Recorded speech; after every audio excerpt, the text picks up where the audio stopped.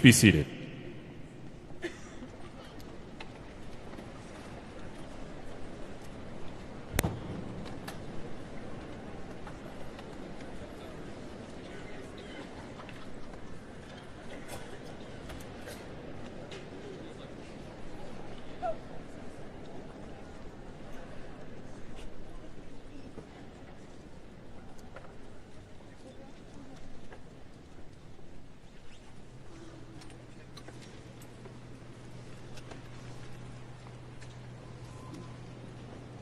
Please welcome the chairwoman of the Joint Congressional Committee on Inaugural Ceremonies, the Honorable Amy Klobuchar.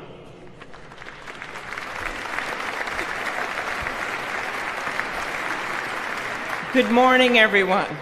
Welcome to the 60th presidential inauguration.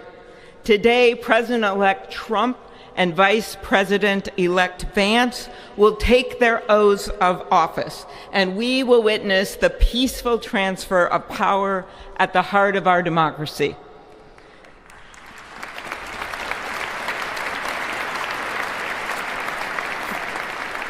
For the past year, I've chaired the Inaugural Ceremony Committee, which includes the leadership of Congress from both parties.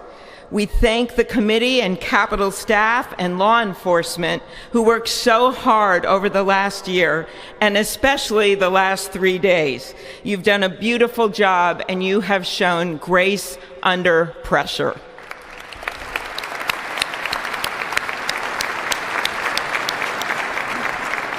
Our theme this year is our enduring democracy. The presence of so many presidents and vice presidents here today is truly a testament to that endurance. We welcome President Biden and Dr. Biden.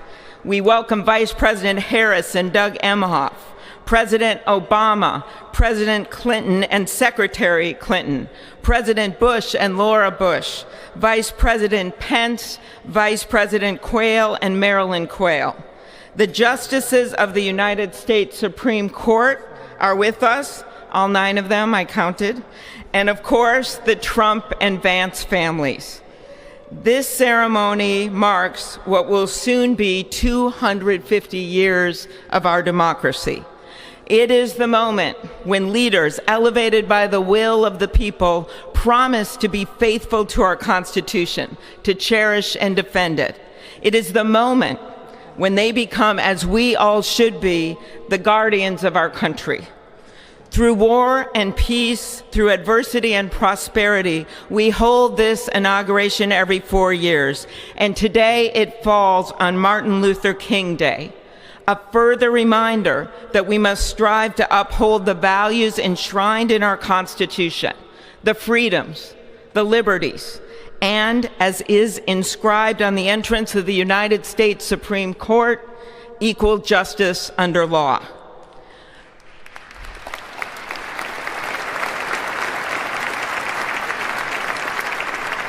But what makes this moment more than a passing ceremony is all who are watching it across the country, the people of this nation, the ordinary people doing extraordinary things.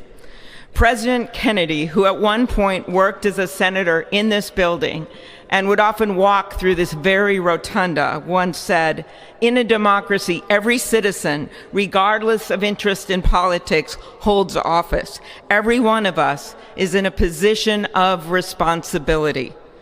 With that responsibility of citizenship comes an obligation not to seek out malice, as President Lincoln once reminded us, but to view others with a generosity of spirit despite our differences. With that responsibility of leadership comes an obligation to stand our ground when we must and find common ground when we can. With everything swirling around us, the hot mess of division, it is on all of us, to quote an incredible songwriter who just happened to be born in my state, to ensure that our nation's democracy is our shelter from the storm. There's a presidential palace or a gilded executive office building. Here it is traditionally held at the Capitol, the People's House. It is a fitting reminder of the system of checks and balances that is the very foundation of our government. 3 equal branches of government. That is how, for nearly 250 years, our great American experiment, grounded in the rule of law, has endured. So, as we inaugurate a new president and vice president, let us remember that the power of those in this room comes from the people. The construction workers who build our country, the teachers and healthcare workers who nurture us, the troops defending our freedoms, and yes, the firefighters in Los Angeles putting themselves on the line for us.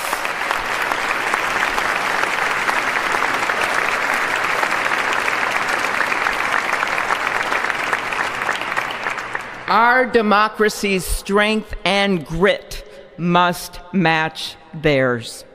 May God bless our nation. Thank you.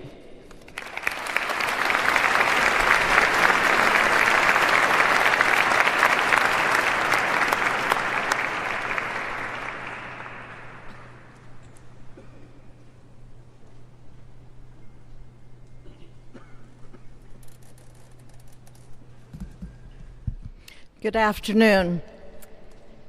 Endurance through the years is the ultimate test. To persevere through time is the truest measure of an idea, an institution, and a nation. Our founders wrote the Constitution so that America could withstand all the twists and turns of time. They wrote it to guide us and to preserve forever our right of life, liberty, and the pursuit of happiness. But as much as the truths and principles enshrined in our Constitution remain the same, our democracy promises the American people the power to change, to chart their own destiny. That's the beauty. That is the importance of democracy. It allows the endurance, the permanence of a nation through change. It allows nations like our United States both to avoid the obstacles and to seize the opportunities God has placed before us, all while staying true to our founding principles. Today is our country's 60th inauguration ceremony. Like all the other course, the past several years have been trying at times for many, many Americans, and also for the nations of the free world that we humbly strive to lead. In November, Americans chose again to steer this nation towards greatness, the secure, safe, and prosperous future that our founders envisioned for all of us. And today, we celebrate not only their decision to do so, but also the simple right and wisdom of a free people to make their own choice so that their nation might endure. And now, allow me to welcome Archbishop Timothy Dolan and Reverend Franklin Graham, who will deliver our invocation. Please rise.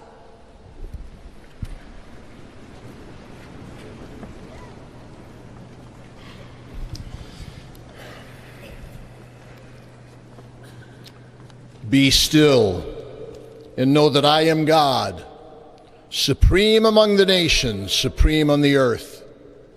Let us pray. Remembering General George Washington on his knees at Valley Forge, recalling Abraham Lincoln at his second inaugural, with malice toward none, with charity for all, with firmness in the right as God gives us to see the right. Remembering General George Patton's instructions to his soldiers as they began the Battle of the Bulge 8 decades ago, pray, Pray when fighting, pray alone, pray with others, pray by night, pray by day. Observing the birthday of the Reverend Martin Luther King, who warned, "Without God, our efforts turn to ashes." We, blessed citizens of this one nation under God, humbled by our claim that in God we trust, gather indeed this Inauguration Day to pray for our President Donald J. Trump, his family, his advisors, his cabinet, his aspirations, his vice president, for the Lord's blessings upon Joseph Biden, for our men and women in uniform, for each other whose hopes are stoked this new year, this Inauguration Day. We cannot err in relying upon that prayer from the Bible, upon which our president will soon place his hand in oath, as we make our own the supplications of King Solomon for wisdom as he began his governance. God of our fathers, in your wisdom you set man to govern your creatures, to govern in holiness and justice, to render justice with integrity. Give our leader wisdom, for he is your servant, aware of his own weakness and brevity of life. If wisdom which comes not from you be not with him, he shall be held in no esteem. Send wisdom from heavens, that she may be with him, that he may know your designs. Please, God, bless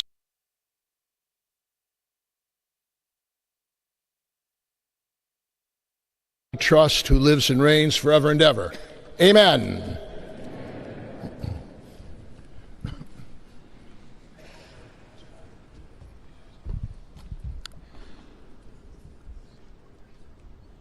Mr. President, the last 4 years, there are times I'm sure you thought it was pretty dark. But look what God has done. We praise him and give him glory.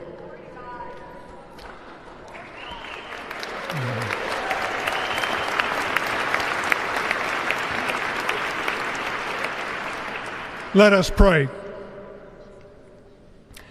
Our Father and our God, thou hast said, "Blessed is the nation whose God is the Lord." As the prophet Daniel prayed, "Blessed be the name of God forever and ever. For wisdom and might are his. He changes the times and the seasons. He removes kings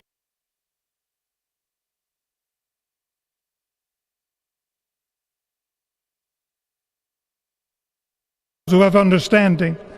Our Father, today, as President Donald J. Trump takes the oath of office once again, we come to say thank you, O Lord our God.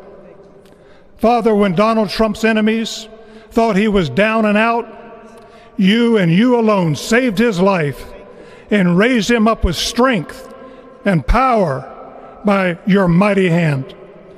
We pray for President Trump, that you'll watch over, protect, guide, direct him.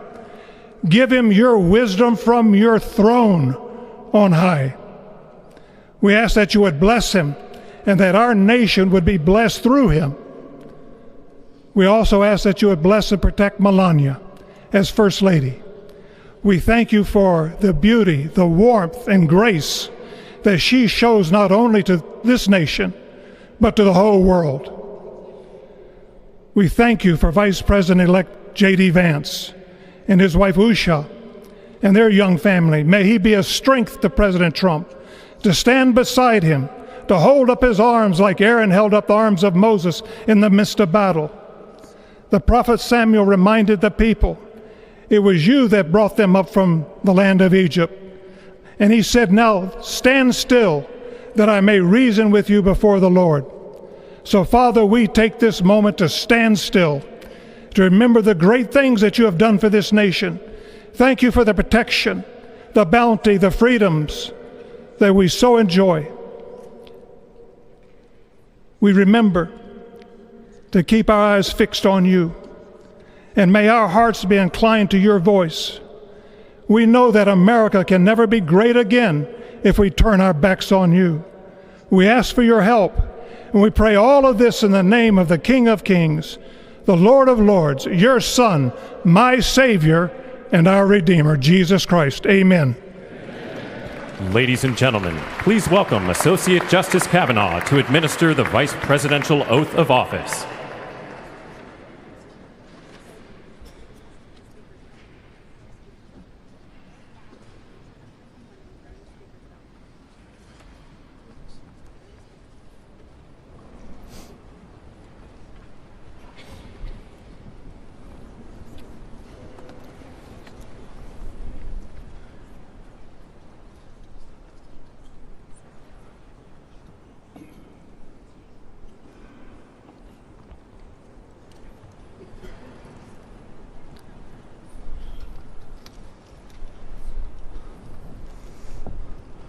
Please raise your right hand and repeat after me.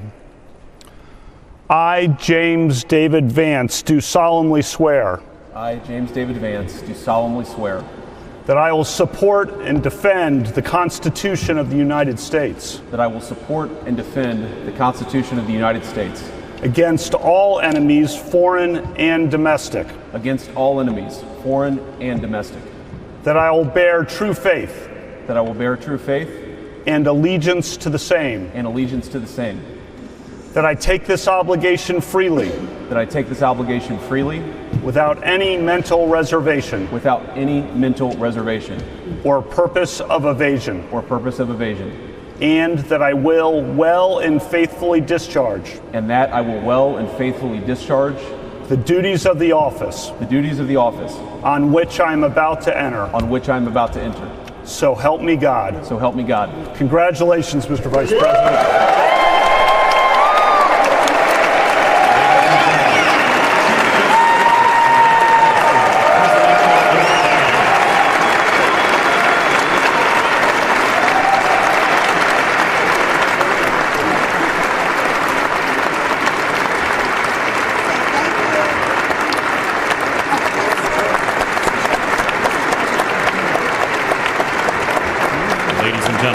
Please welcome Chief Justice Roberts to administer the Presidential Oath of Office.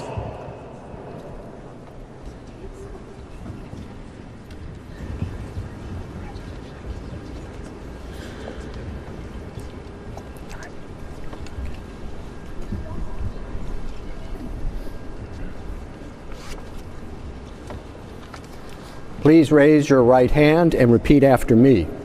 I, Donald John Trump, do solemnly swear. I, Donald John Trump, do solemnly swear that I will faithfully execute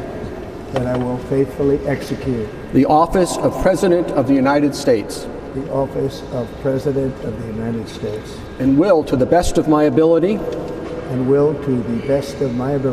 preserve, protect, and defend the Constitution of the United States.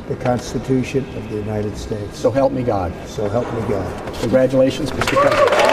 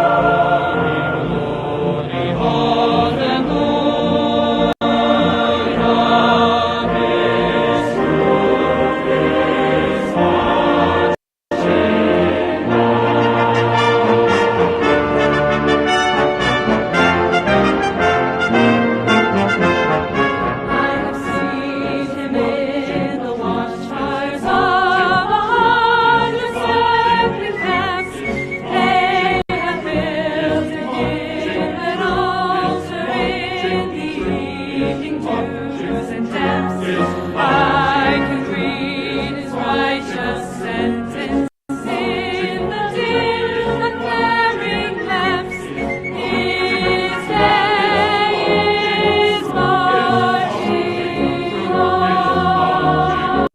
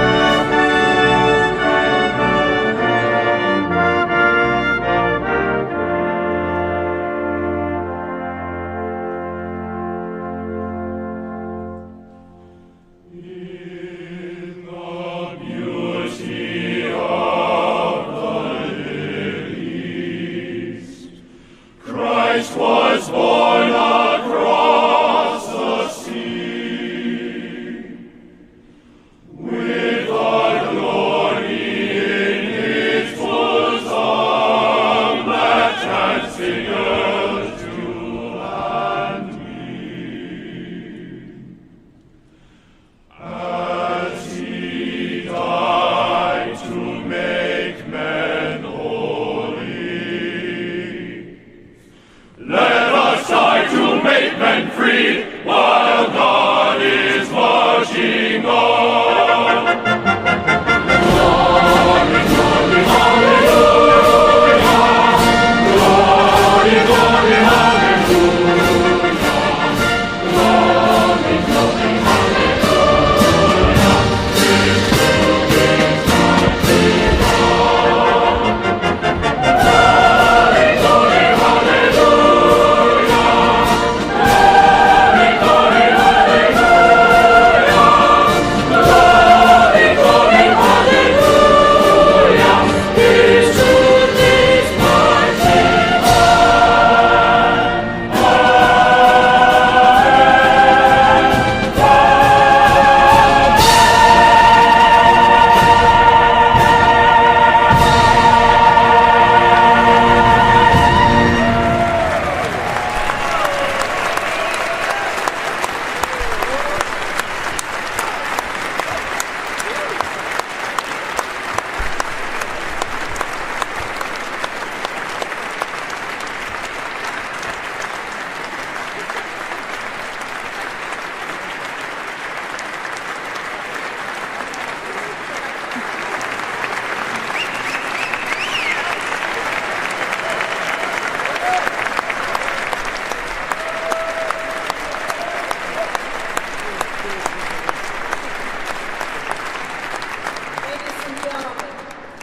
It is my honor and pleasure to introduce to you the 45th and the 47th President of the United States of America, Donald J. Trump.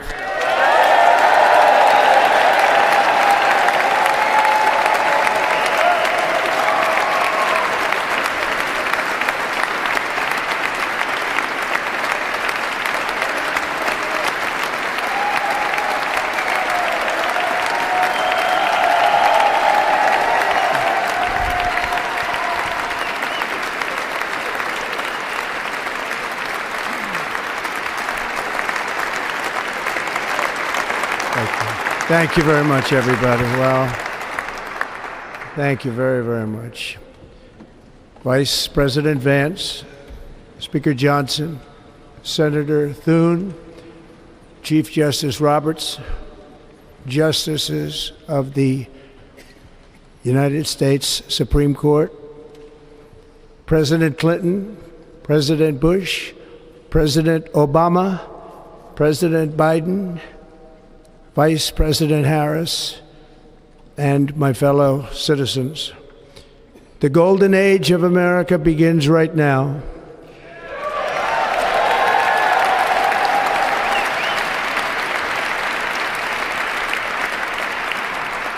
From this day forward, our country will flourish and be respected again all over the world. We will be the envy of every nation, and we will not allow ourselves to be taken advantage of any longer. During every single day of the Trump administration, I will very simply put America first.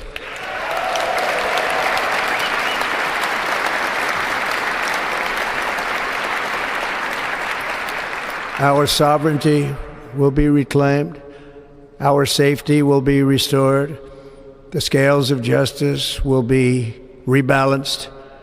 The vicious, violent, and unfair weaponization of the Justice Department and our government will end.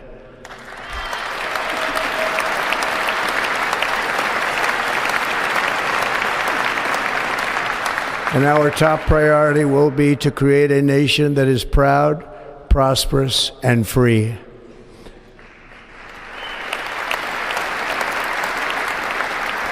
America will soon be greater, stronger, and far more exceptional than ever before. I return to the presidency confident and optimistic that we are at the start of a thrilling new era of national success. A tide of change is sweeping the country, sunlight is pouring over the entire world, and America has the chance to seize this opportunity like never before. But first, we must be honest about the challenges we face. While they are plentiful, they will be annihilated by this great momentum that the world is now witnessing in the United States of America. As we gather today, our government confronts a crisis of trust. For many years, a radical and corrupt establishment has extracted power and wealth from our citizens while the pillars of our society lay broken and seemingly in complete disrepair. We now have a government that cannot manage even a simple crisis at home, while at the same time stumbling into a continuing catalog of catastrophic events abroad. It fails to protect our magnificent, law-abiding American citizens, but provides sanctuary and protection for dangerous criminals, many from prisons and mental institutions that have illegally entered our country from all over the world. We have a government that has given unlimited funding to the defense of foreign borders, but refuses to defend American borders or, more importantly, its own people. Our country can no longer deliver basic services in times of emergency, as recently shown by the wonderful people of North Carolina, been treated so badly.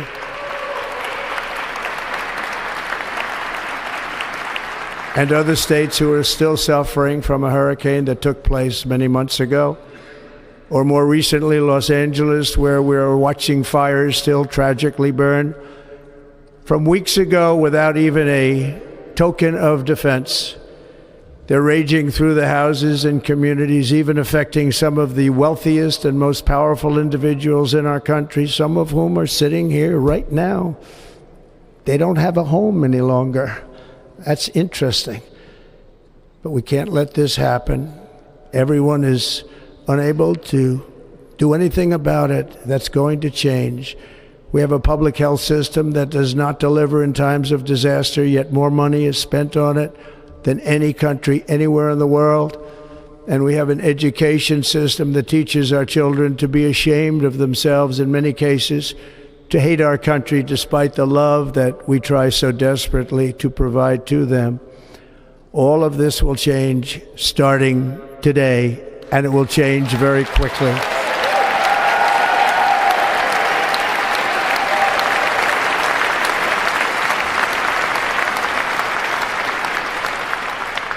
My recent election is a mandate to completely and totally reverse a horrible betrayal and all of these many betrayals that have taken place, and to give the people back their faith, their wealth, their democracy, and indeed their freedom.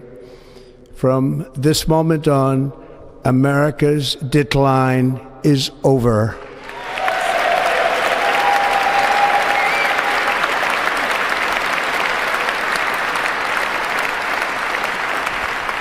our liberties and our nation's glorious destiny will no longer be denied, and we will immediately restore the integrity, competency, and loyalty of America's government. Over the past 8 years, I have been tested and challenged more than any president in our 250-year history, and I've learned a lot along the way.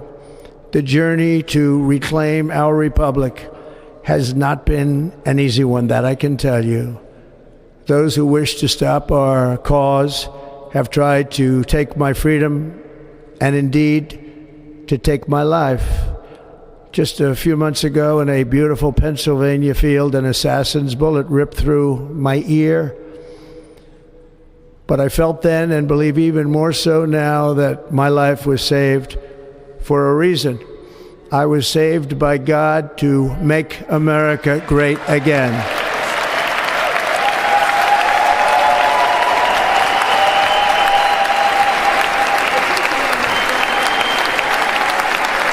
Thank you.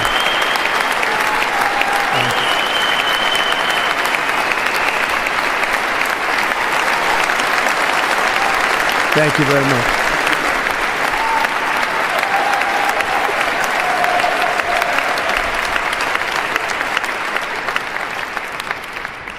That is why each day under our administration of American patriots, we will be working to meet every crisis with dignity and power and strength.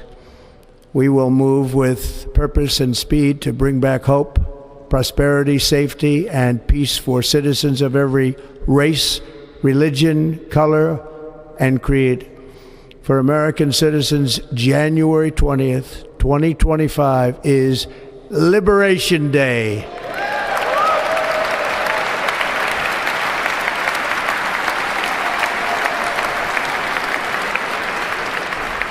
It is my hope that our recent presidential election will be remembered as the greatest and most consequential election in the history of our country. As our victory showed, the entire nation is rapidly unifying behind our agenda with dramatic increases in support from virtually every element of our society, young and old, men and women, African Americans, Hispanic Americans, Asian Americans, urban, suburban, rural, and very importantly, we had a powerful win in all 7 swing states, and the popular vote, we won by millions of people. To the Black and Hispanic communities, I want to thank you for the tremendous outpouring of love and trust that you have shown me with your vote. We set records, and I will not forget it. I've heard your voices in the campaign, and I look forward to working with you in the years to come. Today is Martin Luther King Day, and his honor, this will be a great honor, but in his honor we will strive together to make his dream a reality. We will make his dream come true.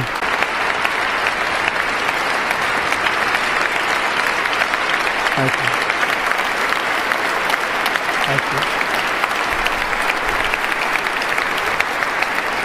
National unity is now returning to America, and confidence and pride is soaring like never before. In everything we do, my administration will be inspired by a strong pursuit of excellence and unrelenting success. We will not forget our country, we will not forget our Constitution, and we will not forget our God. Can't do that.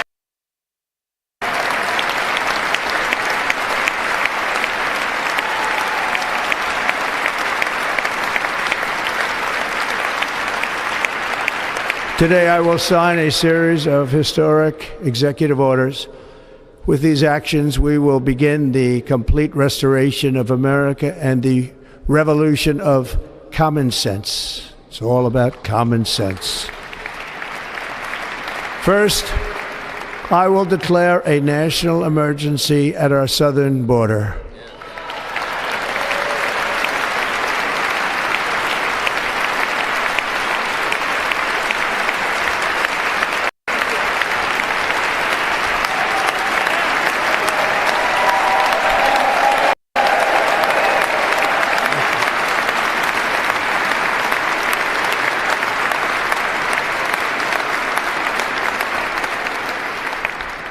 all illegal entry will immediately be halted, and we will begin the process of returning millions and millions of criminal aliens back to the places from which they came.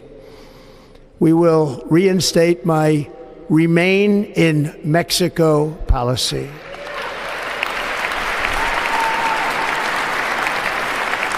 I will end the practice of catch and release. And I will send troops to the southern border to repel the disastrous invasion of our country.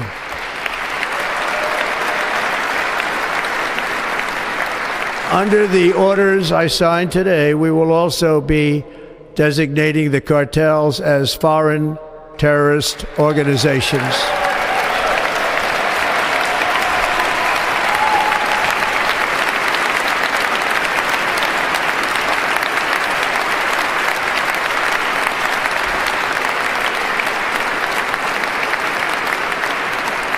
And by invoking the Alien Enemies Act of 1798, I will direct our government to use the full and immense power of federal and state law enforcement to eliminate the presence of all foreign gangs and criminal networks, bringing devastating crime to U.S. soil, including our cities and inner cities.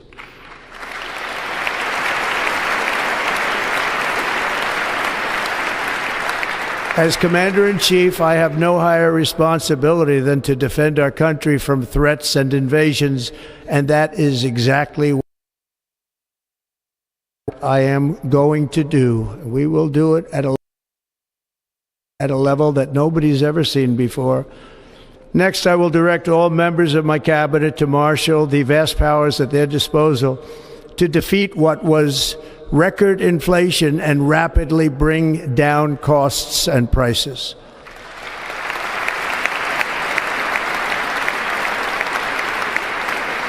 The inflation crisis was caused by massive overspending and escalating energy prices, and that is why today I will also declare a national energy emergency. We will drill, baby, drill.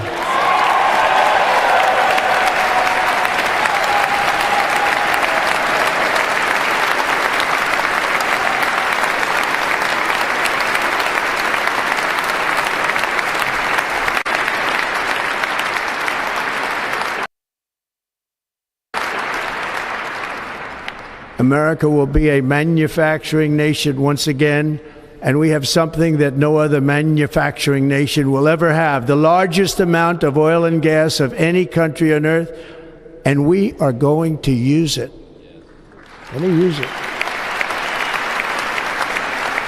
We will bring prices down, fill our strategic reserves up again, right to the top, and export American energy all over the world. We will be a rich nation again, and it is that liquid gold under our feet that will help to do it. With my actions today, we will end the Green New Deal, and we will revoke the electric vehicle mandate, saving our auto industry and keeping my sacred pledge to our great American auto workers.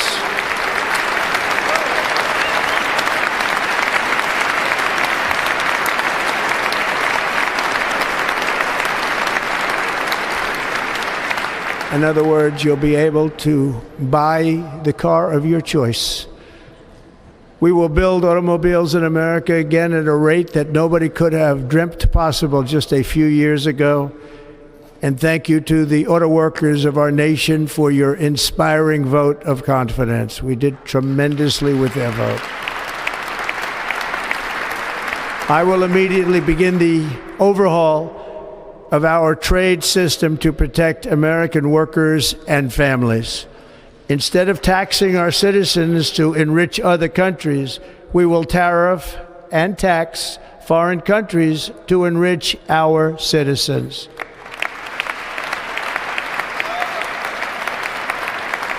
For this purpose, we are establishing the External Revenue Service to collect all tariffs, duties, and revenues, it will be massive amounts of money pouring into our treasury, coming from foreign sources.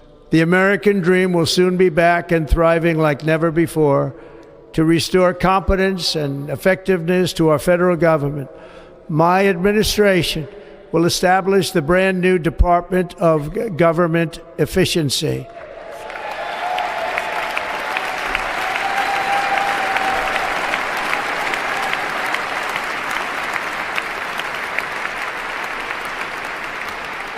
After years and years of illegal and unconstitutional federal efforts to restrict free and bring back free speech to America,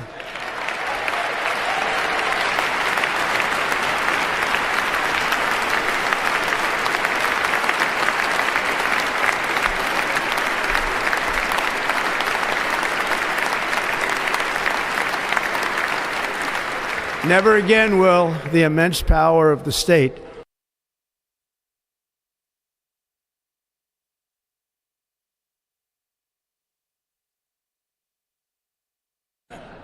We will not allow that to happen. It will not happen again. Under my leadership, we will restore fair, equal, and impartial justice under the constitutional rule of law.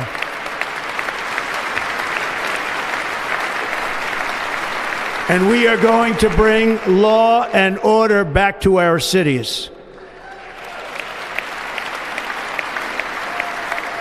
This week, I will also end the government policy of trying to socially engineer race and gender into every aspect of public and private life.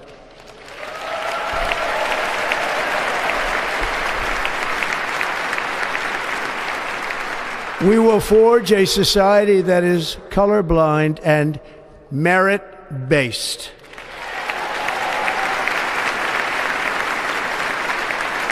As of today, it will henceforth be the official policy of the United States government that there are only two genders, male and female.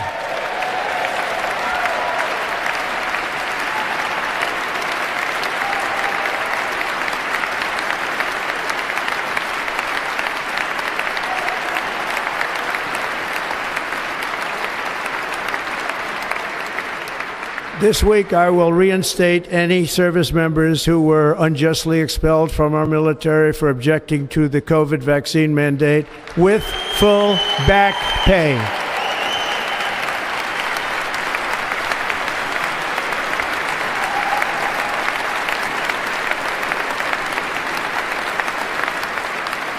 And I will sign an order to stop our warriors from being subjected to radical political theories and social experiments while on duty.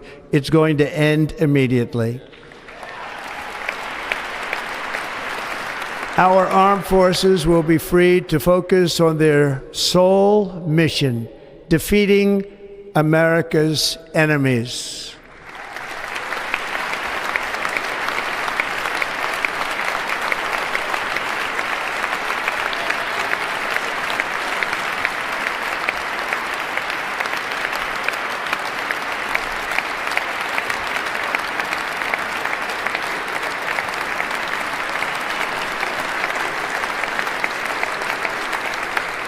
Like in 2017, we will again build the strongest military the world has ever seen. We will measure our success not only by the battles we win, but also by the wars that we end, and perhaps most importantly, the wars we never get into.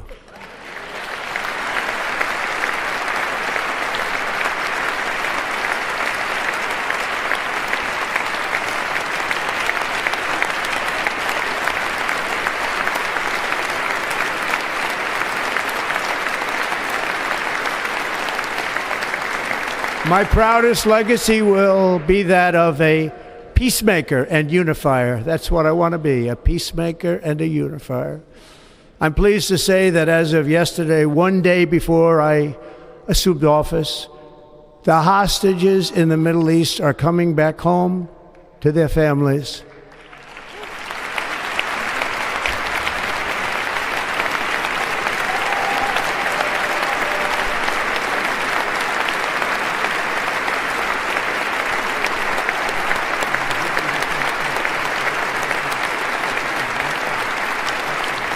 Thank you. America will reclaim its rightful place as the greatest, most powerful, most respected nation on earth, inspiring the awe and admiration of the entire world. A short time from now, we are going to be changing the name of the Gulf of Mexico to the Gulf of America, and we will restore the name of a great president, William McKinley, to Mount McKinley, where it should be and where it belongs.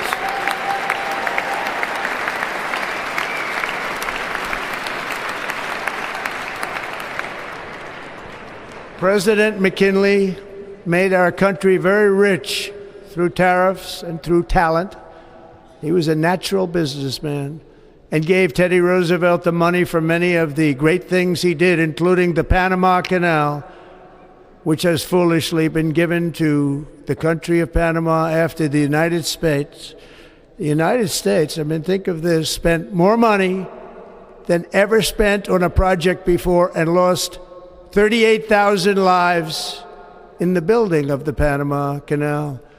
We have been treated very badly from this foolish gift that should have never been made, and Panama's promise to us has been broken.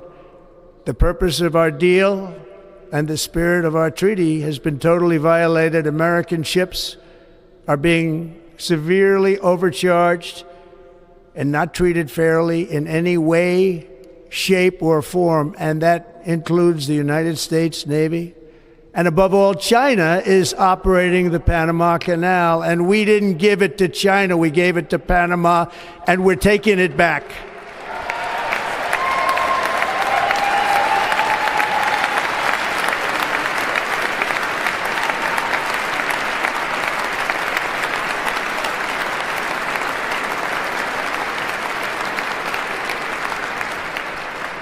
Above all, my message to Americans today is that it is time for us to once again act with courage, vigor, and the vitality of history's greatest civilization. So as we liberate our nation, we will lead it to new heights of victory and success. We will not be deterred. Together we will end the chronic disease epidemic and keep our children safe, healthy, and disease-free. The United States will once again consider itself a growing nation, one that increases our wealth, expands our territory, builds our cities, raises our expectations, and carries our flag into new and beautiful horizons. And we will pursue our manifest destiny into the stars, launching American astronauts to plant the stars and stripes on the planet Mars.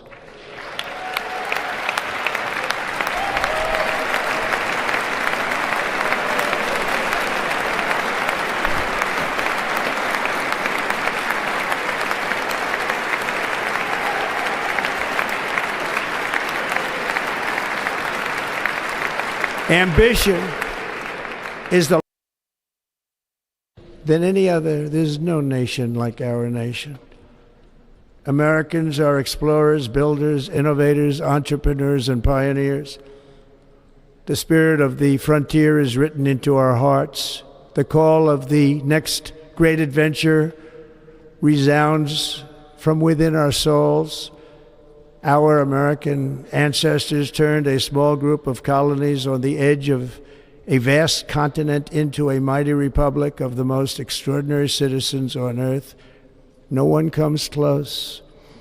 Americans pushed thousands of miles through a rugged land of untamed wilderness. They crossed deserts, scaled mountains, braved untold dangers, won the Wild West, ended slavery, rescued millions from tyranny, lifted billions from poverty, harnessed electricity, split the atom, launched mankind into the heavens, and put the universe of human knowledge into the palm of the human hand. If we work together, there is nothing we cannot do and no dream we cannot achieve. Many people thought it was impossible for me to stage such a historic political comeback. But as you see today, here I am. The American people have spoken.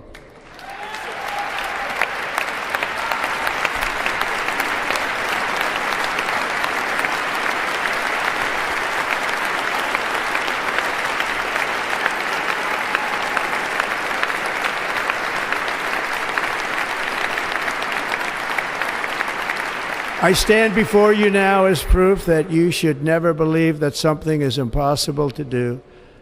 In America, the impossible is what we do best. From New York to Los Angeles, from Philadelphia to Phoenix, from Chicago to Miami, from Houston to right here in Washington, D.C., our country was forged and built by the generations of patriots who gave everything they had for our rights and for our freedom. They were farmers and soldiers, cowboys and factory workers, steel workers and coal miners, police officers and pioneers who pushed onward, marched forward, and let no obstacle defeat their spirit or their pride. Together they laid down the railroads, raised up the skyscrapers, built great highways, won two world wars, defeated fascism and communism, and triumphed over every single challenge that they faced.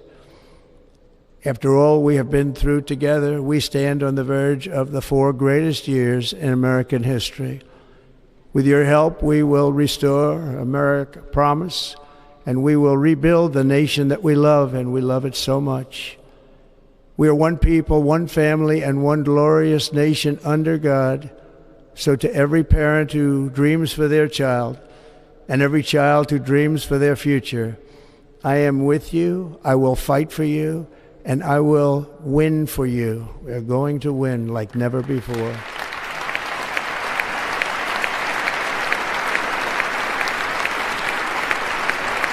Thank you. Thank you.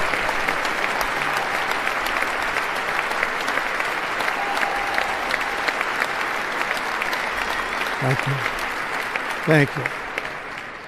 In recent years, our nation has suffered greatly, but we are going to bring it back and make it great again, greater than ever before. We will be a nation like no other, full of compassion, courage, and exceptionalism.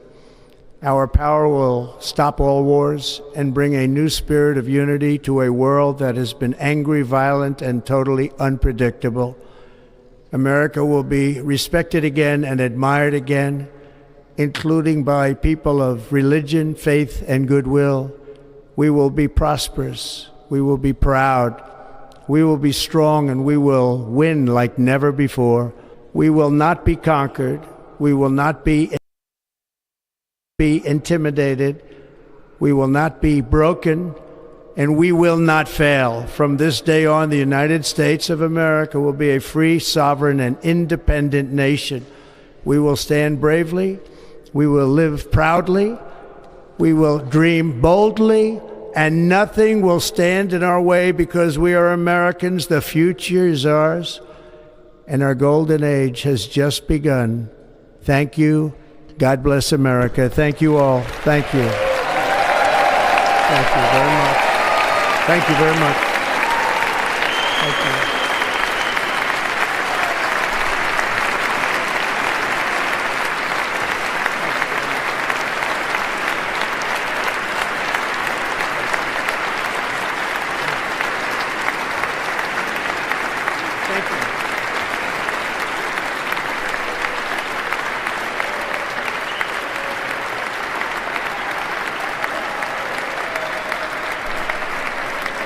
Ladies and gentlemen, performing America the Beautiful, please welcome the Armed Forces Chorus and Carrie Underwood.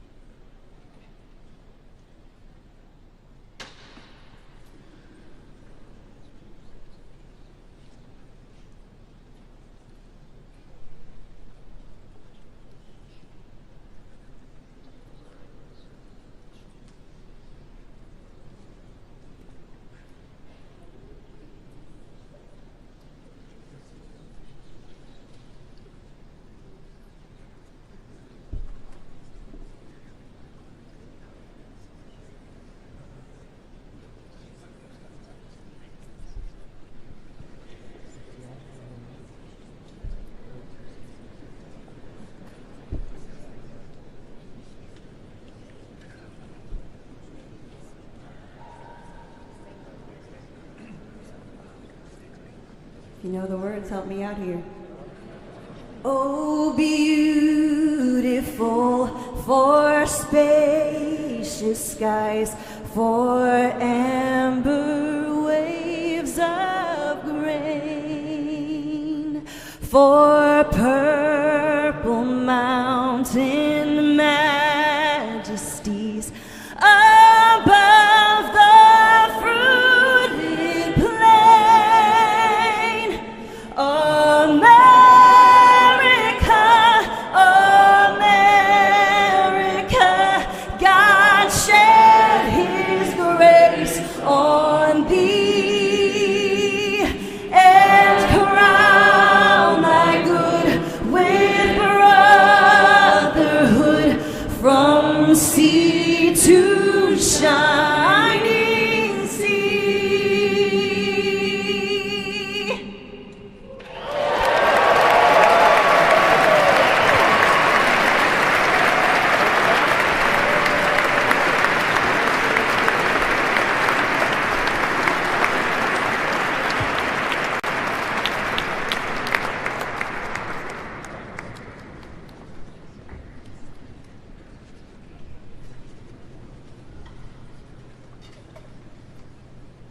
Ladies and gentlemen, Senator Fisher will now introduce the benediction clergy.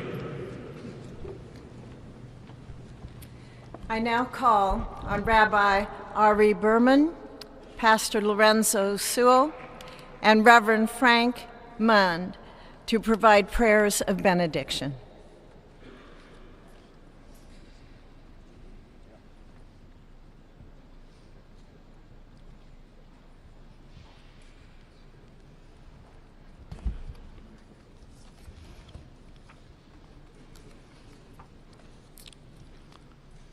Let us pray.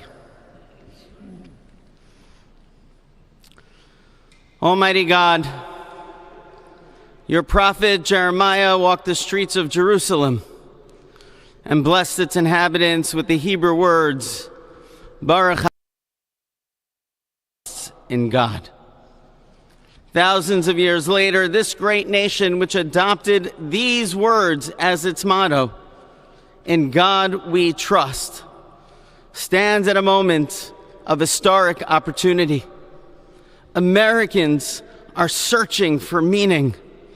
Our merciful Father, help us rise to meet this moment. Bless President Donald J. Trump and Vice President J.D. Vance with the strength and courage to choose the right and the good. Unite us around our foundational biblical values of life and liberty, of service and sacrifice, and especially of faith and morality, which George Washington called the indispensable supports of American prosperity. Guide our schools and college campuses, which have been experiencing such unrest, to inspire the next generation, to pair progress with purpose, knowledge with wisdom, and truth with virtue. Hear the cry of the hostages, both American and Israeli, whose pain our president so acutely feels. We are so thankful for the 3 young women who yesterday returned home, and pray that the next 4 years brings peace to Israel and throughout the Middle East. Almighty God, grant all Americans the opportunity to realize our shared dream of a life filled with peace and plenty, health and happiness, compassion and contribution. Stir within us the confidence to rise to this moment. For while we trust in God, God's trust is in us, the American people. America is called to greatness, to be a beacon of light and a mover of history. May our nation merit the fulfillment of Jeremiah's blessing, that like a tree planted by water, we shall not cease to bear fruit. May all of humanity experience your love and your blessing. May it be thy will, and let us say, Amen. Let us pray for our 47th president. Heavenly Father, we're so grateful that you gave our 45th and now our 47th president a millimeter miracle. We are grateful that you are the one that have called him for such a time as this, that America would begin to dream again. We pray that we would fulfill the true meaning of our creed, that we hold these truths to be self-evident, that all men are created equal. We pray that you use our president, that we will live in a nation where we will not be judged by the color of our skin, but by the content of our character. Heavenly Father, in the name of Jesus, we are so grateful today that you will use our 47th president, the land of liberty of thee I sing. Land where my fathers died, land of the pilgrim's pride from every mountainside. Let freedom ring, and because America is called to be a great nation, we believe that you will make this come true. So let freedom ring from the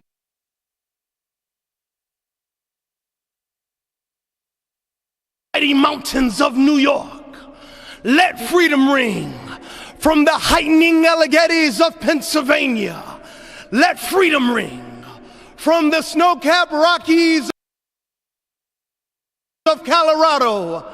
Let freedom ring from the curvaceous hilltops of California. But God, we're asking you not only that. Let freedom ring from Stone Mountain, Georgia. Let freedom ring from Lookout Mountain of Tennessee.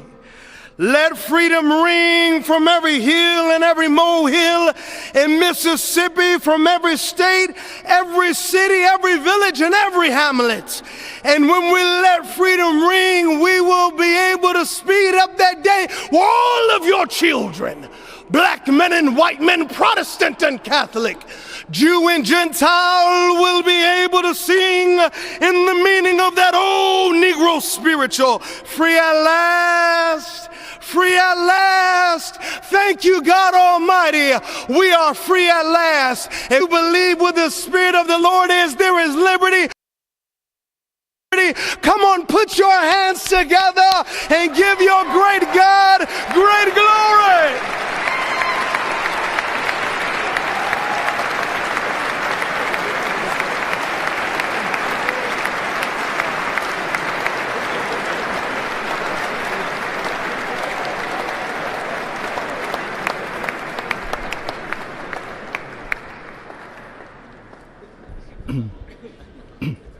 Almighty and eternal God, we gather here today in reverence, joined in our shared hopes and dreams for our beloved nation.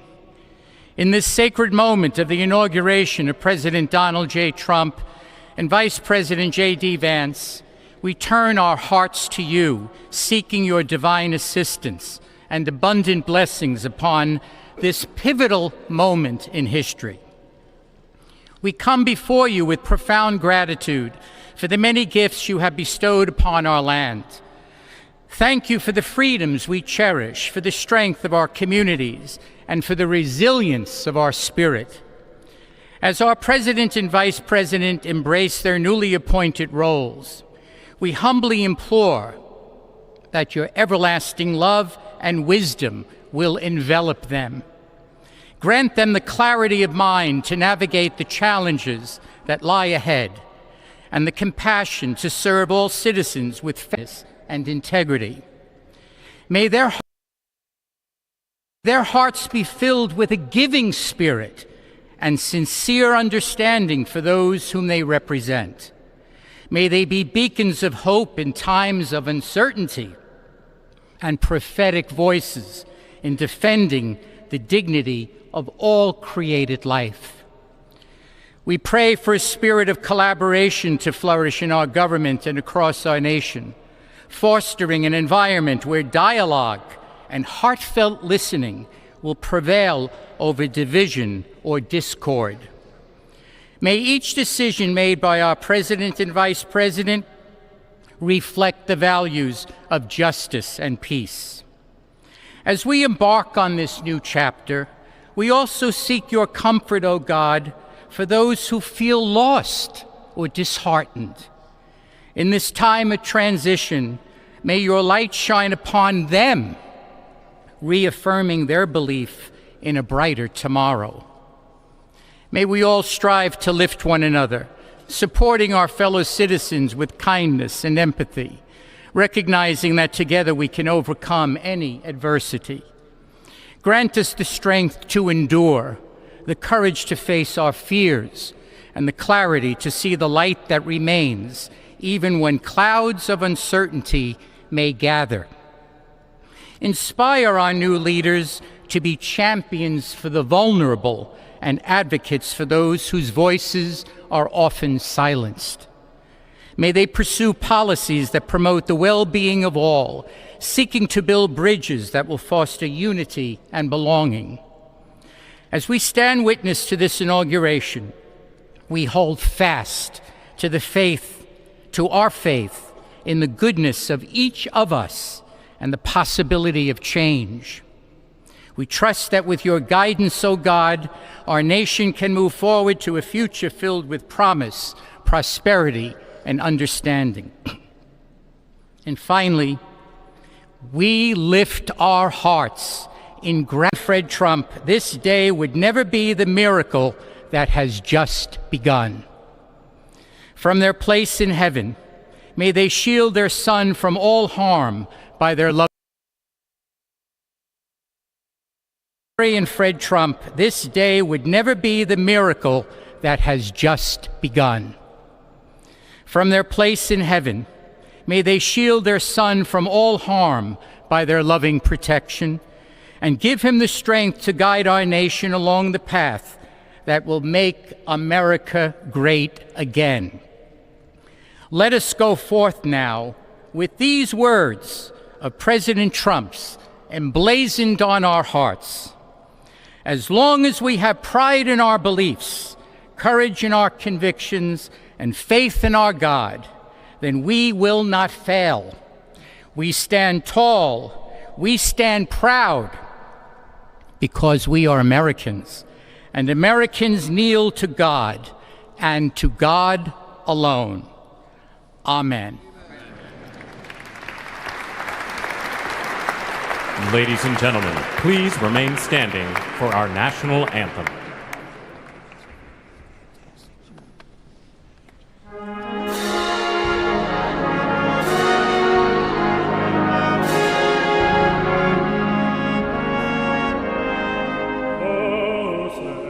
Can you say, by the dawn's early light, what so proudly we hailed at the twilight's last gleaming, whose blood stripes and bright stars through the perilous fight of the ramparts we watched were so gallantly streaming, and the rockets eagerly,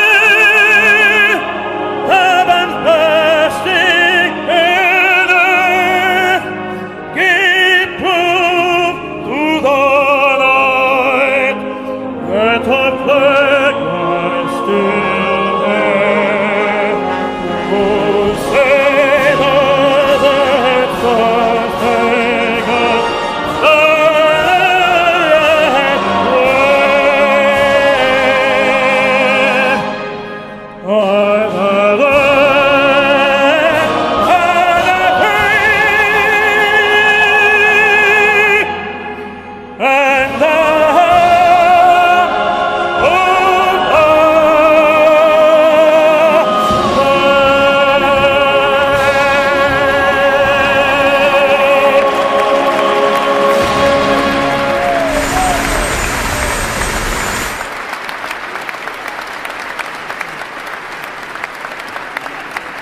Ladies and gentlemen, please be seated.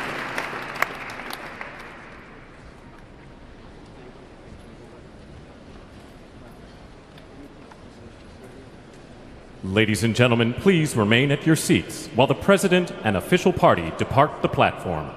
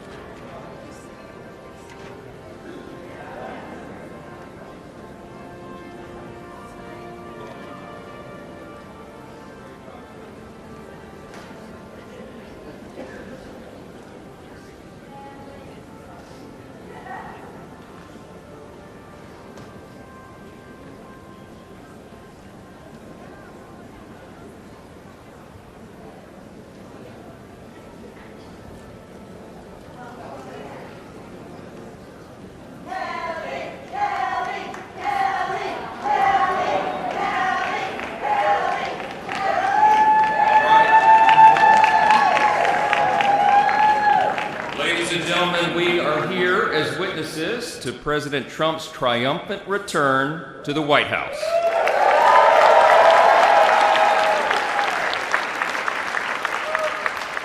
Right now, already this morning, you can feel it around the country. We certainly felt it here in the city. America is coming together and roaring back again, and it begins today, as the president just told us. I know we'd all rather be gathered together on the National Mall with hundreds of thousands of our closest friends, but our disappointment is well overcome with our excitement for the future that we feel today. We have the chance to make the next 4 years the most consequential period in our nation's history.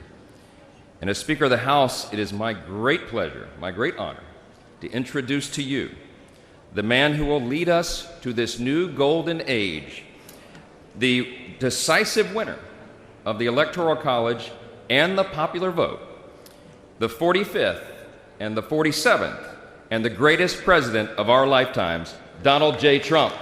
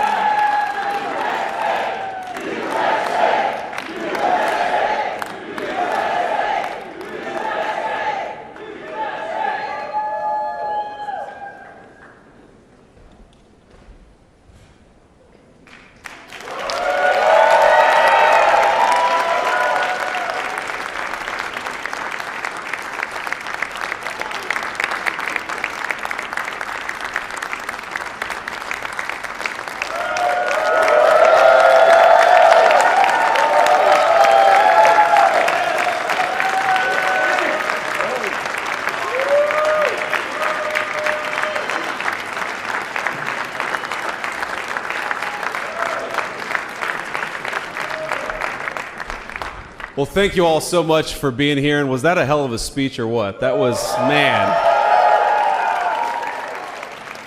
That was a good way to start it off. You know, I didn't know exactly what the president would put in that speech, and I hoped to myself that he wasn't going to hold back, and sir, you didn't hold back. That was a hell of a way to start the next 4 years. But I just want to say from the bottom of my heart, and I know I speak for the president and for all of us, thank you, thank you, thank you for making this possible. We love you. We wouldn't be here without you, and we're going to make America great again together for the next 4 years.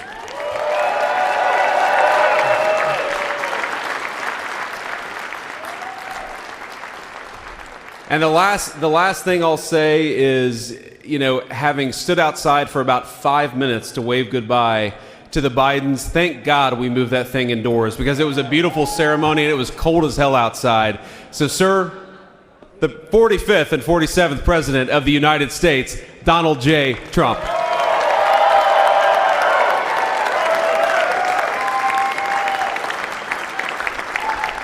No, he's right. I looked, I said, oh, look at this beautiful sunny day.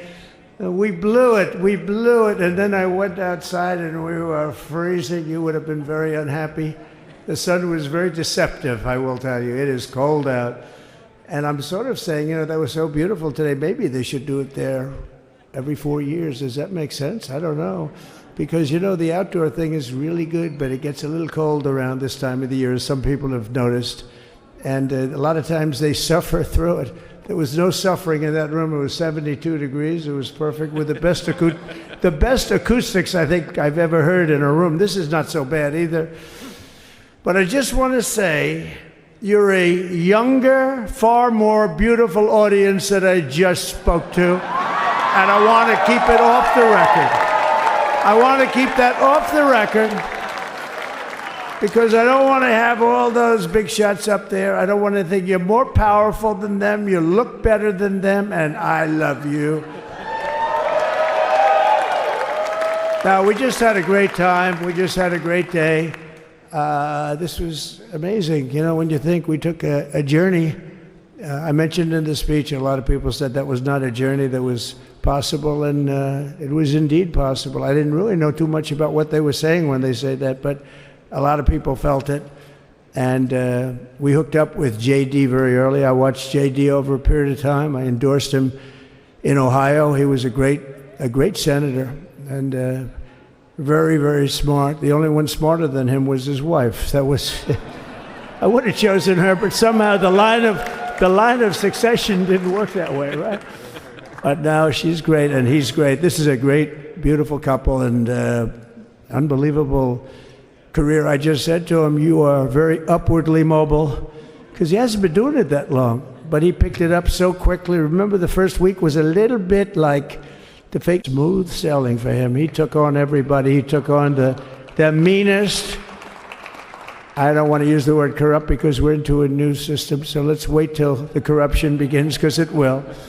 But he took on some pretty mean people, and he handled it well. I want to also congratulate Mike Johnson for the job that he's doing.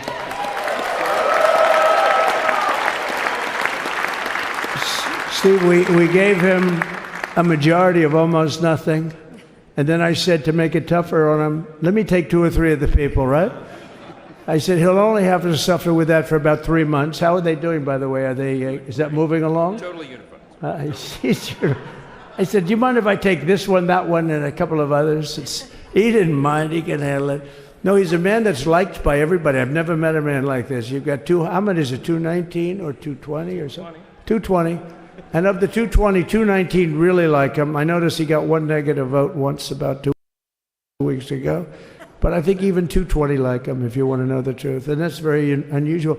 I know a lot of nice guys in Congress, and they have 35 people that hate him.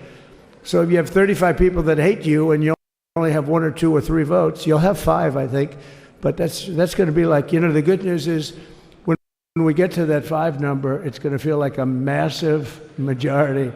You could be really nasty to a couple of them at least, you know? So it's going to feel like hitting your head on the wall and stopping. It feels so good to stop. But he's done a fantastic job. And Steve Scalise is, he's our hero because, you know, I was with him. You talk about being shot.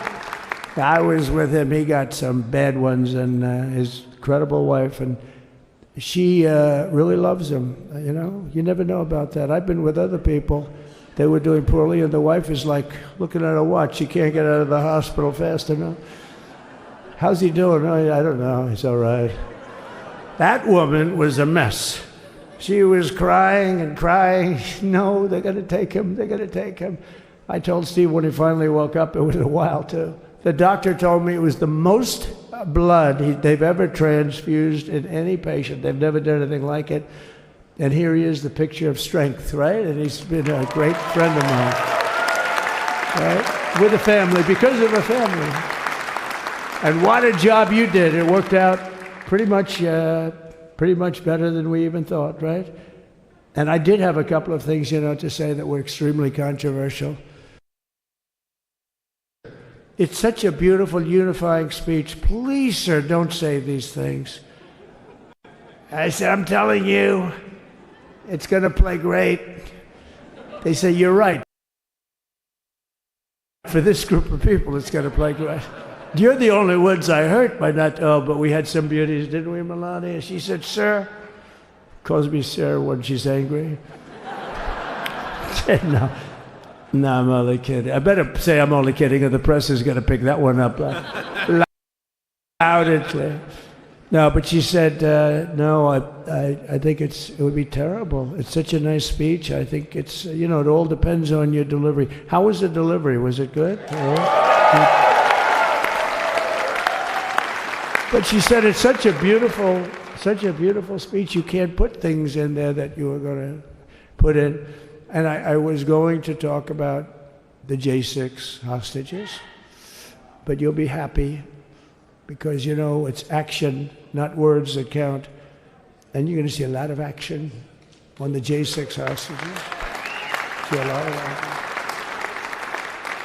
And I was going to talk about the things that Joe did today with the pardons of people that were very, very guilty of very bad crimes, like the Unselect Committee of Political Thugs, where they literally, I mean, what they did is they destroyed and deleted all of the information, all of the hearings, practically not a thing left.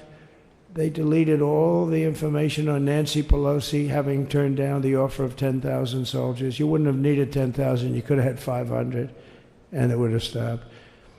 Because we may have had 1 million people that day, the people that were there. You don't see any photographs, but we have a lot of great photos. But you don't see those photographs. They don't put them in. They show the people at the Capitol. But I was talking about that. I was going to talk about that. They said, please don't bring that up right now. You can bring it up tomorrow. I said, how about now in front of the I'll bring it up right now.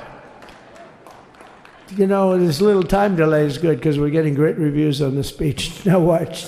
They'll take the speech and say, I didn't like it because he left there and he talked to people. But we're giving you a little more information than we gave upstairs. But no, they pardoned a lot of people. They pardoned, before we even get to today, they pardoned, 33 murderers, absolute murderers, the worst murderers. You know, when you get the death sentence in the United States, you have to be bad because they don't give it much. And he pardoned almost everybody having a death sentence. And if you went through the crimes that were committed, you wouldn't even believe them. The level of violence, the people that were killed, the innocence of people that were killed and children killed by these people. And he pardoned them for whatever reason. He spared them, but they didn't spare the people that they killed. And, you know, who knows what happens in the future. It's one of the worst because a lot of times they let them out early after that. You know, they say you're going to be in for life, but then all of a sudden they get let out for good behavior and then they go on a rampage. You know, it's one of those little things, right? But I was going to talk about that. But I was really going to talk about the level of, you know, what's going on. Why are we doing this? Why are we trying to help a guy like Milley? Why are we doing Milley? He was pardoned. What he said, terrible what he said. Why are we helping some of the people? Why are we helping Liz Cheney? I mean, Liz Cheney is a disaster. She's a crying lunatic and crying Adam Kinzinger. He's a super crying. I never saw the guy not crying. He's always crying. I looked at him, I remember years ago, he was actually on my side. And then one day, you know, when you don't want to kill people in wars, they turn against you. Liz Cheney hated the concept of not going to war with everybody. Let's kill everybody. Let's spend a lot of money on military equipment, you know, where her father works, right? And, but what she did was incredible. Think of it. They destroyed and deleted all of that information that went on for almost 2 years against Trump. And the reason they did, because it was all false, like the person that said, I tried to strangle a Secret Service agent. That's one of the toughest human beings I think I've ever seen. I actually had a friend, I put my hands around his neck because he wouldn't go to the Capitol. Made up fiction. And I was rebuffed. And the guy on the right is a massive weightlifter. Probably stronger than me. Do you think he's stronger than me, honey? You know who I'm talking about. Possibly stronger than me. Slightly younger than me, like, I won't say how many years because I don't want to talk about that, but a lot of years. But I had a friend that said, why are you disputing that story? That's the coolest story I've ever heard. That I would attack a karate champion, get slightly rebuffed, and then throw my arms around a guy with a neck about this big. Even though there are bars, you know, there are bars, you can't really do that anyway. So I wanted to talk about that. But all of that stuff got deleted. And the reason it got deleted is they were all caught in lies. You know, Secret Service testified, and they said it didn't happen. Actually, the two guys are very embarrassed. They're suffering because their friends are saying, did Trump really do that to you? But they gained a whole new respect for me. But it was just make-believe stuff, and there were a lot of make-believe stories made up. So rather than suffer the wrath, like the story with Nancy Pelosi, I offered her 10,000 soldiers. She knows it. She admitted it on tape that her daughter made. She's a videographer or whatever you call her, which I'm glad she is. Oh, she can't be in good stead with Nancy. But Nancy said it was my responsibility as she's leaving the Capitol. She said it was, and it was. She's in charge of security at the Capitol. But I offered them up to 10,000 soldiers, even more. One time I said more, as many as you need. But you needed 400 or 500. If 4 or 5, you 10,000, that would be more than the number of people there by lot. But we offered her 10,000. Think of it, 10,000 soldiers. In other words, J6 wouldn't be J6. There would have been no J6. But she rebuffed them. She didn't like it. No, she didn't like it. Maybe she wanted that to happen. But she's guilty as hell. And now we would have to go through the process because they destroyed all evidence. They deleted everything. There's virtually nothing left. The other fake story and so many other fake stories. And many people came out on our side. And those people now would got to find them. There's nothing left.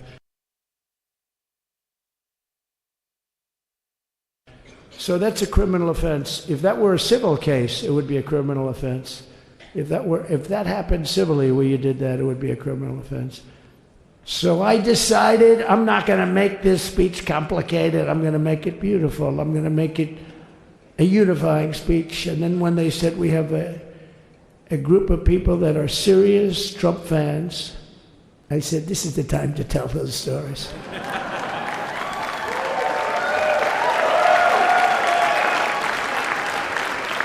He knows. So anyway, but seriously, I'd like to, I think it was a tremendous success. I think we're very lucky we put it inside because it is really cold. We just went to the helicopter out of respect, something that's taken place for a long time. I guess it's as old as helicopters. You used to get into a stagecoach, now you get into a helicopter. Times change. But it's pretty old custom. And it's a beautiful custom, actually. It's a beautiful custom. I wish we could have had a better relationship. I wish we could have had a better relationship between Republicans and Democrats. I was with Senator Schumer. I said, Chuck, I think it's time we all start getting along a little bit because it doesn't make sense. I mean, we literally never get a Democrat vote. They never get a Republican vote, almost. And although there is a bill coming up very shortly that we have a lot of Democrat votes, right? That's going to be a very beautiful bill. We're going to have a deciding, I would say, within a week or so, I think. And it's going to be a very good bill. You all know what I'm talking about. So I just want to thank you all for being here. You have been our fans from day one. Look at all these people all over. You've been our fans. This has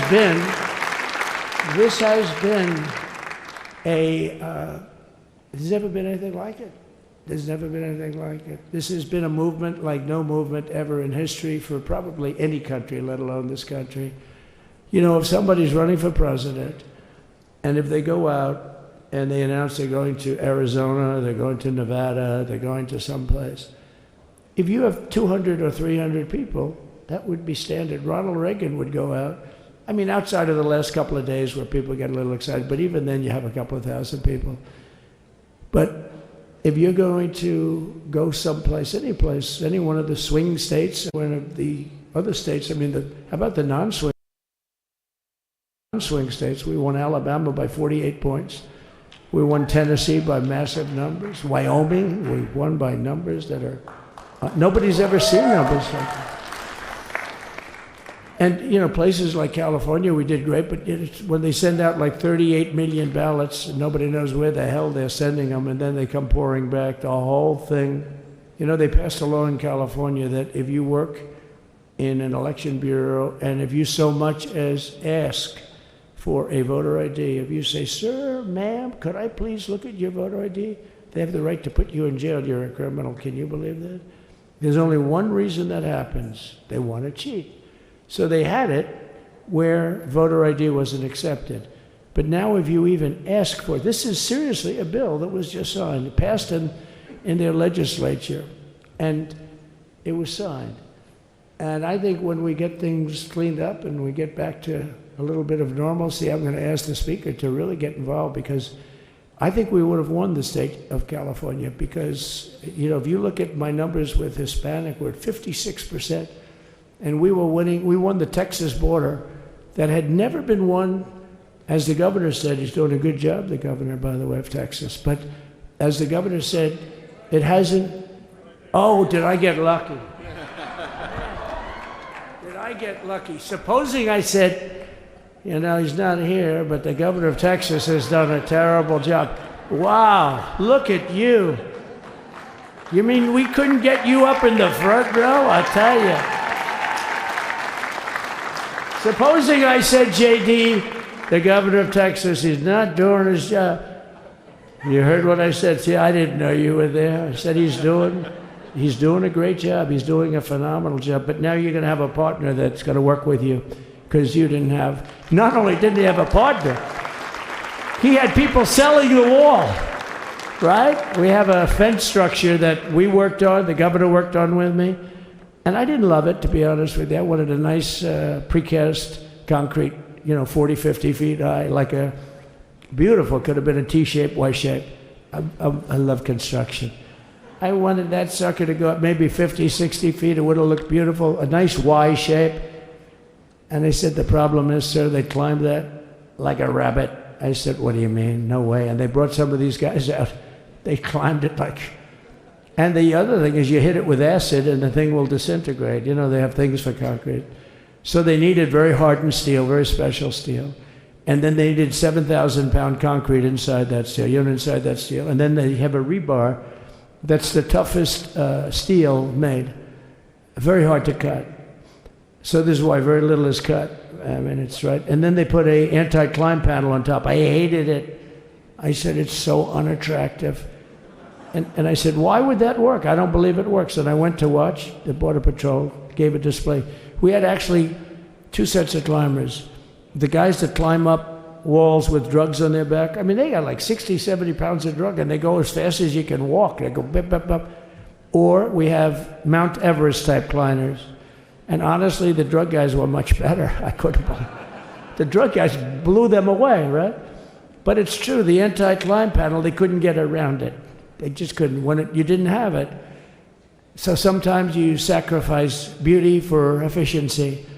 And we did. So we built this wall, and we built over 500 miles of wall. That's why we had such good numbers. The famous chart that came down, very thankfully, the chart that came down on my right, Governor, had I not looked over there, I'm not speaking right now. You might be speaking here. You want to know the truth? You, JD, we've got a lot of great people in this party, but I got very lucky, but we had the best numbers we've ever had. But I bought, you know what happens is when you fill it up, it's like water. You fill it up. Now we have 571 miles of wall. And they would always say, you know, when we renovated a wall, so there'd be like a piece of plywood sitting there for 60 years, or a 2x4 sitting for 60 years on the ground and rotting.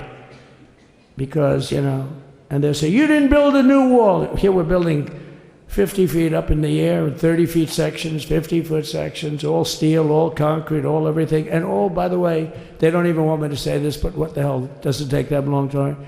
They were all wired for all of the equipment. We put wires in everything so they can easily wire for all the different types of equipment. And if there's a doubt, we have to wire.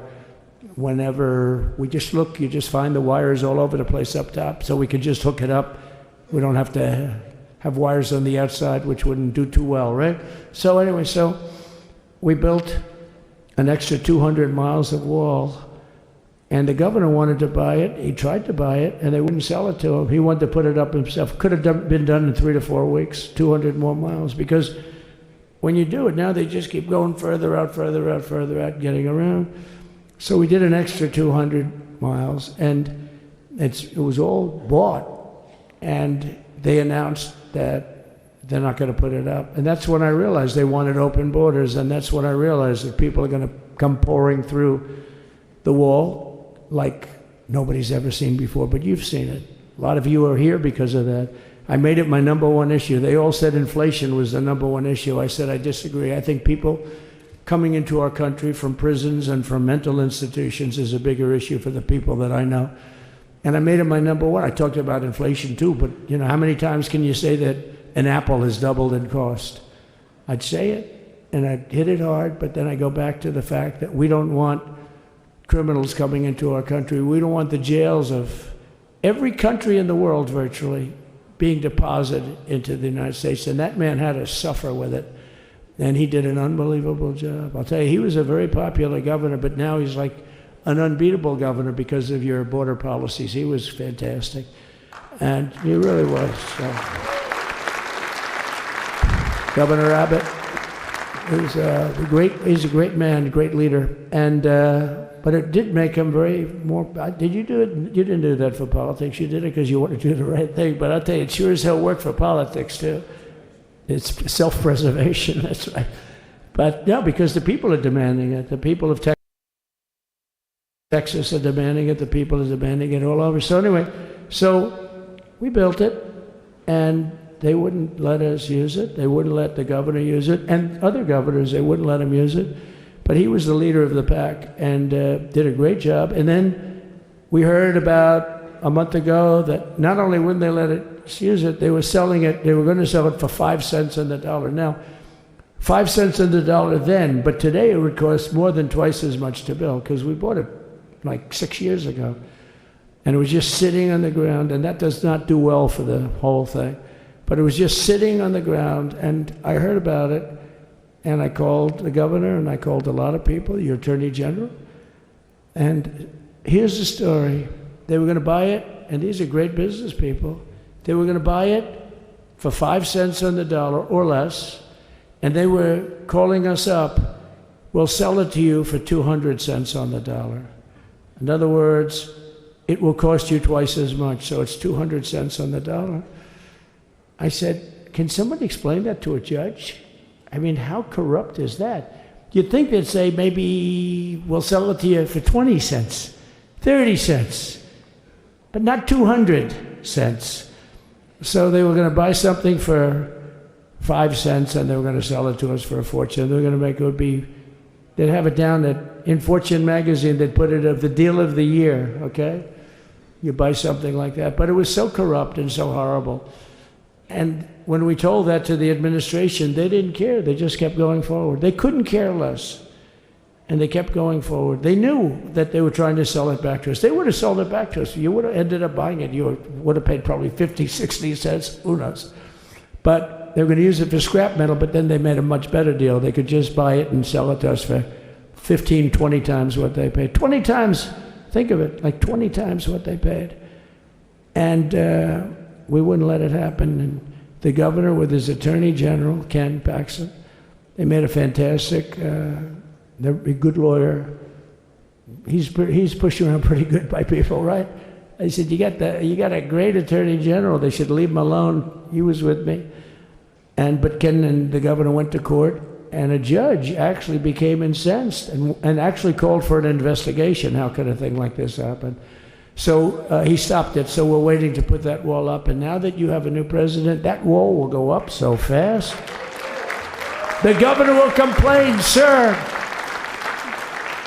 This is Greg Abbott, sir. Please, the wall is going up too fast. Please don't do that. You know the story about winning. No, we're going to win too much. We're winning too much. Please, let's stop. People always love that one. We'll do this with the wall. Governor Abbott calls, sir, the wall is going up too fast. We can't take it. We just can't take it. No, I think you'll be very happy if the wall goes up too fast, right? But we'll get that dude and we'll work with you on that. But it was a great decision by a great Texas judge, right? And it was beautiful, beautiful to watch. He stopped them right in their track. I mean, they were literally loading this stuff onto trucks. It was terrible. Honestly, it was terrible. And he wouldn't take it. So I'm so glad I mentioned that they have a really good governor in Texas. And I swear, I didn't know he was here. I swear to you, it sounds like a setup. I didn't know you would end. Did I get lucky? I said the right thing. Because there have been moments when I wasn't so happy with him, you know? But not too many, I can tell you that. So anyway, it's good to see you too, Governor. Great. But I just want to thank everybody. You've been incredible. I recognize so many of you. It's so crazy. But this has been a long journey. This was a journey that started in 2015, probably started 20 years before that. People used to say, you're going to run for president? You're going to run? And I always said, no, no, no, I don't want. And then one day I said, let's give it a shot. And what I talked about then was the border, too. I think it probably was the number one issue for me.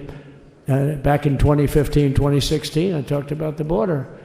And now I talked about the border, but this border is much worse. We fixed the border. It was totally fixed. There was nothing to talk about. 2020, by the way, that election was totally rigged, but that's okay.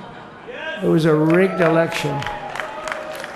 You know the only thing good about it? It showed how bad they are, showed how incompetent, and frankly, historically, this is a much bigger event if that would have gone like it should have. The bad thing about it is some bad things happen, like a lot of people in our country that wouldn't be in our country right now. So, you know, that's the bad part.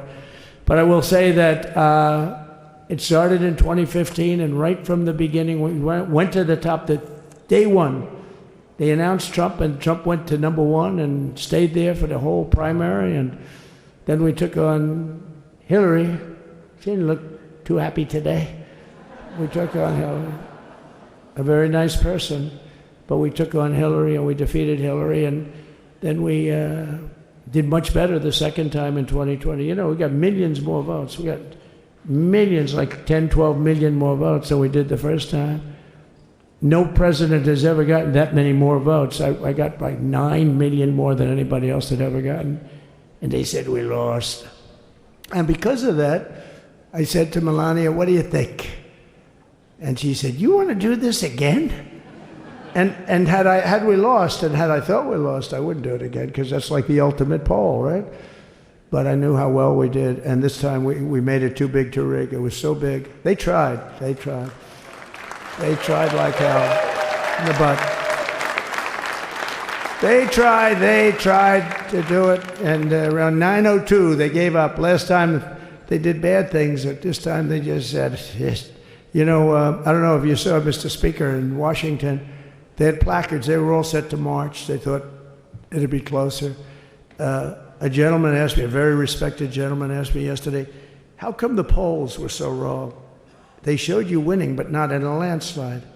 I said, because people that are true Trumpers are so angry at the whole polling system and at the writers, the fake news, that they don't want to talk to anybody. So when you call somebody from Trump, who are you voting for? They say, it's none of your business. I'm not telling you. And that was probably 40% of the people they called. So they would discard that one, and they didn't show that. And then when the election happened, you know, the vote came, and it was much different, much higher than we're going to win, but they really thought, they couldn't believe, the one man said, I mean, it was so much higher. We won all 7 swing states. We won the popular vote by millions of votes, which is hard for a Republican. I'll tell you who came through. The unions came through. The auto workers were great. The Teamsters were great. The firemen were great. I think almost every union was great. The only one that weren't great, although Sean was great, and the Teamsters, Sean O'Brien, the head of the Teamsters, was fantastic. But generally speaking, the head of the union was against Trump, but the union would be with us for like 80, 85%. Look what we did with the auto workers in Michigan. Look what we did with the Teamsters. The Teamsters were unbelievable. They were a solid Democrat vote, and they voted for Trump. So we had a great experience. Now we have to go to work and get it done, because we have to do something that's going to be great. We're going to turn our country around. And we're going to turn it around fast. And I think this was a better speech than the one I made upstairs, okay? I think this was better, JD. I think this was much better. And I got to see my friend. So, Governor, take care of yourself. You call me, we'll start working. You know what that means with him? He's going to be calling me tomorrow morning at about 6. And I said, how about next week? You call me and we're going to get it started real fast. We'll really help you a lot. You've done a fantastic job protecting something which it's not supposed to be for the states. And amazing job you've done. Thank you very much. And I want to thank everybody. And I have a First Lady who's been incredible. She's been incredible. I shouldn't say this.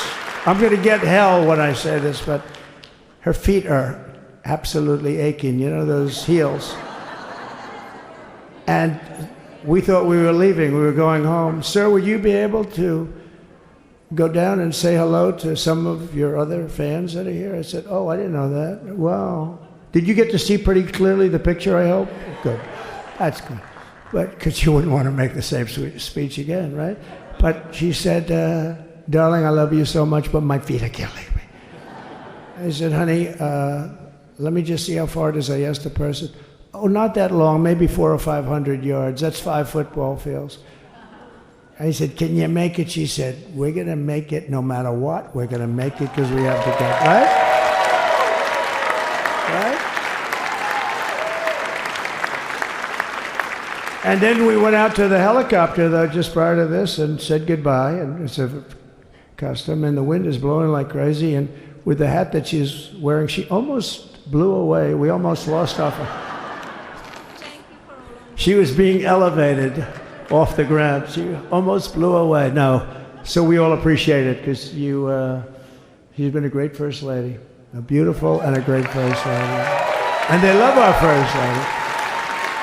You know, JD, whenever I make a speech, I see hundreds of times, we love our First Lady. We love, and they do, and they should. She's great. So I just want to thank you. Thank you very much. I just want to thank everybody. And I felt that, I said to JD, should we give him the A treatment, the B treatment, the C, the D, or the F? You know what the F is? Hello, everybody. Thank you for being here. Bye-bye. I gave you the A+ treatment. Thank you. Thank you all. Thank you, Governor. Thank you all very much. Appreciate it.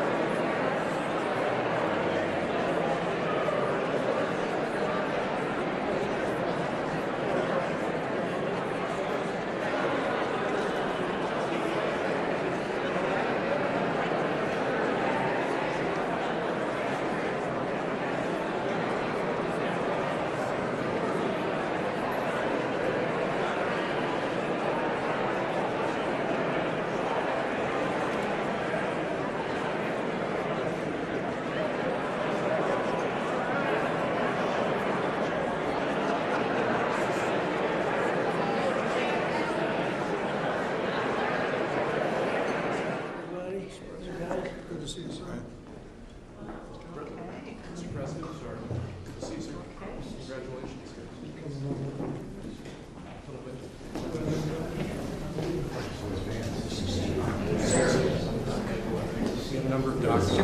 President, yeah, you're. It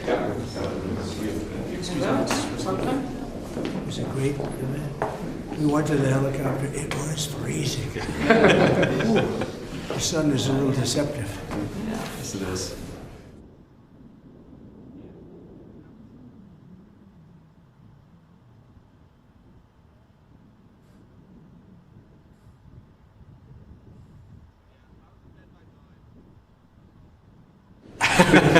It's a tradition. Sir, the first is 22 cabinet and cabinet level appointments for your signature. Okay.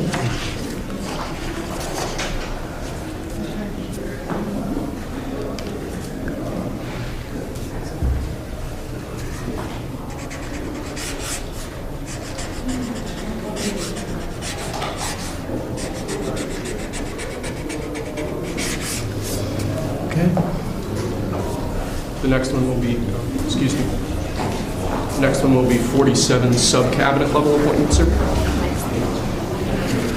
But you don't have to sign 47 times.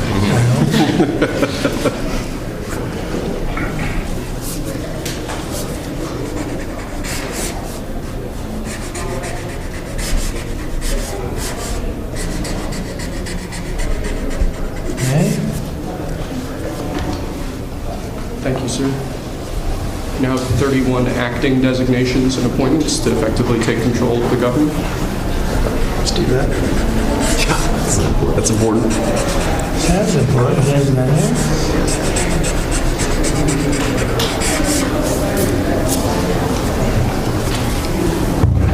And we have 15 commission chairman and acting chairman appointments.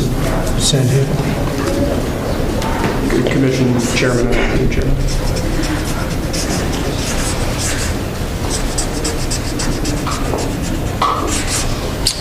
He was #1 at Harvard also.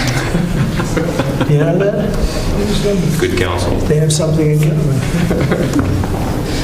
Thank you, sir. Lastly, we have a proclamation ordering that on all future inauguration days, including this inauguration day, that flags shall be flown at full mast. Very important.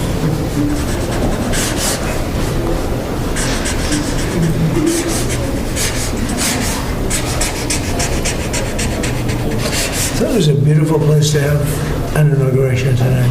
The sound was so good. The temperature was 72 degrees, but the sound was so good. So, maybe something to think about. I don't know. Thank you. Okay. The good acoustics. Yes. All right. Now That's thank it. you. We go to lunch. Great. Very Nice good. to meet you. Thank you very much. There you go. Take that. See you. Thank you, Mr. President. Sir. Mr. President, did you have a good meeting with former President Biden? Very nice. Very nice. Beautiful custom. Mr. President, It goes back as long as Ella comes. Before that, it was a stagecoach. But it was, I thought it was beautiful. Thank you. Great job. Great job. Thank you. Check. Mr. President, do you have any reaction to the pardons President Biden did at the last minute? Well, I'm not going to discuss it now. I think it was unfortunate that he did that. We won't discuss it now. There's plenty of time to discuss it. Thank you, President. Thank you very much, guys. Should we go to lunch? Thank you very much. Okay. Head to lunch.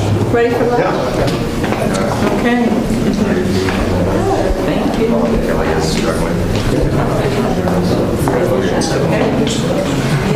right. That was 3 times the number of appointments you did in 2017, sir. Plenty more time. Just getting started. A lot of good work to do. Closure. So where are we going to stop there? It's good counsel. Try to look at your documents. So that's when they keep bringing it.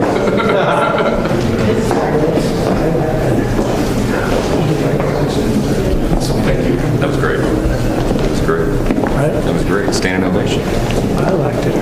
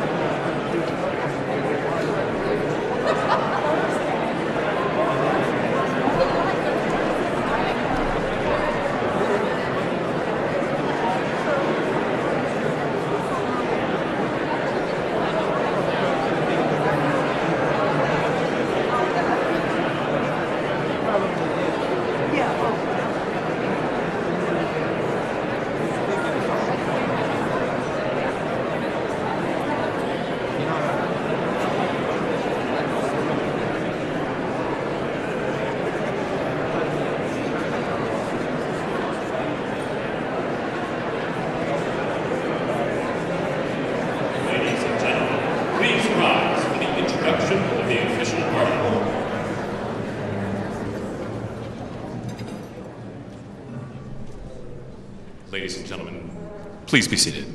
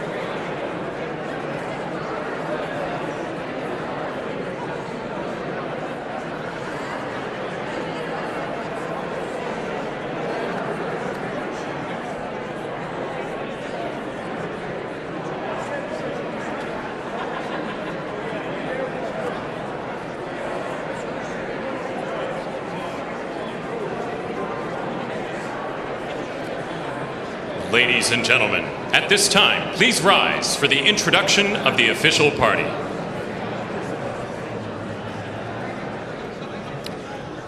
Please welcome members of the Joint Congressional Committee on Inaugural Ceremonies, the Speaker of the House, the Honorable Mike Johnson, accompanied by Mrs. Johnson, Senate Democratic Leader, the Honorable Charles Schumer, accompanied by Mrs. Weinshaw Schumer, House Majority Leader, the Honorable Steve Scalise, accompanied by Mrs. Scalise, and House Democratic Leader, the Honorable Hakeem Jeffries.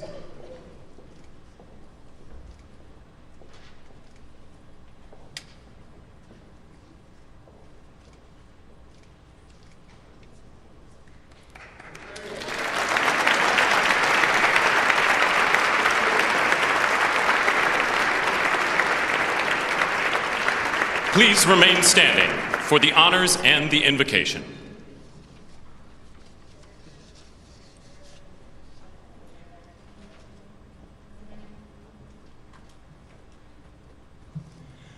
Ladies and gentlemen, escorting the Vice President of the United States, ranking member of the Joint Congressional Committee on Inaugural Ceremonies, the Honorable Deb Fischer and Mr. Fischer.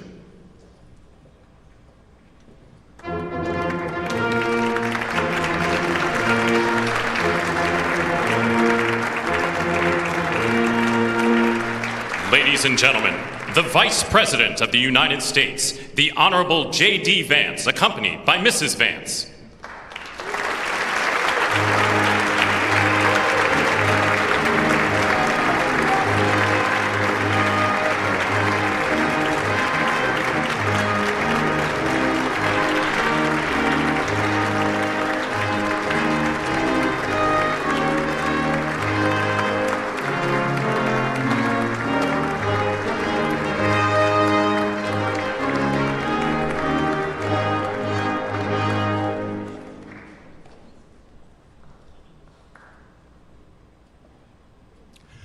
Ladies and gentlemen, escorting the President of the United States, the Chairwoman of the Joint Congressional Committee on Inaugural Ceremonies, the Honorable Amy Klobuchar and Mr. Bessler.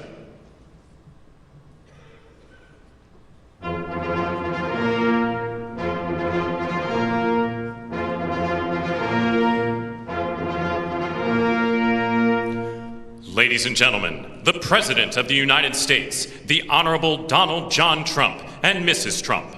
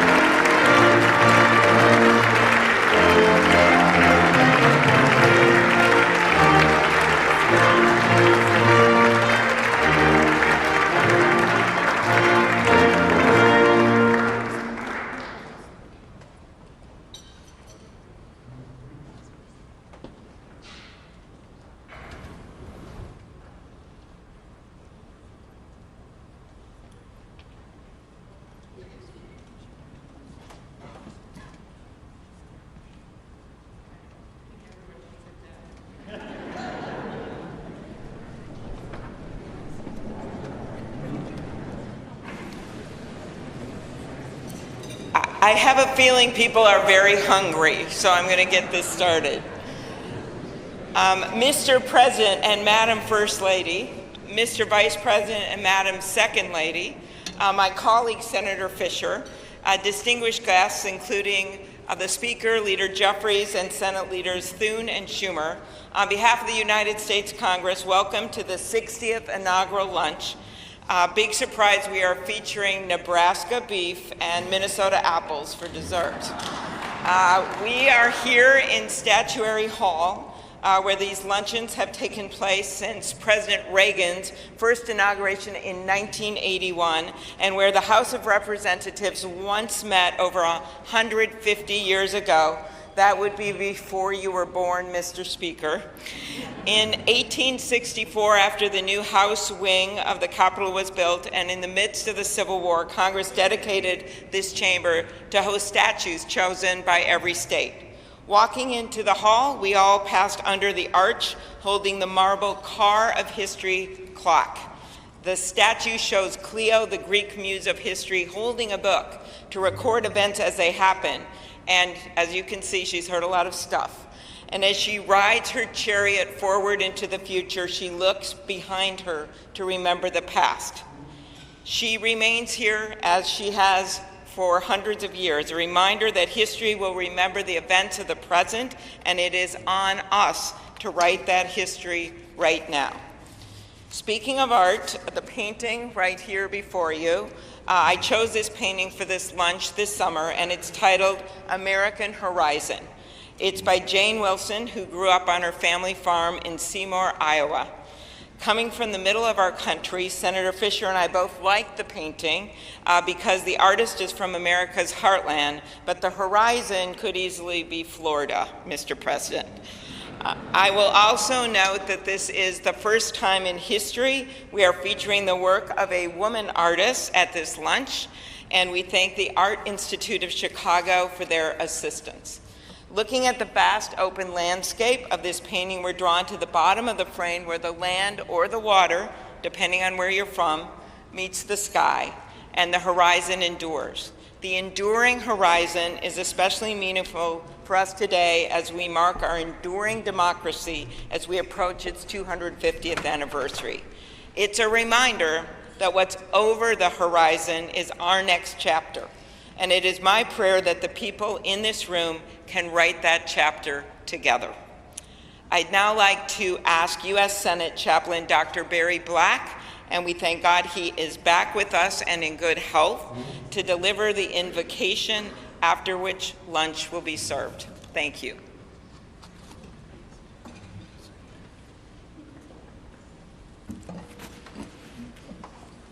Let us pray. King of kings and Lord of lords, whose kingdom is above all earthly kingdoms, and who judges all lesser sovereignties, look with favor upon President Donald John Trump and Vice President James David Vance. Empower them with the wisdom and courage needed for our times. Protect them from the vicissitudes and challenges that obstruct the making of a world of justice, peace, and righteousness. Lord, give them a deep desire to do their best for our country and world, and a determination to act in ways pleasing to you. Preserve their families in health and strength by your grace and power. Bless now this luncheon as each of us finds your grace sufficient for every need. We pray in your sovereign name. Amen.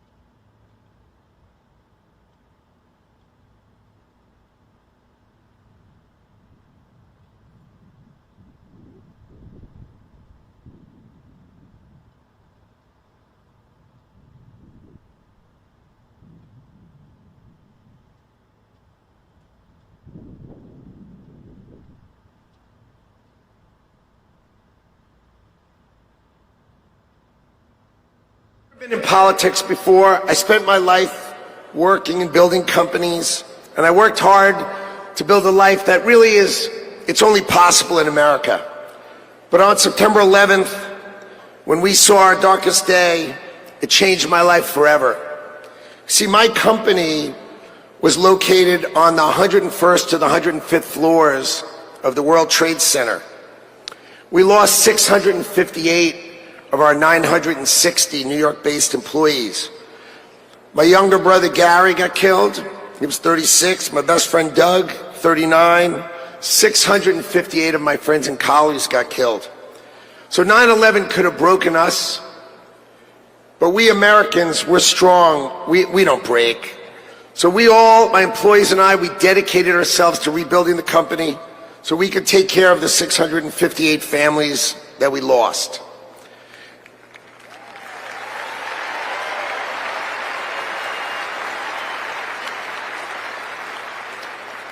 And I want you to know, we received thousands and thousands of cards and letters, and most importantly, we received all of your prayers, and that mattered to us and helped carry us through. So the events of September 11th, they instilled in me a sense of community and dedication for the country. So when the president asked me to join him in his administration, I jumped at the chance. So I was the co-chair of their transition team, which helped pick for the president and helped sort of set him up so he could pick all the nominees. And then I'm really proud to tell you that President Trump has nominated me to be the next Secretary of Commerce for the United States to serve all of you.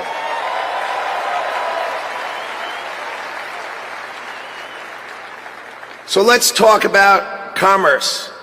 You see, we plan to end the decades of policies that threw American workers to the wolves.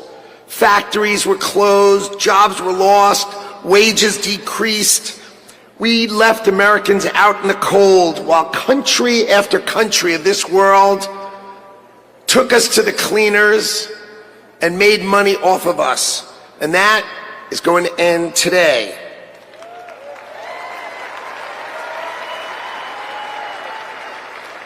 At the start of the 20th century, America was the richest country on earth, and we defended our workers from unfair trade policies with tariffs. And we only made money. We had no income tax. All we did is charge other countries and foreign companies, if they wanted to sell to America, you had to pay for entry. Okay, so imagine this.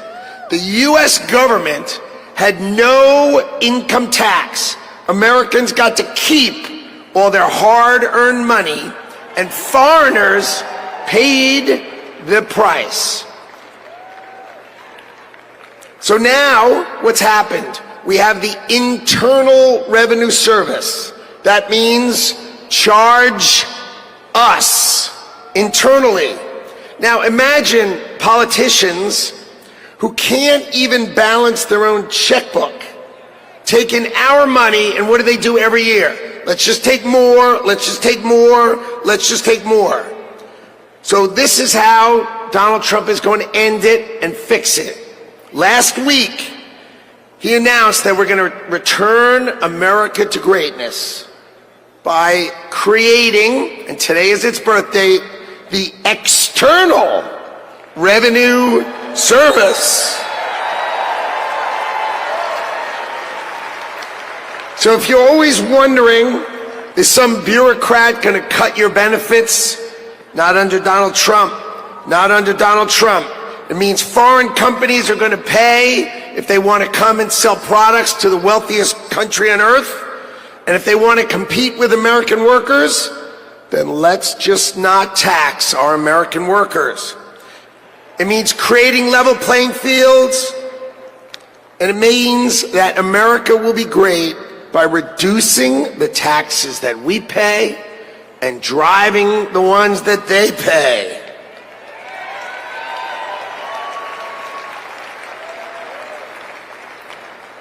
So what that means is the External Revenue Service will put up tariffs or walls that protect you. And that means if these companies don't want to pay, there's only one thing they can do: build their factories in America, hire Americans with great high-paying jobs. Let's double the size of our unions in America, but not just by adding more and more great-paying jobs. That's our objective. So today is the beginning of celebrating the return of common sense and ending the decades of disrespecting the American worker and the disrespect and unfair treatment of our workers. Today, Donald Trump returns to the White House and prosperity returns to America. Thank you all. And I love today. What a day.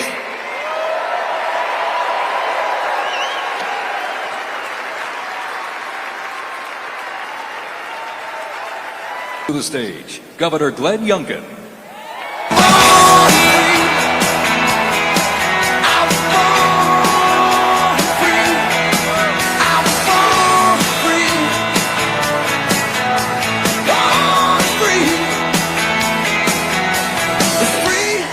Thank you. Well, come on now. Can't you feel it? The American spirit is alive and well.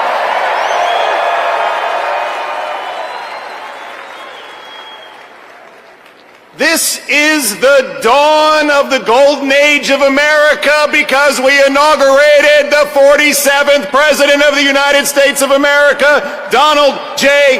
Trump. Come on.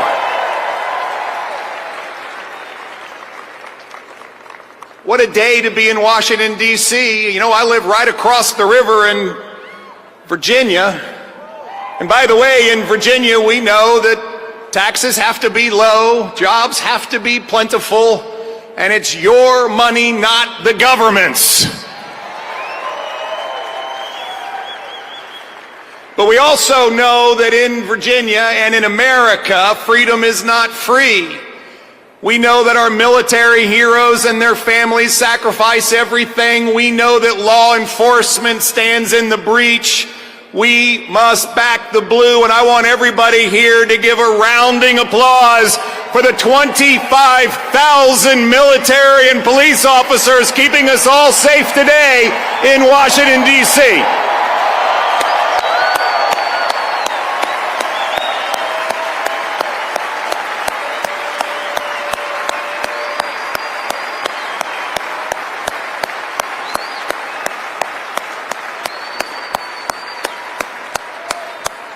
God bless America. My friends, we are standing here on the dawn of a new age, and we are seeing the sun set. The sun set on weakness, the sun set on wokeness, and the sun set on a wide open border that has turned every state into a border state.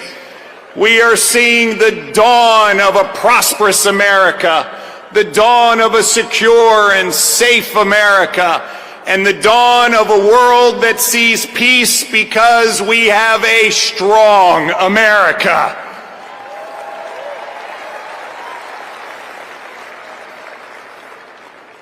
Our new president, Donald J. Trump, has never, ever lost faith in America. They tried to take him down legally. They tried to put him in jail.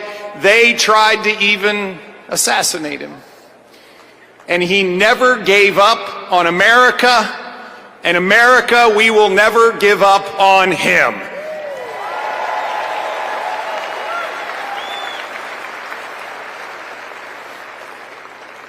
And as we stand here on this dawn of the next golden age in America, we all have a responsibility.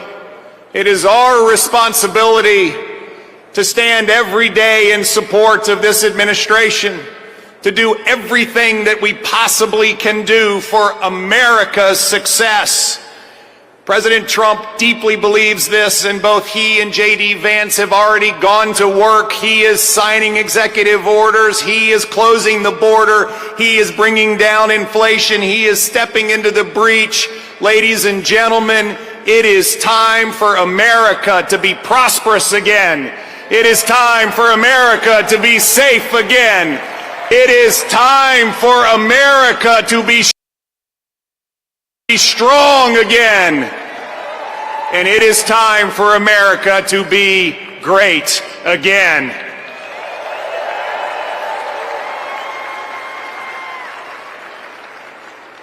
I hail from the great Commonwealth of Virginia, and we know a few great Americans in our history.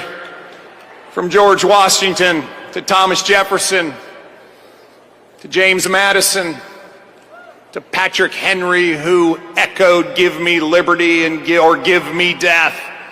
My friends, those words that Thomas Jefferson penned, which are the greatest words, at least in this hemisphere, ever written, that we hold these truths to be self-evident, that all men are created equal and we are endowed by our Creator with certain unalienable rights, and among them are life, liberty, and the pursuit of happiness. Well, ladies and gentlemen, we stand here on the dawn of a new age where life, liberty, and the pursuit of happiness are available to every American. And we must stand together as we collectively say, God bless America, and God bless Donald J. Trump and J.D. Vance. Thank you all very much. God bless you.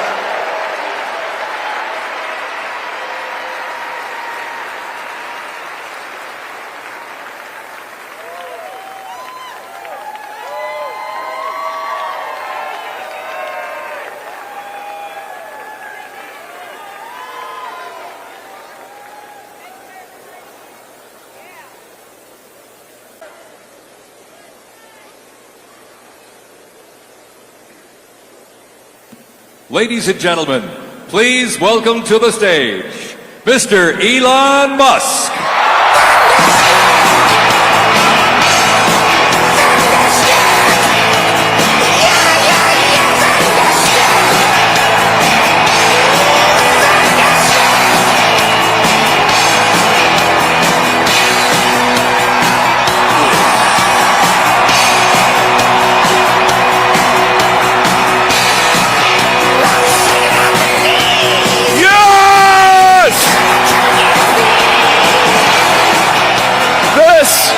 This is what victory feels like. Yeah! And this was no ordinary victory. This was a fork in the road of human civilization. Okay. You know, there are elections that come and go. Some elections are, you know, important, some are not. But this one this one really mattered. And I just want to say thank you for making it happen. Thank you.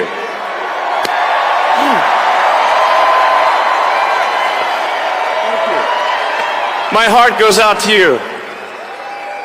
It is thanks to you that the future of civilization is assured. Thanks to you. We're going to have safe cities, finally, safe cities. Secure borders, sensible spending, basic stuff. And we're going to take Doge to Mars.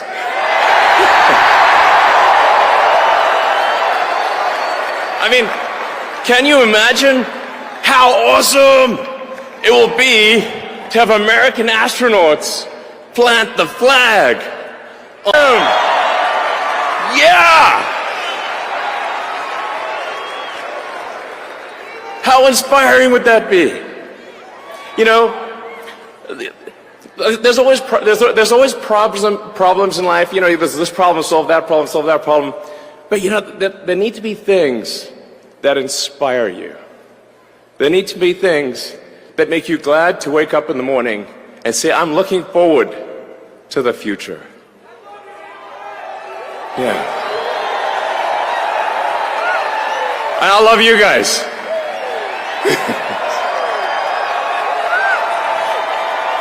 So,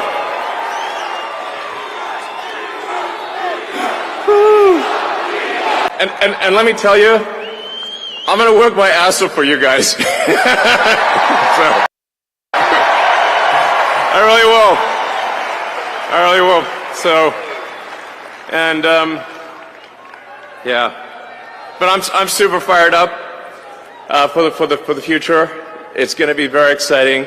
As the president said, we're going to have a golden age. It's going to be fantastic. And one of the fundamental things, that one of the most American values that I love is optimism, and this feeling like we're gonna make the future good. We're gonna make it good. So, man, I can't wait. This is gonna be fantastic. So thank you again, and yeah, I'm just so excited about the future. Thank you guys. Thank you.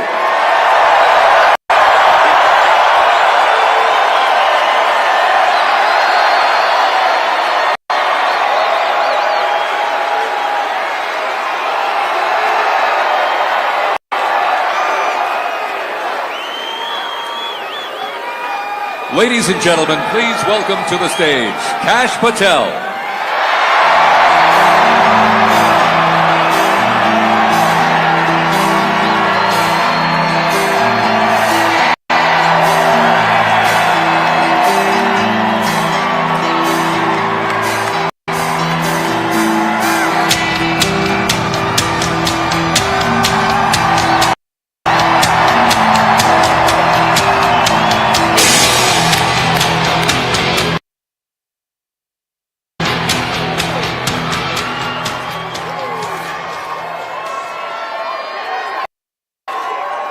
My, oh my, how do you follow Elon Musk when he tells you you're going to take you to Mars? I'll tell you how. He and I share something deeply. We love the American dream. And we have been given a gift by God today to usher in a new dynasty. Because we just inaugurated Donald J. Trump as our 47th president. And we just inaugurated J.D. Vance as our Vice President of the United States. And we did that because the American dream is alive and well. Because you chose that our dream can be the dream for our children and the dream for our world. And we are at a crossroads here in America. But our future is bright because you had the courage to stand for your convictions. So I'm humbled here to talk to you about why I love the American dream. My story's pretty simple, it's unique, and some of you share in it. My parents were born and raised in East Africa. My father in the 1970s fled a genocidal dictatorship in Uganda if it was allowed to break through the system of constitutional justice. He fled, like so many others. He married my mother. They moved here. They waited in line. They stood in line because the American dream was worth standing in line for.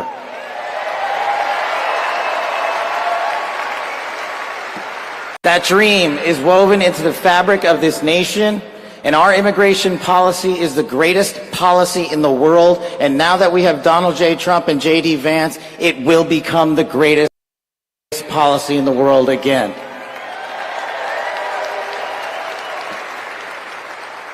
But dreams and hopes aren't enough, my friends. We got to get to work. And we got to accept the realities that too many of you know from your communities. President Trump launched in his first term priorities of national security, law enforcement, economy, and global diplomacy. But now we have to retread some of that.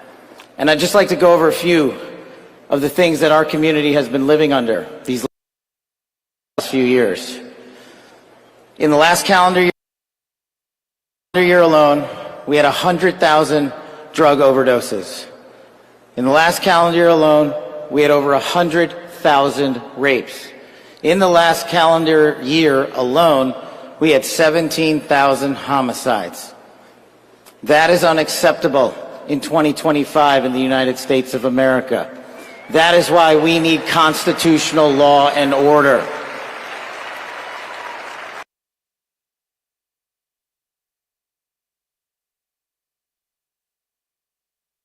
to CCP fentanyl. We are not prioritized to go after the threats that face this country and most of all, that face our future generations. But thank God we will be starting right now.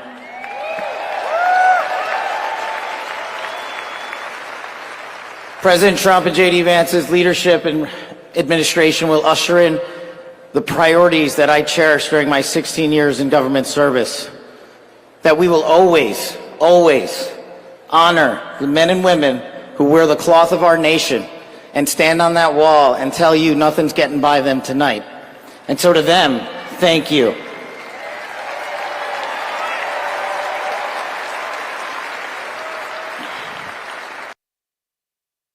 Show up every single day for our children, for our communities, and we will now show up for you. Thank you for keeping us safe.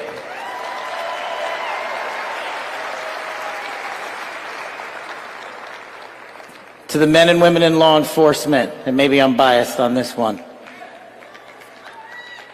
Our police officers, our sheriffs, our federal agents are some of the greatest warriors that God has ever created.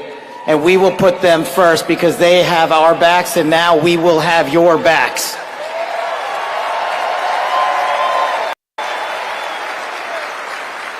I am standing here because of the American dream. I am not standing here because of the color of my skin. I'm standing here because I earned my right on this stage, and you earned your right to be here with me.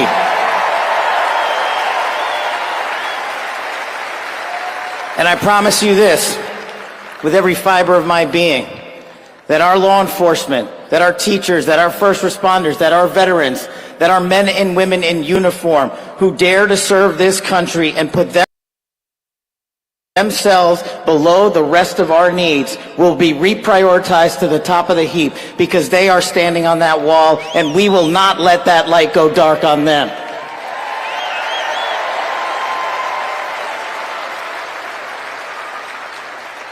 Whether I was a national security prosecutor, a public defender, President Trump's deputy director of national intelligence, his chief of staff at the Department of Defense, or so many other roles that I was humbled and privileged to serve when I swore an oath to that Constitution, which I hope to do so again one day soon. You have my word that you have ushered in a dynasty of change. You have ushered in a dynasty that will allow our children to live this American dream. My American dream. I am living the world's American dream. I am the son of lawful immigrants. We worked our tails off just like you all do, and I'm going to make you a deal. I promise you I will never quit on your children. I will never quit on their children, because this American dream does not belong to me. It does not belong to them. This American dream belongs to the world.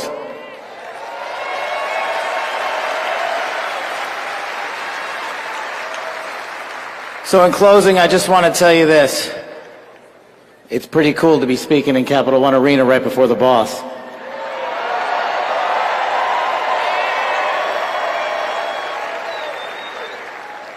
You've inspired me beyond words. Your love, your devotion, your commitment to our country, everywhere I go, shows us that we are not only the beacon of hope, but we are the land of constitutional justice. We are the land under Donald J. Trump and J.D. Vance, where we are going to end the two-tier system of justice. We are going to remove the weaponization of the intelligence community for political purposes. And we are going to put the men and women of America first.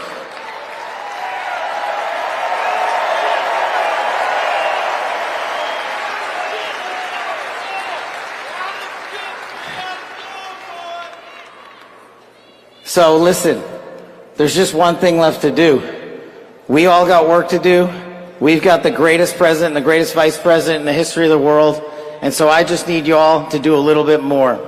Every time you see a law enforcement officer, every time you see a veteran, every time you see a teacher, shake their hand. Give them a little bit of your time, because they're giving us all of our time.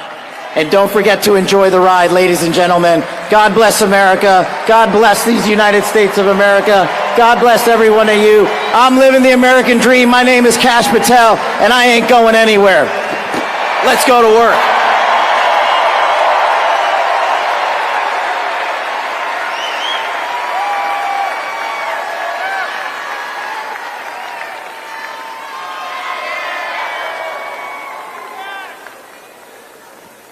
Ladies and gentlemen, please welcome to the stage, Dan Scavino.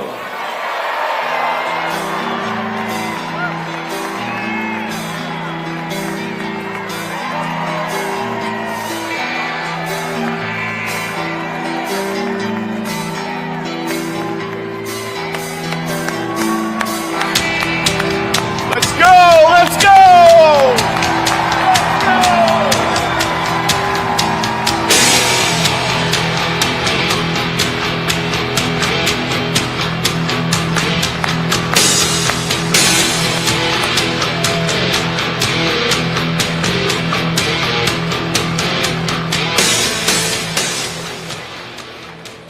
Hello, Patriots. How's everybody doing this evening? We're back!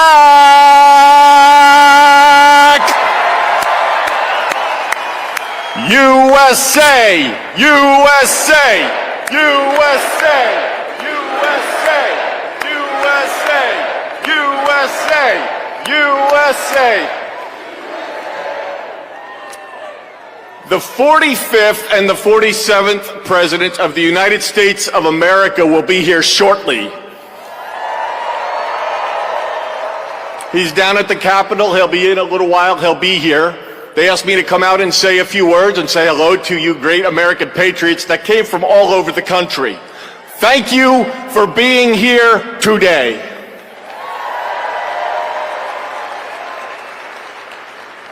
One thing I just noticed when we were leaving the Capitol after the swearing in that really hit me hard after the journey we have been on over the last 9 years, especially over the last 4 years. It really hit me when they took the presidential seal right here and put it on front of the podium for when the president gets here. President Trump often says to us on Team Trump over the years, "You're so lucky that I took you on this journey." In the good times and the bad times, no matter what would be happening, we'd be sitting on Trump Force One, Air Force One, in the Oval Office, at Mar-a-Lago, no matter where it may be. Good times, bad times. You are so lucky I took you on this journey. On this journey.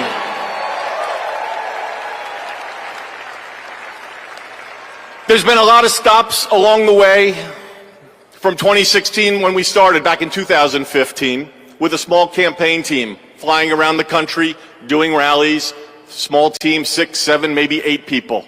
Then it continued to grow. Before you knew it, the GOP nomination was going to Donald J. Trump in Cleveland in 2016. Fast forward, he became the 45th president of the United States of America.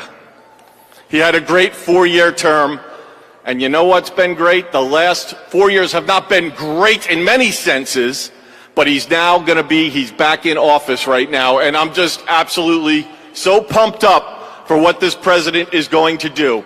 He loves each and every one of you in this arena. The guy cares. He has a fighting spirit, as you saw in Butler, Pennsylvania, with the assassination attempt that came a few months ago. You could say that again. Fight, fight, fight. It's a moment that I will never forget, being there and in the hospital with him. I want to just give you a behind-the-scenes moment with the president and the heart that he has. We were in the hospital he had blood coming down his ear. He wanted to know how his staff was. Myself and Susie were with him, and Stephen Chung and Walt, and even the Secret Service.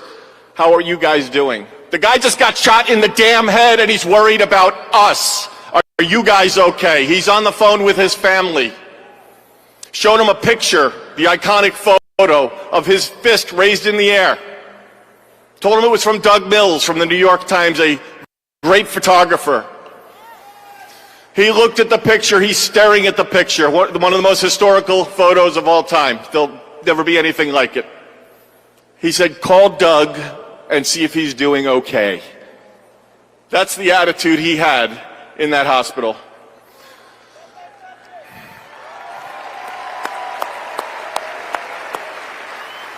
Our president has been resilient through a lot.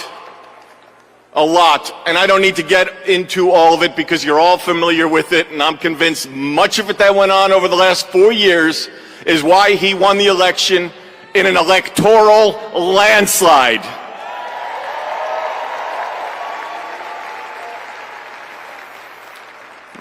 In Butler, Pennsylvania, when he got up and he raised that fist and he shouted, "Fight." He will do that for every one of you, for the United States of America. He will always put America first, without question. He loves what he does. He's got a great administration and a great team behind him. What a journey. McDonald's, drive-through window, garbage trucks showing up at a rally, and him on the plane putting on his orange vest. Sir, are you going to take that off? I'm going to the rally in my orange vest. The guy is 1 in a trillion. There will never be anybody like this man again. Enjoy this moment. Enjoy this movement. And together, we will continue to fight, put America first, and make America great again. God bless everybody here. We love you. Thank you.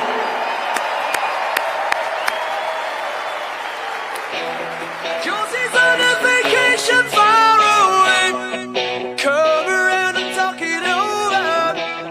So many things that I wanna say. You know I like my girls a little bit older. I just wanna use your love tonight. I don't wanna lose your love tonight.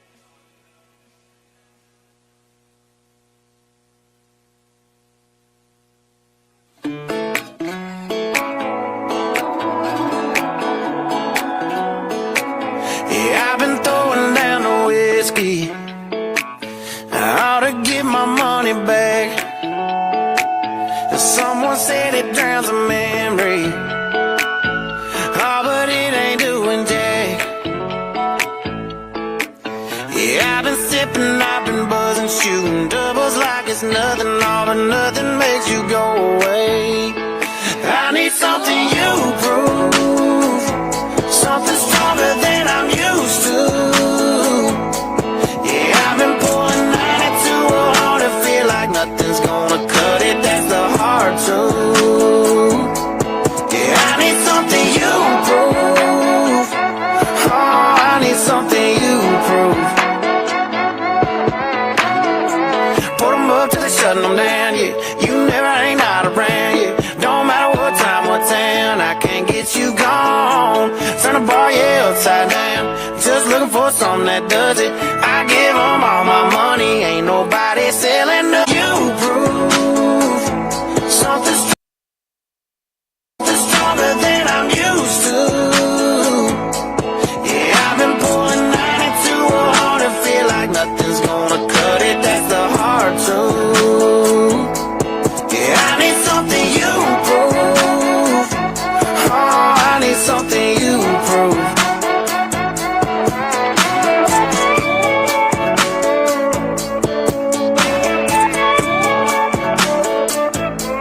Yeah, I've been mixing liquors trying to get you gone, oh, but I must be doing something wrong, 'cause I've been working hard to fade your memory, baby, but the only thing faded is me. I need something you prove, something stronger than I'm used to. Yeah, I've been pulling 92 hard to feel like nothing's gonna cut it, that's the hard truth. I need something you prove, oh, I need something you prove.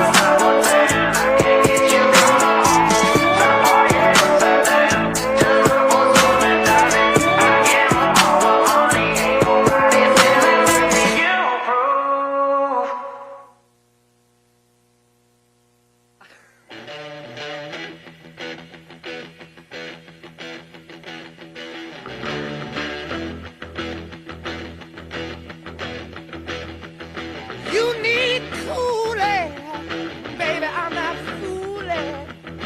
I'm gonna send you back to schooling, way down inside. Honey, you need it.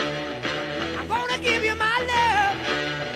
I'm gonna give you my love. Oh, want a whole lot of love.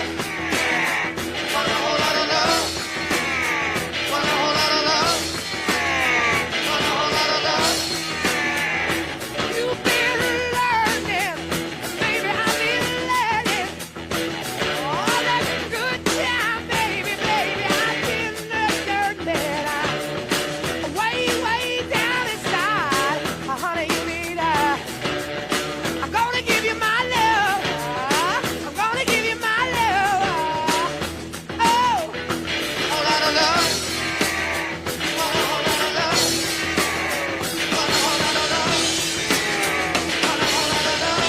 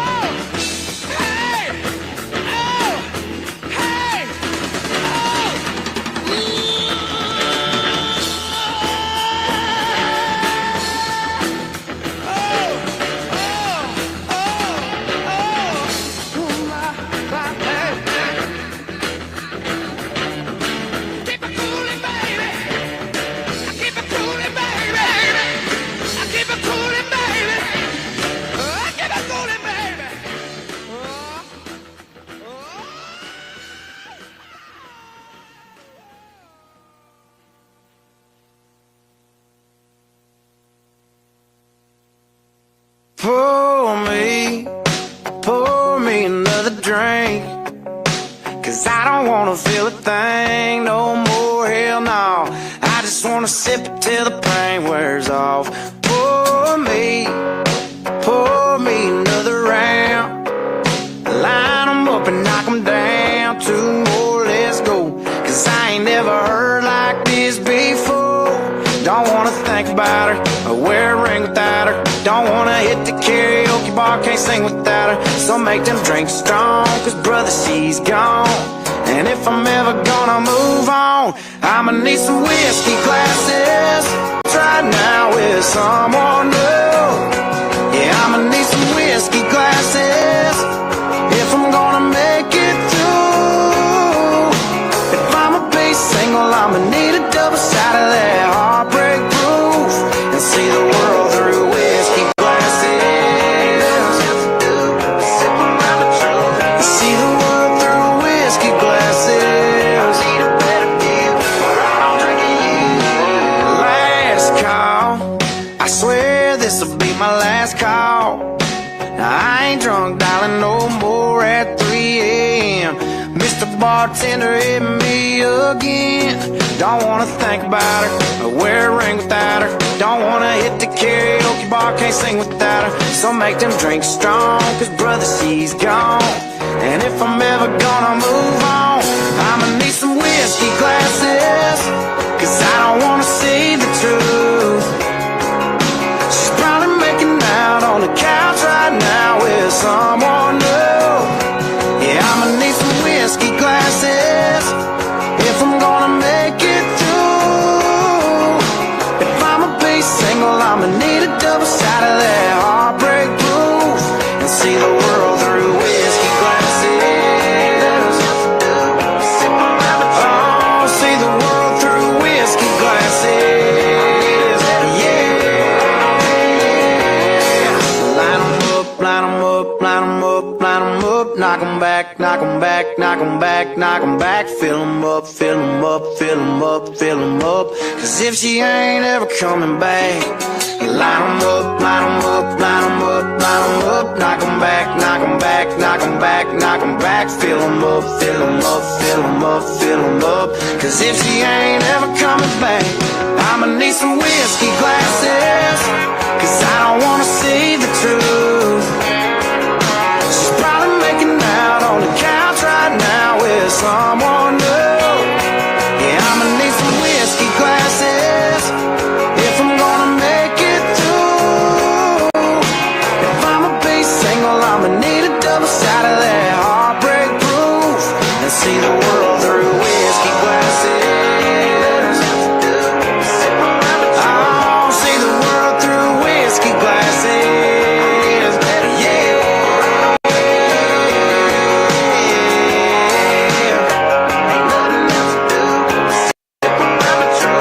See the world through whiskey glasses.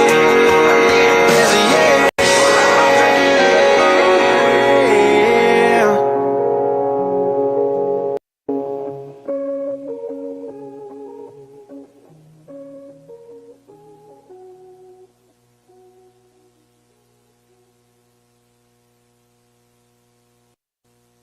Sunday morning, man, she woke up fighting mad, bitching and moaning on and on about the time I had. And by Tuesday, you could say that girl was good as gone. And then when Thursday came around, I was all alone. So I went for a drive to clear my mind. Ended up at a Shell on I-65. Then I won $100 on a scratch-off ticket. Bought 2 12-packs and a tank of gas with it. She swore they were a waste of time, all but she was wrong. I was calling number 5 on the radio station, won a 4-day, 3-night beach vacation. Deep sea senorita fishing down in Panama. And I ain't gotta see my ex-future mother-in-law.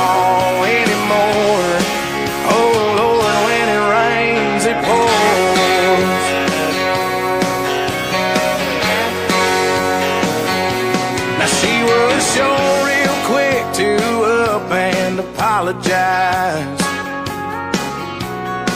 When she heard about my newfound luck on that FM dial. And it's crazy how lately now it just seems to come in waves. What I thought was gonna be the death of me was my saving grace. It's got me thinking that her leaving is the only logical reason that I got the last spot in the Hooters parking lot, and the waitress left her number on my check with a heart. She picked up on the first ring when I gave her a call, and I only spent $5 at the Moose Club raffle, one a used four-wheeler and 3 free passes for me and 2 of my buddies to play around a golf. And I ain't gotta see my ex-future mother-in-law anymore. Oh Lord, when it rains it pours, when it rains it pours. I've been on one hell of a redneck road for 3 weeks now. It all started on the day that she walked out. Then I won $100 on a scratch-off ticket, bought 2 12-packs and a tank of gas with it. She swore they were a waste of time, all but she was wrong. And I was caller number 5 on the radio station, won a 4-day, 3-night beach vacation. Deep sea senorita fishing down in Panama anymore. Oh Lord, when it rains it pours. When it rains it pours.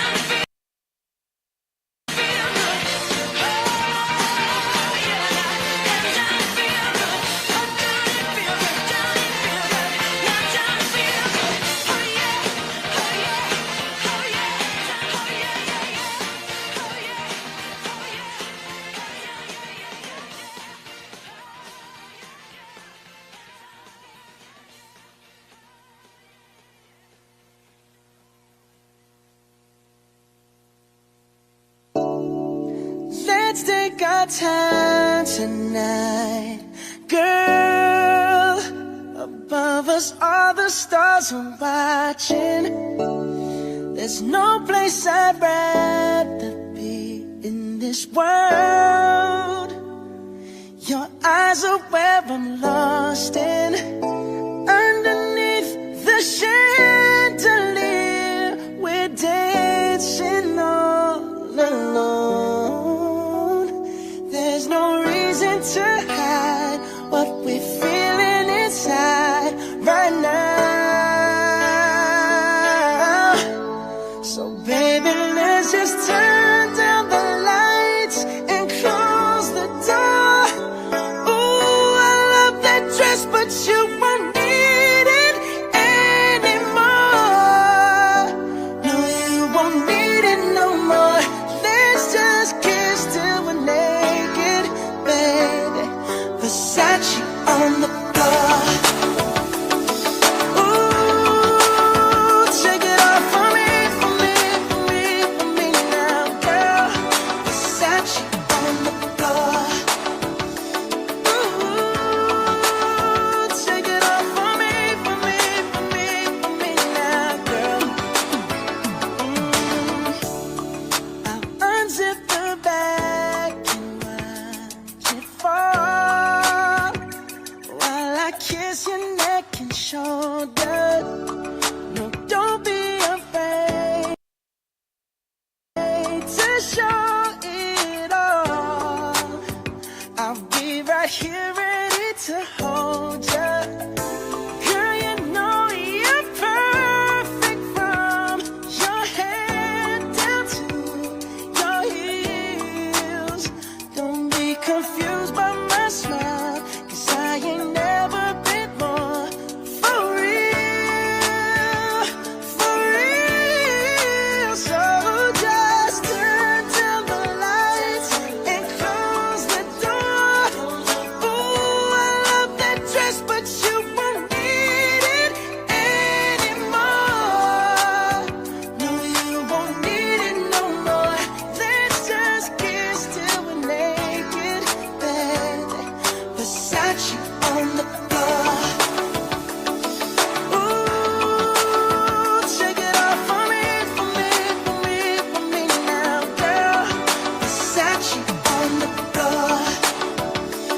Ooh, take it off for me, for me, for me, for me now, girl. Dance.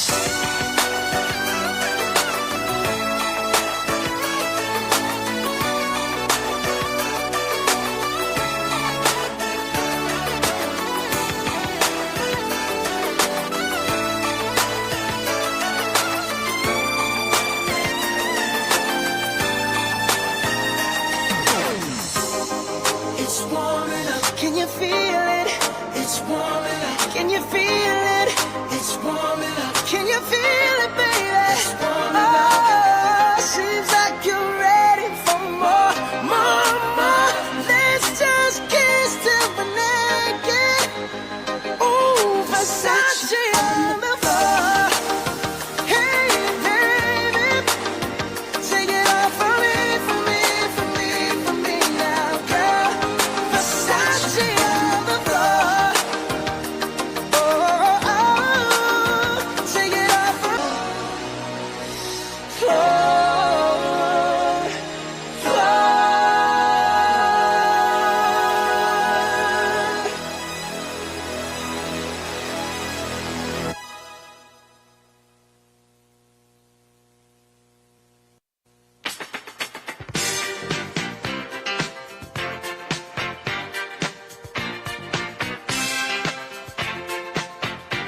I said upside down, you're turning me. You're giving love instinctively. Round and round, you're turning me. Upside down, boy, you turn me inside out and round and round. Upside down, boy, you turn me inside out and round and round. Instinctively, you give to me the love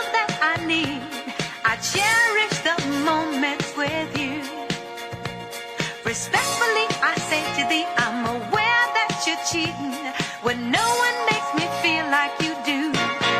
Upside down, boy, you turn me inside out and round, upside down. Boy, you turn me inside out and round. I know you got charm and appeal, you always play the field. I'm crazy to think you're all mine. As long as the sun continues to shine, there's a place in my heart for you, that's the bottom line. Upside down, boy, you turn me inside out and round, upside down. Boy, you turn me inside out and round. Instinctively you give to me the love that I need. I cherish the moment with you. Respectfully I say to thee, I'm aware that you're cheating, but no one makes me feel like you do. Upside down, boy, you turn me inside out and round, upside down. Boy, you turn me inside out and round, upside down. Boy, you turn me inside out and round, upside down. Boy, you turn me inside out and round, upside down. You turn me, you're giving love instinctively. Round and round, you turn me, I say to thee respectfully. Upside down, you turn me, you're giving love instinctively. Around and around, you turn me, I say to thee respectfully. I said upside down, you turn me, you're giving love instinctively. Around and around, you turn me, I say to thee respectfully. Upside down, you turn me, you're giving love instinctively. Round and round, you turn me, I say to thee respectfully. Upside down, you turn me.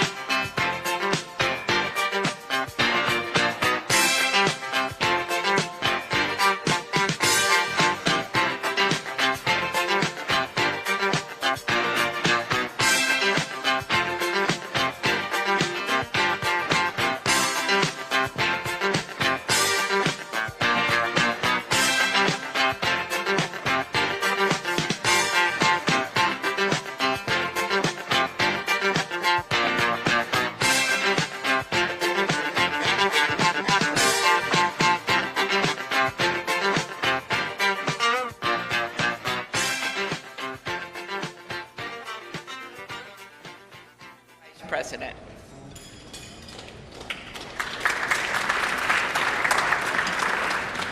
Thank you so much. It is my great honor to offer a toast to our new Vice President, Mr. J.D. Vance.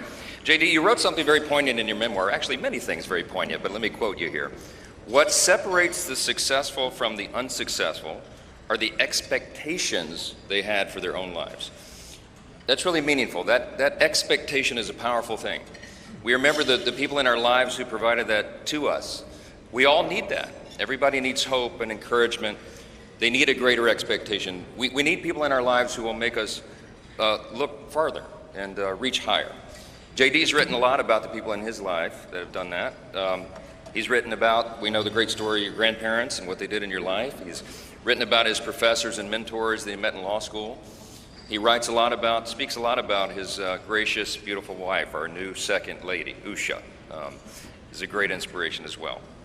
And JD, you yourself have been inspiring people. Your story really has. It's one of the reasons that I believe God has raised your platform as he has, because you've been so faithful to tell that story and to inspire so many others.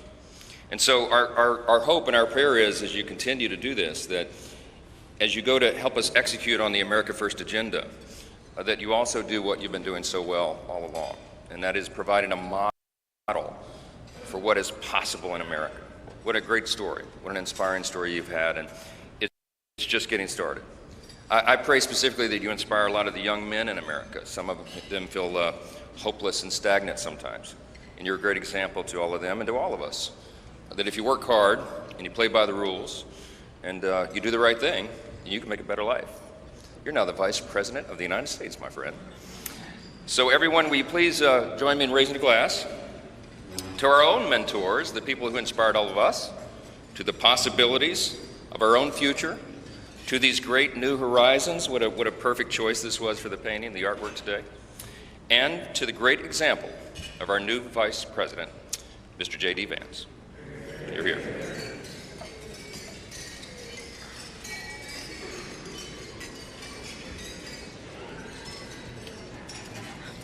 Thank you, Speaker Johnson and Vice President Vance. I will now invite my senator next door in the state of South Dakota, Senate Majority Leader John Thune, to give the toast for the President.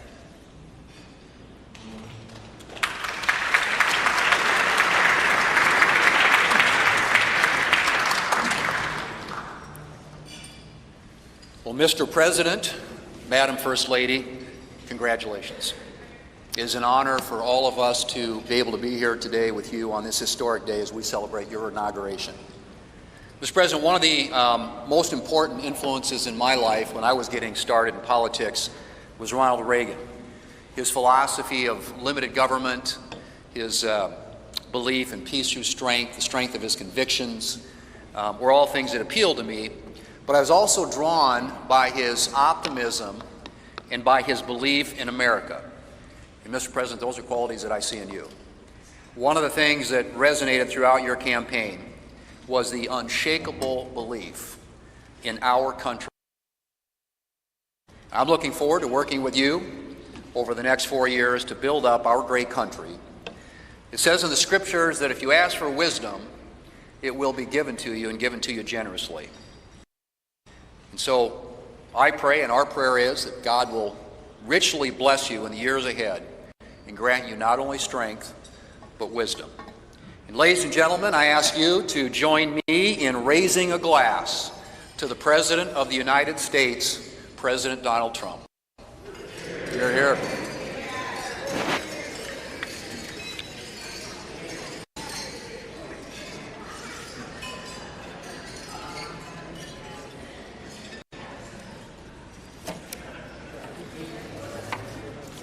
So, this has been a long day with many other things ahead for so many of you. But I want to thank you for attending the 60th inaugural ceremonies. And as we close, we ask that you pick up a gift. All of our guests are going to get a set of commemorative glasses in embossed leather featuring the Great Seal of the United States, which Senator Fisher and I selected together, and maybe Senator McConnell added some bourbon from Kentucky. Just saying. It is now my privilege to conclude this luncheon by asking Margaret Kibben, the chaplain for the House of Representatives, to deliver the benediction. Thank you. And we know we love this eagle podium. It's pretty good, Mr. President. Ladies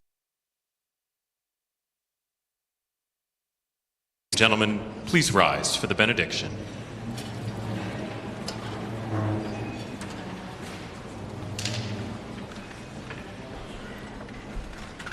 Would you pray with me?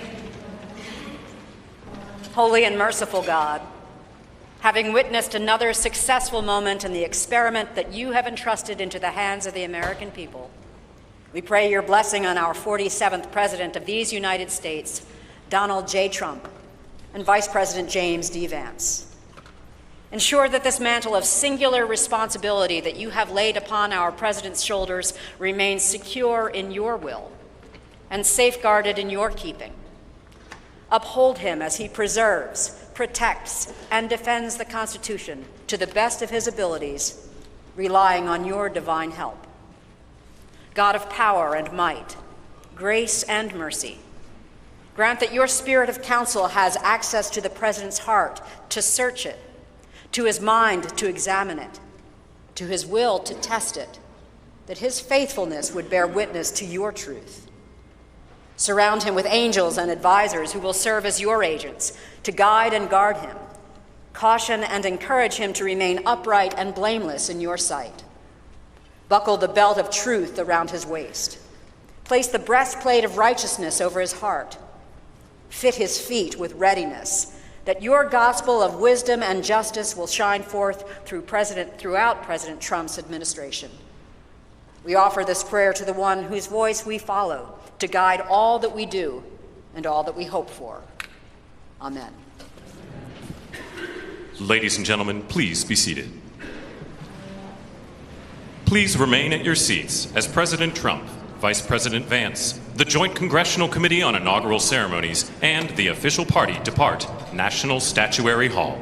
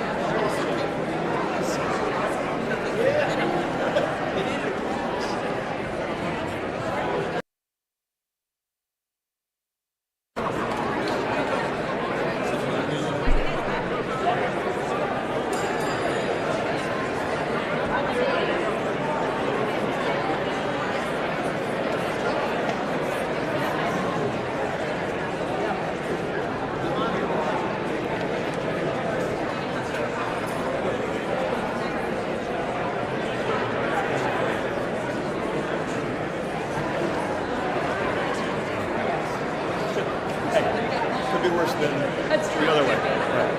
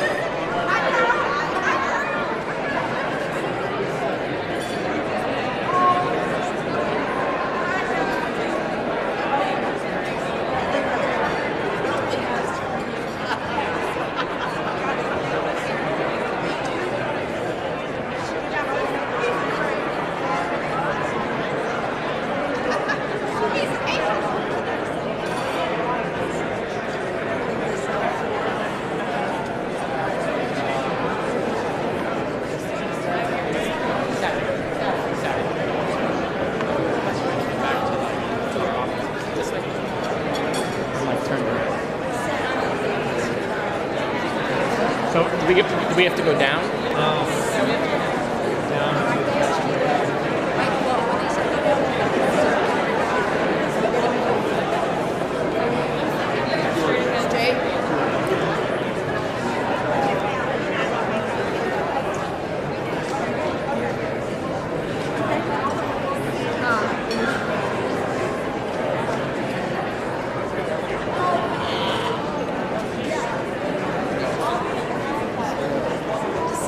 Step to the governor's mansion, and then 1600 Pennsylvania.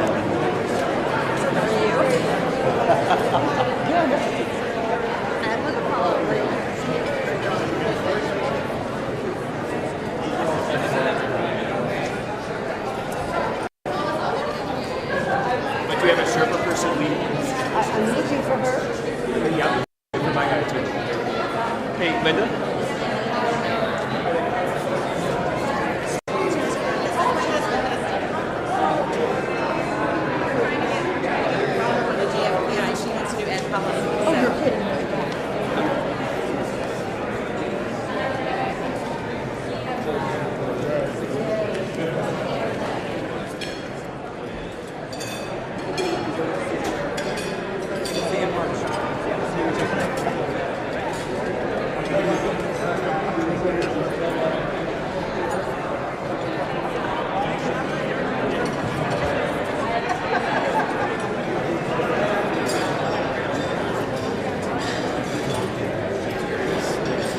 To the Village Hotel, and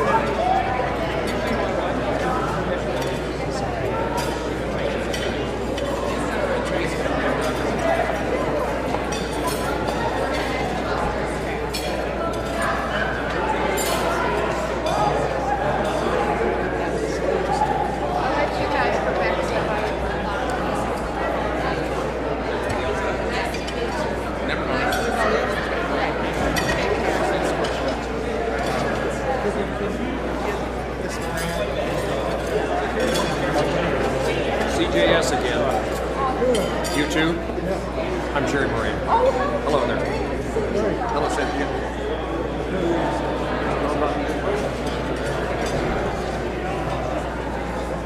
Same spot.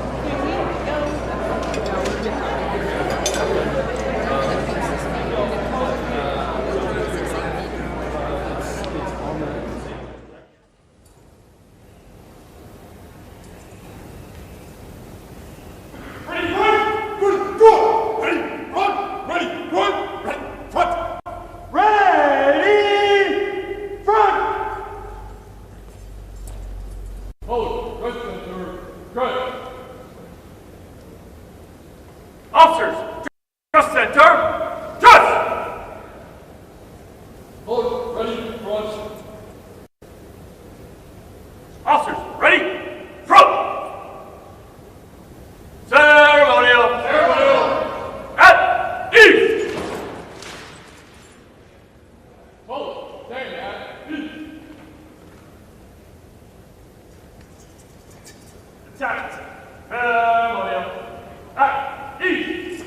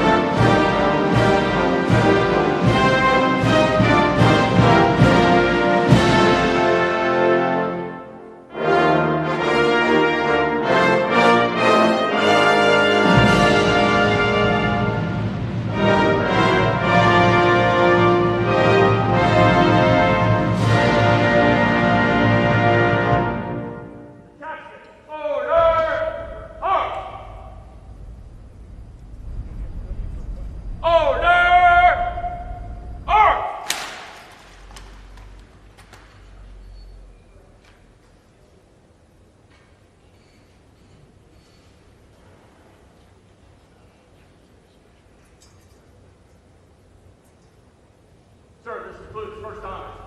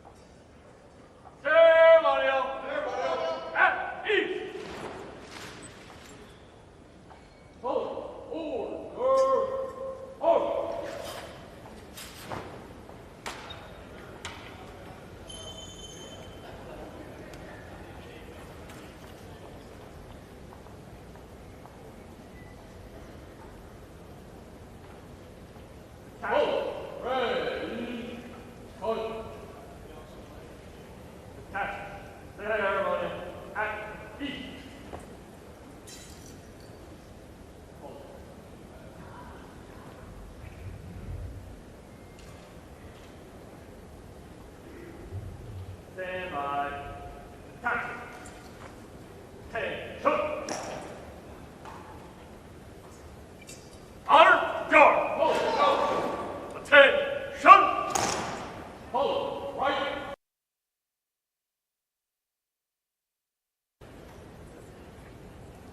Hold. Ready. Go. Commanders, take charge of your units.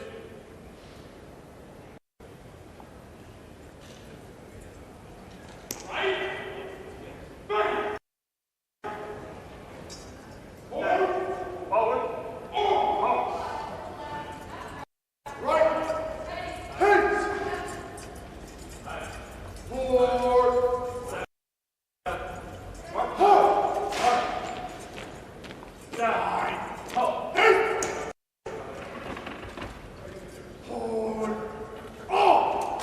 Return. Hold. Hold. March. Ready. Down. Right.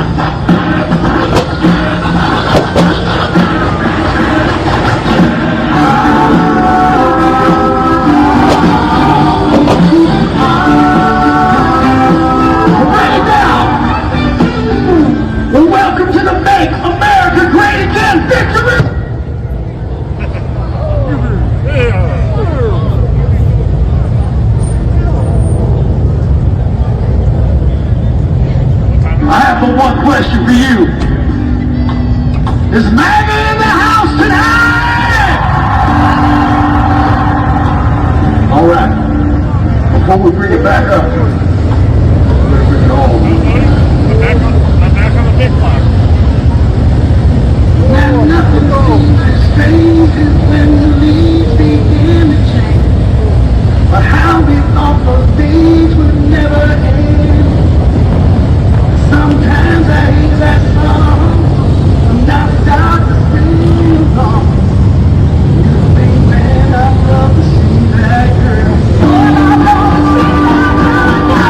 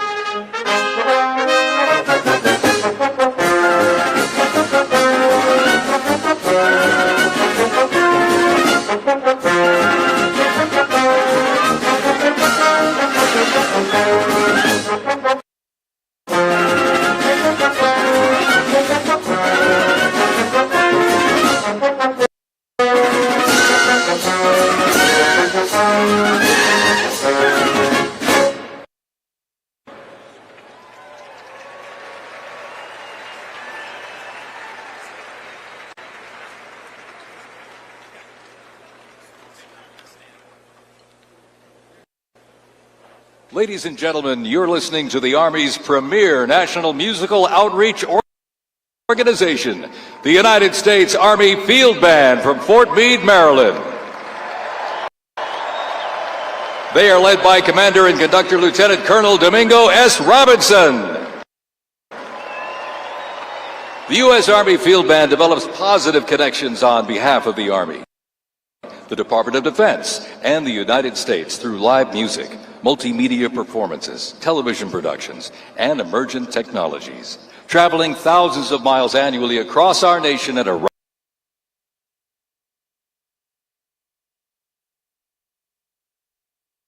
soldiers and veterans while strengthening ties with communities worldwide.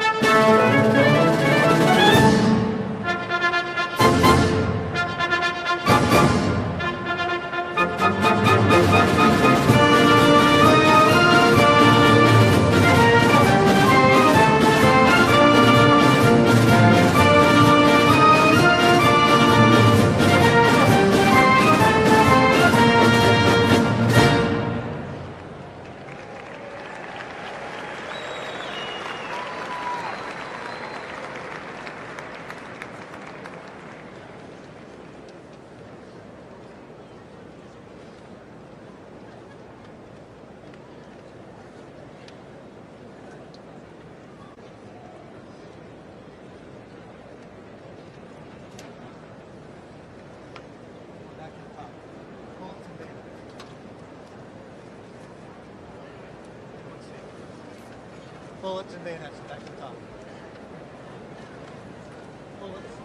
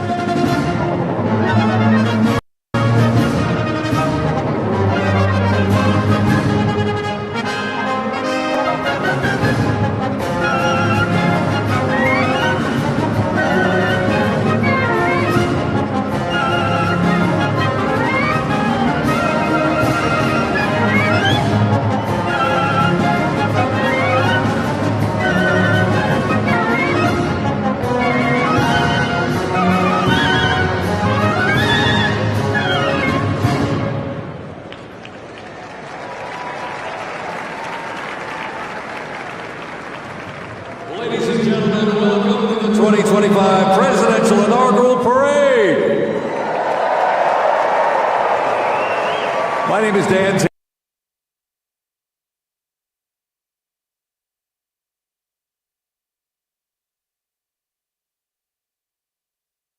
Wanted to keep us warm. And I can tell you something, the talent that's going to be coming through these doors into this arena, it is going to get hot in here tonight.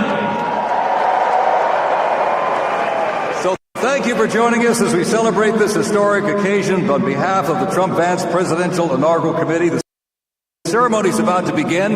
We're going to get things underway, so if you're with family and friends, been talking in the halls or whatever, get down to your seats, grab a snack. We're going to get the show on the road.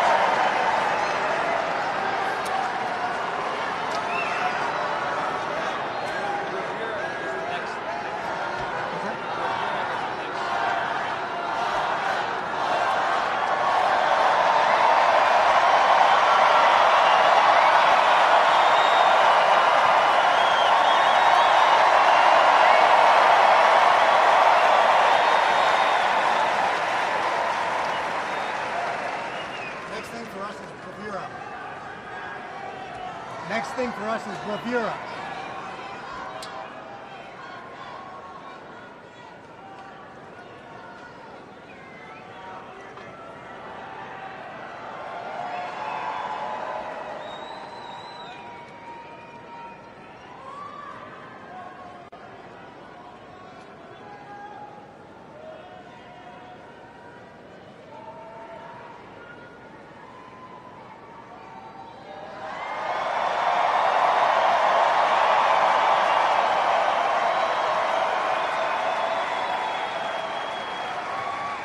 Ladies and gentlemen, we'd like to welcome the official Fanfare music group of the President of the United States.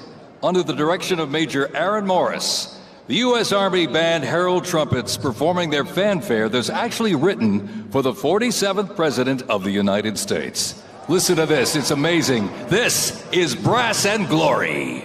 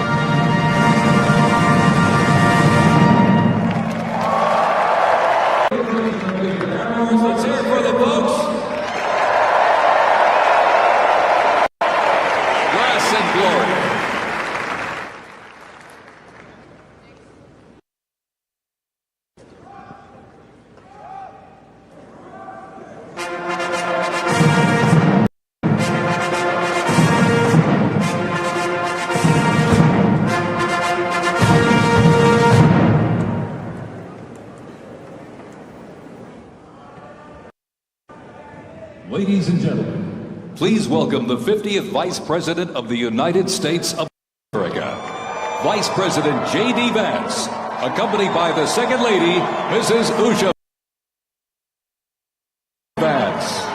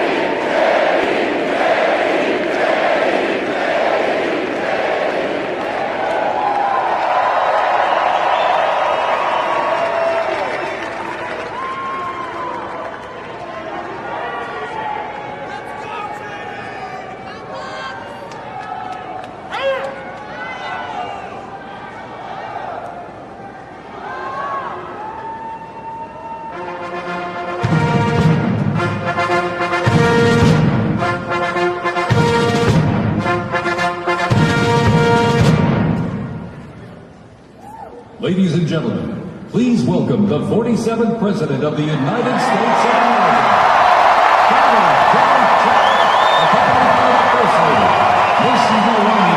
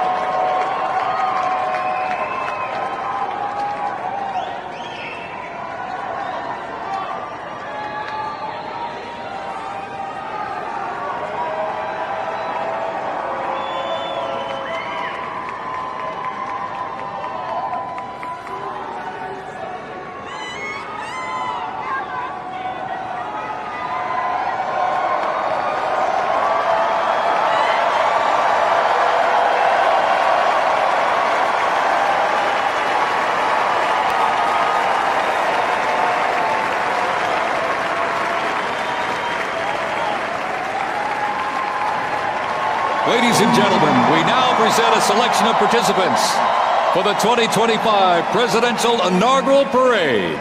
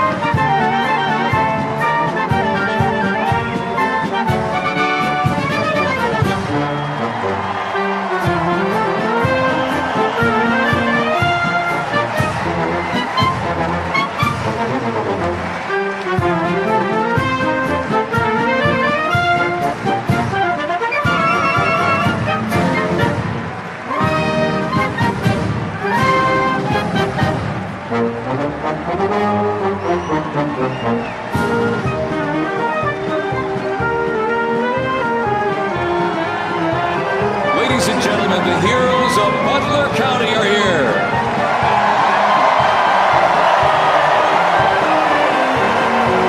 And they are here to pay homage to the life, selfless community service, and sacrifice of Corey Comparatori.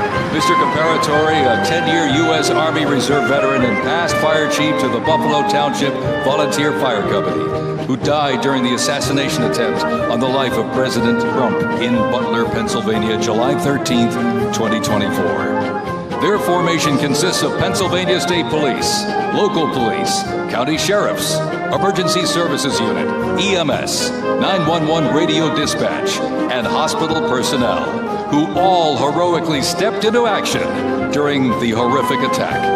They are also paying tribute to the courageous service of first responders nationwide.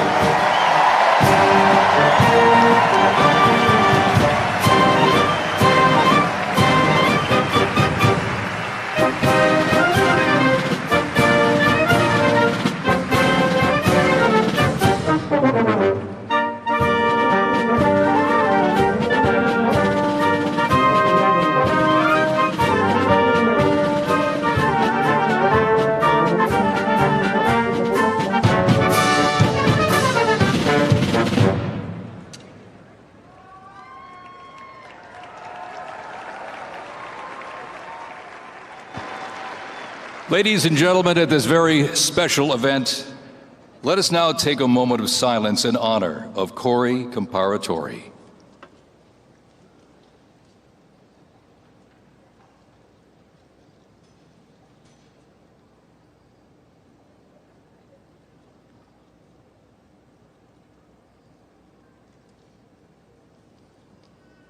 Thank you very much, ladies and gentlemen.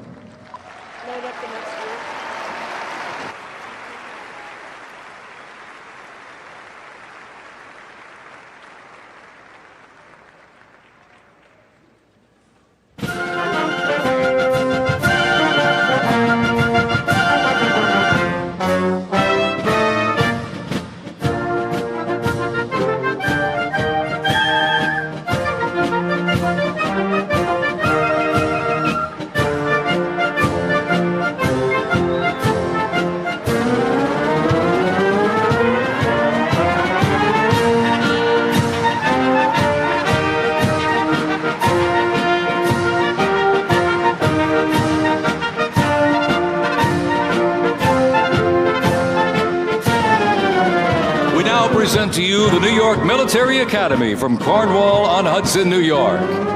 New York Military Academy stands out due to its unique connection to the president himself. President Trump is a 1964 graduate and has been enshrined as one of our alumni of distinction. This historic academy has been named a Junior Reserve Officer Training Corps, that's JROTC, and are marching with their cadet dress uniforms. Look at these, all modeled after post-World War I General Blackjack Pershing's gray uniform.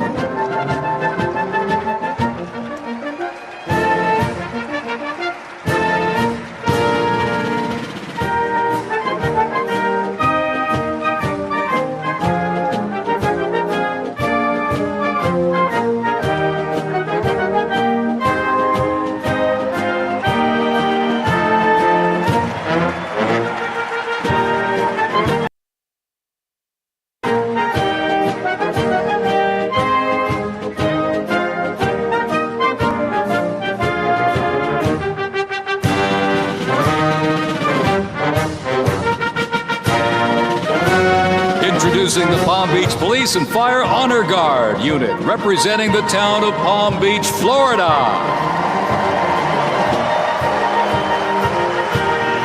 This group consists of police officers and firefighters from the town of Palm Beach, home to some of the most prestigious people in the world, including President Donald J. Trump.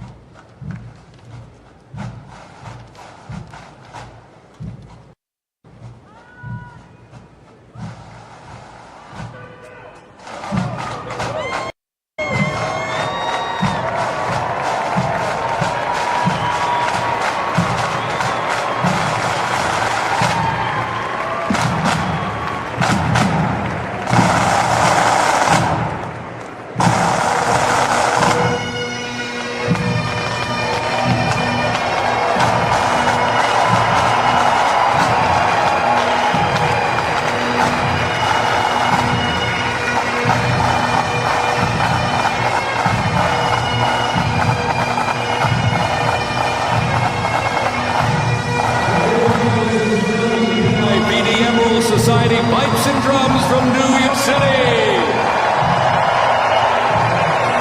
They have performed internationally in Ireland, Canada, Australia, Germany, and Switzerland. And as of this past December, the band has had the distinct honor to perform at the 75th commemoration of the attack on Pearl Harbor in Oahu, Hawaii.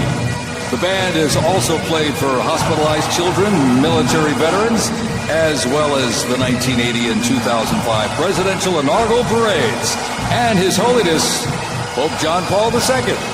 The NYPD Emerald Society Pipes and Drums formed way back in 1960. And you know, they are the oldest, largest police pipe band in the United States, comprised of all active and retired police officers of various ranks and assignments. Listen to those bagpipes. Let's hear it for them, folks.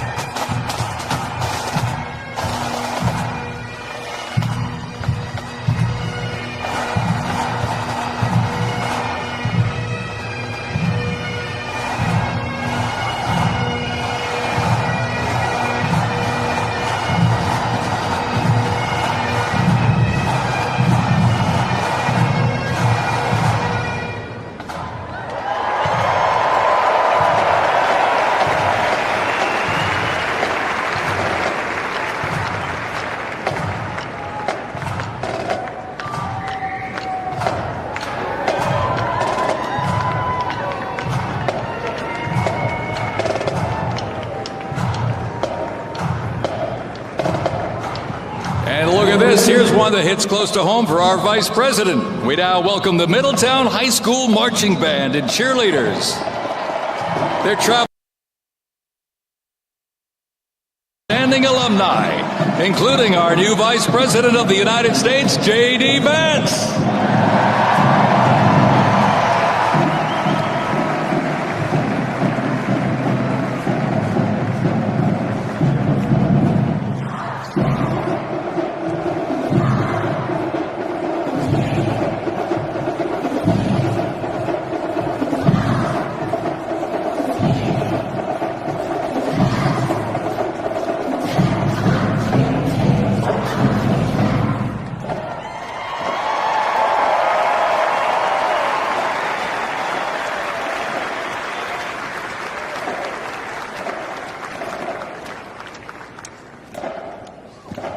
The band has performed in countless parades, community and sporting events, as well as competitions. They have also always qualified for the Ohio Music Educators Association state finals for 23 years straight. How about that? And have earned the highest rating in 18 of those appearances. Woo! And today they performed America's Sweet Land of Liberty.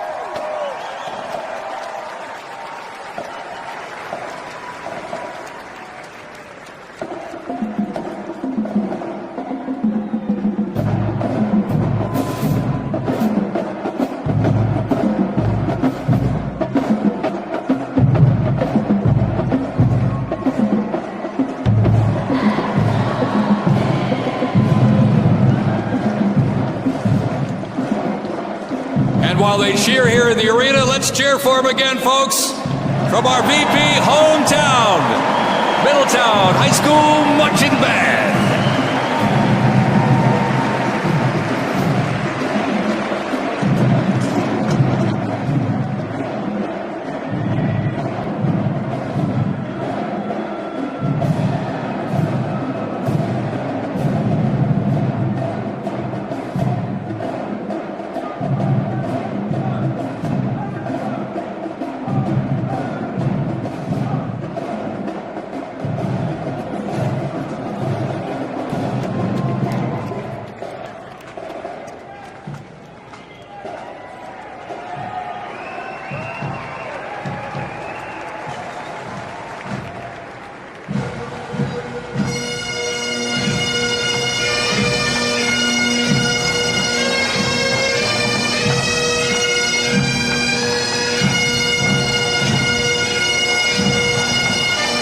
Ladies and gentlemen, entering the arena right now, traveling from Boca Raton, Florida, the Florida Firefighters Pipes and Drums.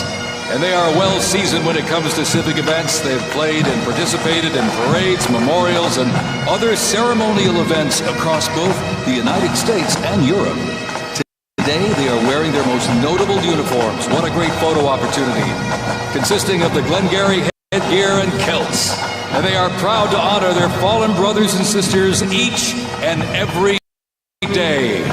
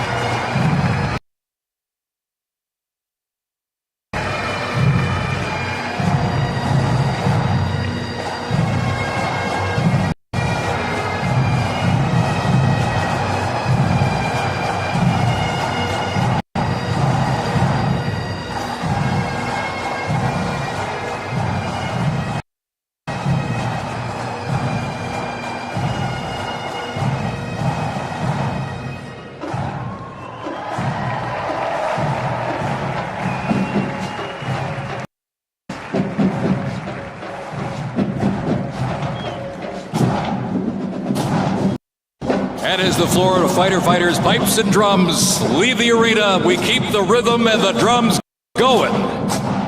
Please welcome the Stewart's Creek High School Marching Band. Traveling all the way from Smyrna, Tennessee, they are proud to represent the volunteer state in the 2025 Presidential Inaugural Parade.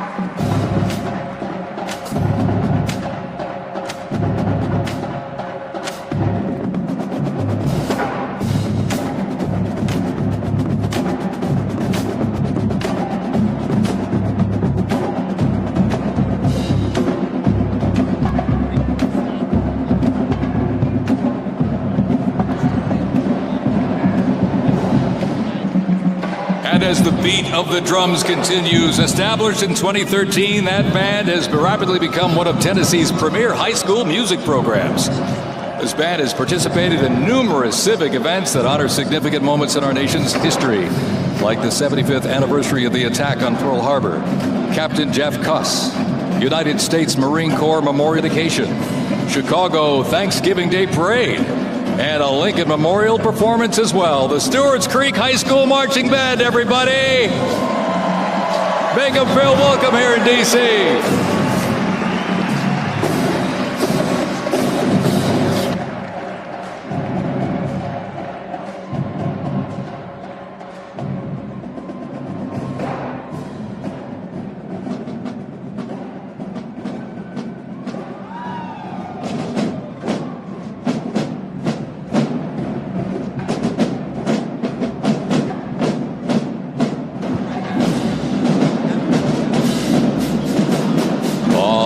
Ladies and gentlemen, now welcoming the Mississippi Valley State University Band.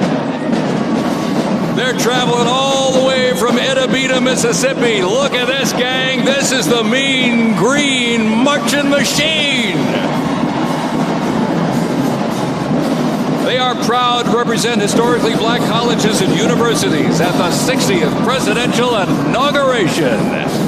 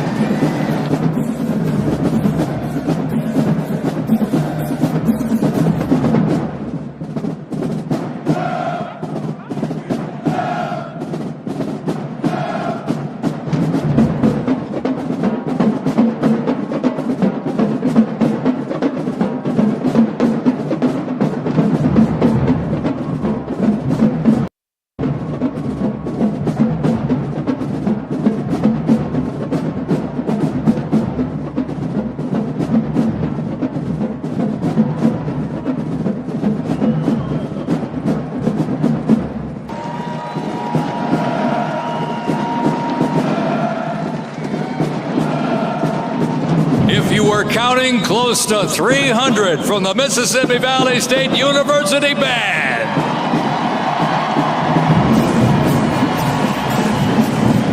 You know, since its founding, the band has consistently played a significant role at their university and across the United States. They have performed for athletic events, Mardi Gras parades, Rose Bowl parades, and many, many more.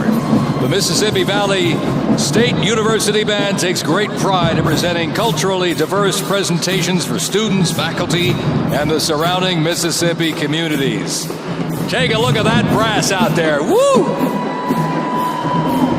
That's just part of the big green marching machine.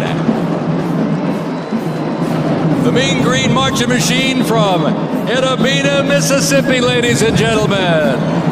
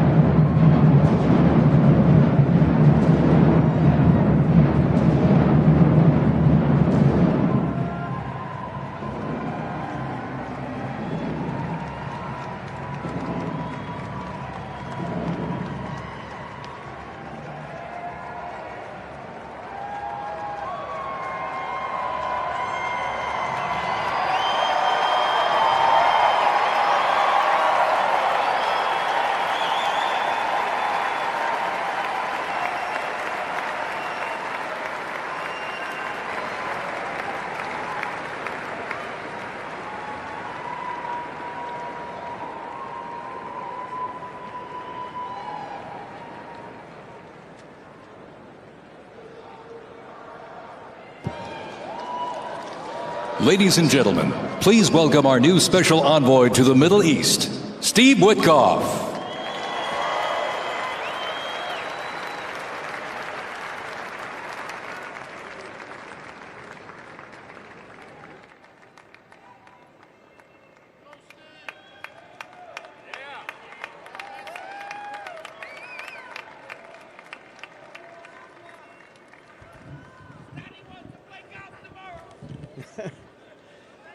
Good evening, everybody. I was appointed by President Trump to be the special envoy for peace in the Middle East.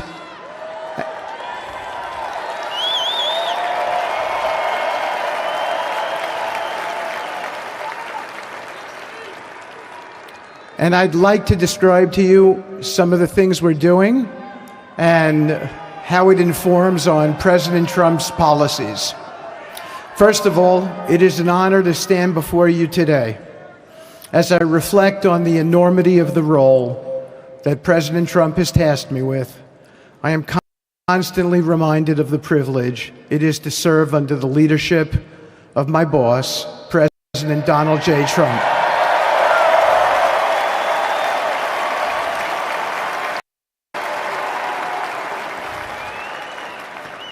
His presidency has provided a clear, bold vision for the Middle East, and it is this vision that guides every step I take in the mission.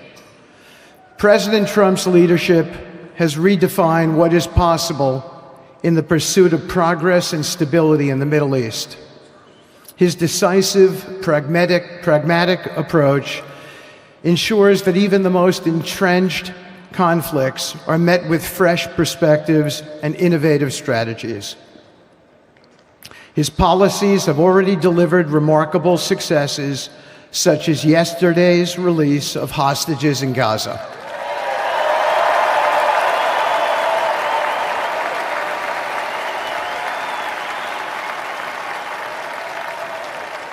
Thank you.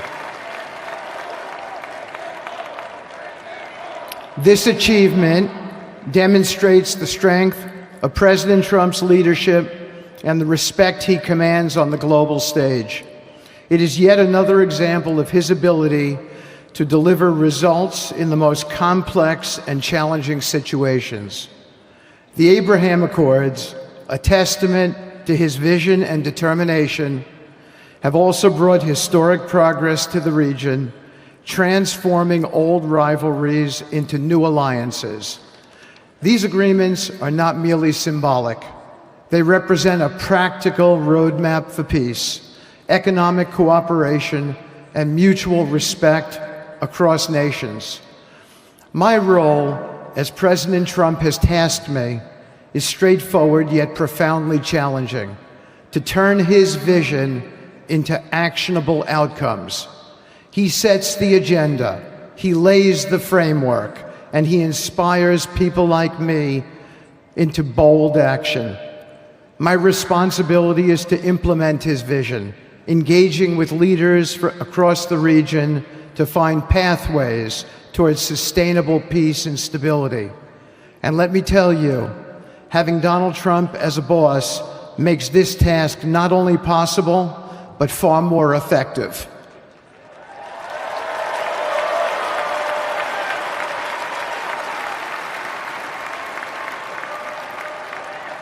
President Trump's reputation as a leader who delivers results resonates far beyond Washington. Leaders in the Middle East know he means what he says. His ability to cut through bureaucratic gridlock and focus on tangible results is the game changer. It allows me to approach delicate negotiations with the confidence that the full weight of the United States is behind me. The principles President Trump has laid out for our approach to the Middle East and foreign policy in general are fourfold, and they are clear. 1, respect for sovereignty. Every nation deserves the right to determine its own destiny, free from the interference of external powers. 2, economic prosperity as a bridge to stability. Through economic partnerships and investment, we can build a foundation for cooperation that transcends historical grievances. 3, courageous diplomacy. Real progress requires difficult conversations and bold decisions, and it is through these that trust is built and maintained. And finally, 4, reciprocity and accountability. The United States requires reciprocal actions from our partners. We are done carrying the financial burden for nations that are unwilling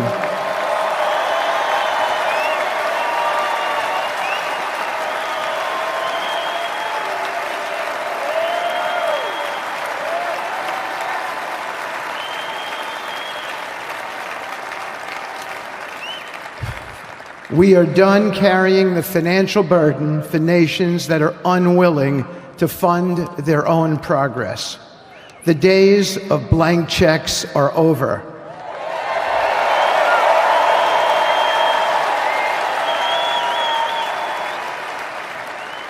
Partnerships under President Trump's leadership must be equitable, and contributions must reflect shared commitments to our goals.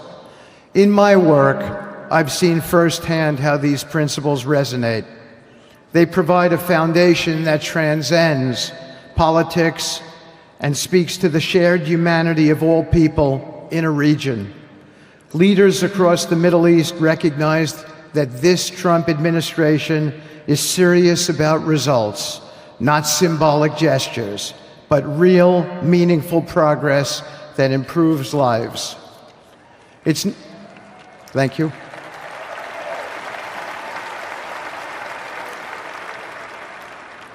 It's not always easy. There are moments of deep challenge and frustration. Decades of mistrust cannot be undone overnight. Yet I take comfort in knowing that I am not in this alone. President Trump's clarity of vision ensures that I never have to question what success looks like. His leadership provides the confidence and direction necessary to navigate these complexities. As we move forward, my commitment is to continue the work of advancing President Trump's vision for the Middle East. Whether through expanding the Abraham Peace Accords, fostering economic development, or facilitating dialogue between long-standing adversaries, my focus remains on actionable results. Let me close by saying this: a stable and prosperous Middle East is not an unattainable dream. It is a goal within our reach, made possible by strong leadership and unwavering commitment. Under President Trump's guidance, we are proving that the impossible can become reality. Thank you, but I have one more thing to say. We have some special people for me to introduce you to tonight. President Trump has been talking to them as well. They are the families of hostages from Israel who have been in Gaza for the last year and a half. There are many of them here today. Several of the families have lost children and loved ones, and they're here because they're part of an effort to retrieve their bodies so they can be buried in a proper way. Several have children who are still in captivity. There is an American family here whose loved one is scheduled to come out in 14 days, and they're going to be meeting the president tonight. So let's give them all some love and a big hand. Come on up.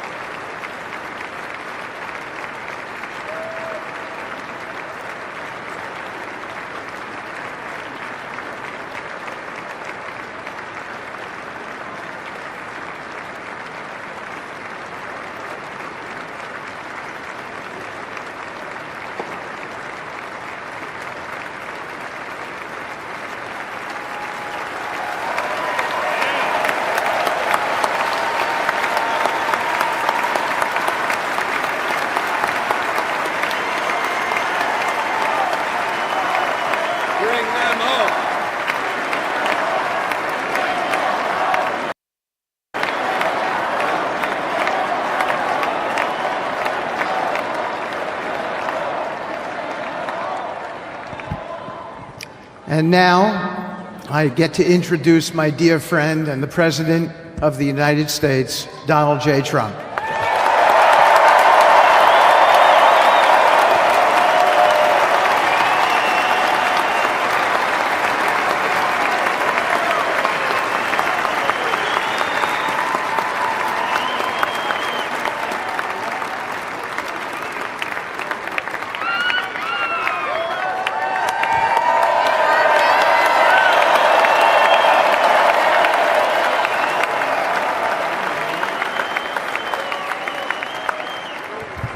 Thank you very much, everybody. Appreciate it. Thank you.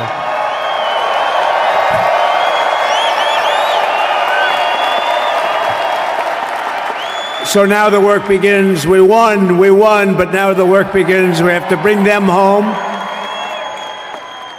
And you know, tonight I'm going to be signing on the J6 hostages, pardons, to get them out. And as soon as I leave, I'm going to the Oval Office and we'll be signing pardons for a lot of people, a lot of people. And thank you to Steve Witkoff. He's a great guy. He's a friend of mine. He's been a very successful man. He's a great negotiator. He's a wonderful guy. People love him. And he's got a tremendous power of persuasion. And that's what we need. We don't need stiffs. We don't need stiffs. We got a lot of stiffs. You just had a whole load of them. And to the former hostages with us today, welcome. And welcome home. Some of the folks that came home yesterday, you saw that. More coming home every day now. They're coming home. But they were hurt. They were hurt. They were hurt. One had her head blown off, fingers on her hand, and her hand indeed was blown off. She was trying to defend herself from a bullet being fired. Do you believe this? A bullet knocked off her hand. I don't know. You look at it, it's a disgrace. We never stopped praying for you, and we're so glad that you're reunited with your friends and families, and God bless you all. And some of them are just saying, no, my son is gone, but please just bring home his body. Right, Steve? Many of you have told me that your son is gone, but bring home his body. It should have never happened. 3 years, it's ridiculous. Should have never happened. Wouldn't have happened. I also want to express my tremendous to join us in this celebration. It's a celebration of a big win.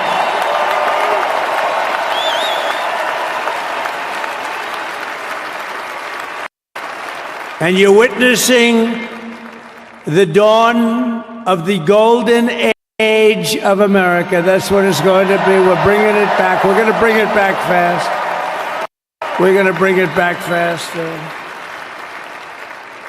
Let us also thank the incredible service members, National Guardsmen, Police, Secret Service, and law enforcement personnel who are keeping us all safe, even though they are great people.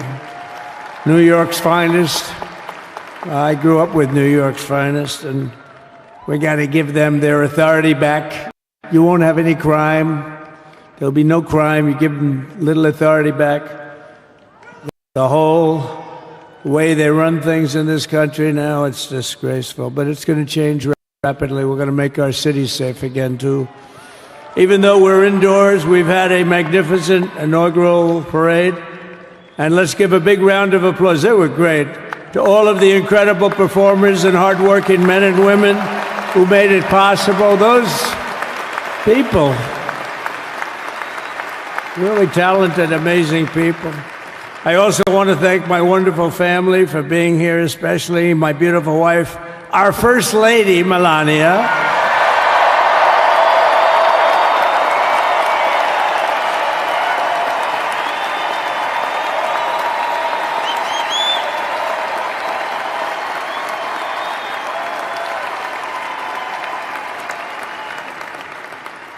I love our First Lady. And also, JD. How good has JD been? And his beautiful wife, Usha. How good is JB? JD has been great. He's another good negotiator, Steve. He's a great negotiator, too. We need negotiators in this country.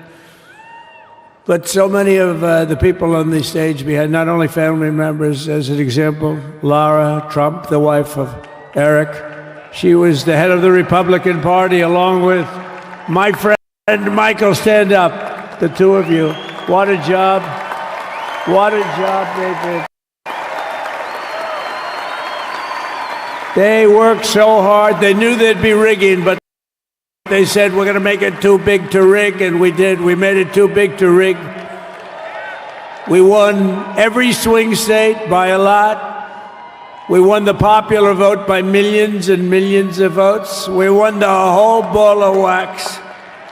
And now we're going to go and drill, baby, drill, and do all the things that we've wanted to do and bring your costs down, your prices down, and make our country safe. So thank you very much. A nice job in the administration. I said, no, I'm leaving you right where you are. You've done a very good job. We're not moving you, Michael. I'm sorry. Anyway, thank you very much. Appreciate it. Appreciate it very much. Right here with us also in the arena, I'm about to sign some very important executive orders of our new administration. Hey, Don, will you stand up, please? Don is another one. How about Don? This guy.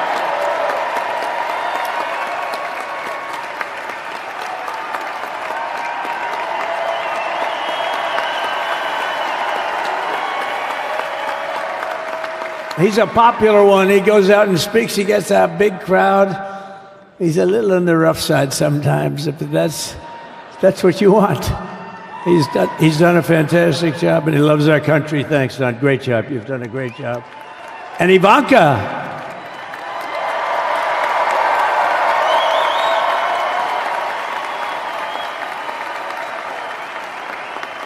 And you know, Jared negotiated the Abraham Accords, which are the biggest deal made in the Middle East in many, many years, and it's really something. Jared, stand up, Jared.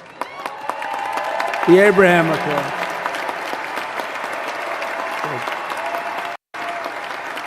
And Tiffany's going to have a little baby. And Michael.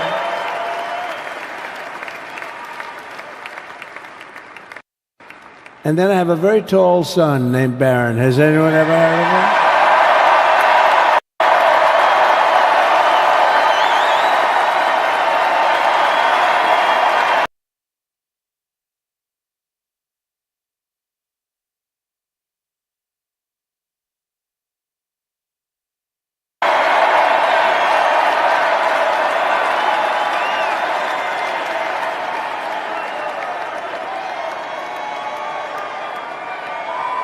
Thank you.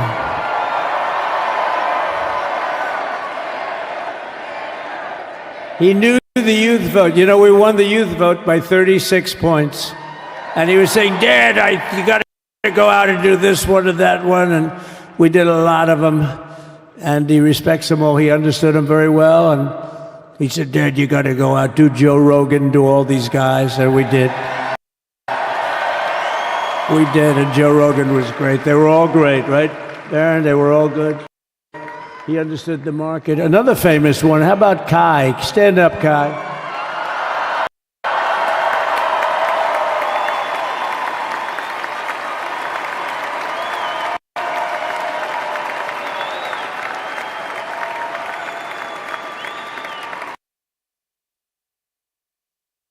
Stand up, Byron. Stand up. What a future this one has. What a future. That's great, Byron. Thank you very much. And how about Lutnick, Secretary of Commerce? He's going to take in more money than any country has ever even thought about. He's going to take in some money.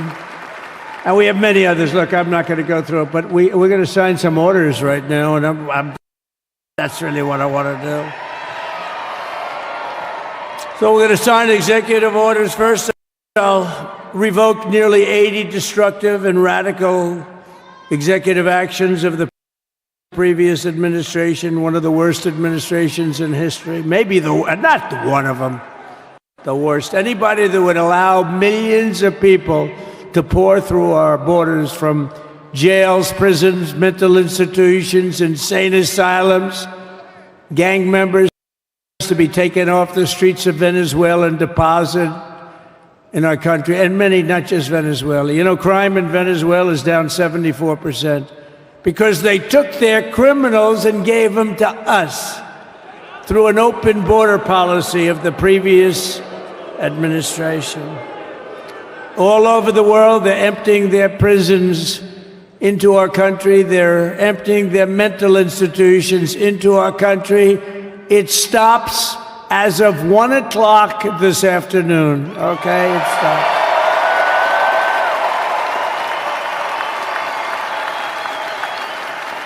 So I'm revoking nearly 80 destructive, radical executive actions of the previous administration. They'll all be null and void within about, 5 minutes? Is that them over there? 5 minutes? And next, to gain immediate control of the vast federal, out-of-control bureaucracy, I will implement an immediate regulation freeze, which will stop Biden bureaucrats from continuing to regulate. Most of those bureaucrats are being fired. They're gone.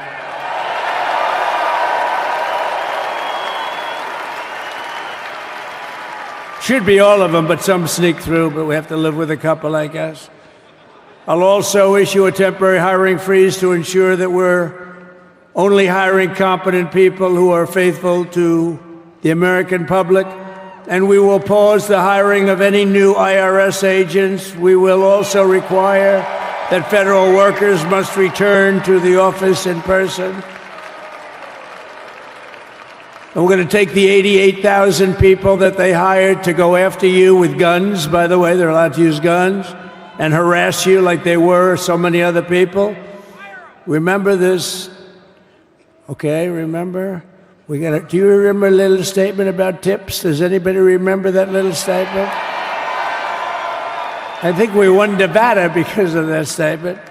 But they went out and harassed you over the tips. In other words, we are restoring control of our government to the people. We're going to take those 88,000. Let's see if they'd like to work on the border, because that's where we want them, really.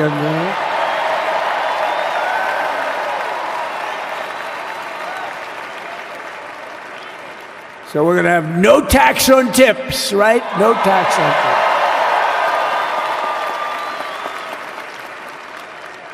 And we may have, like the Speaker of the House, is he here? He's done such a good job.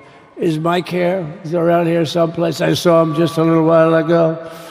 Hello, fellas. Look at you guys. Yeah, I know it. He's great. He's doing great.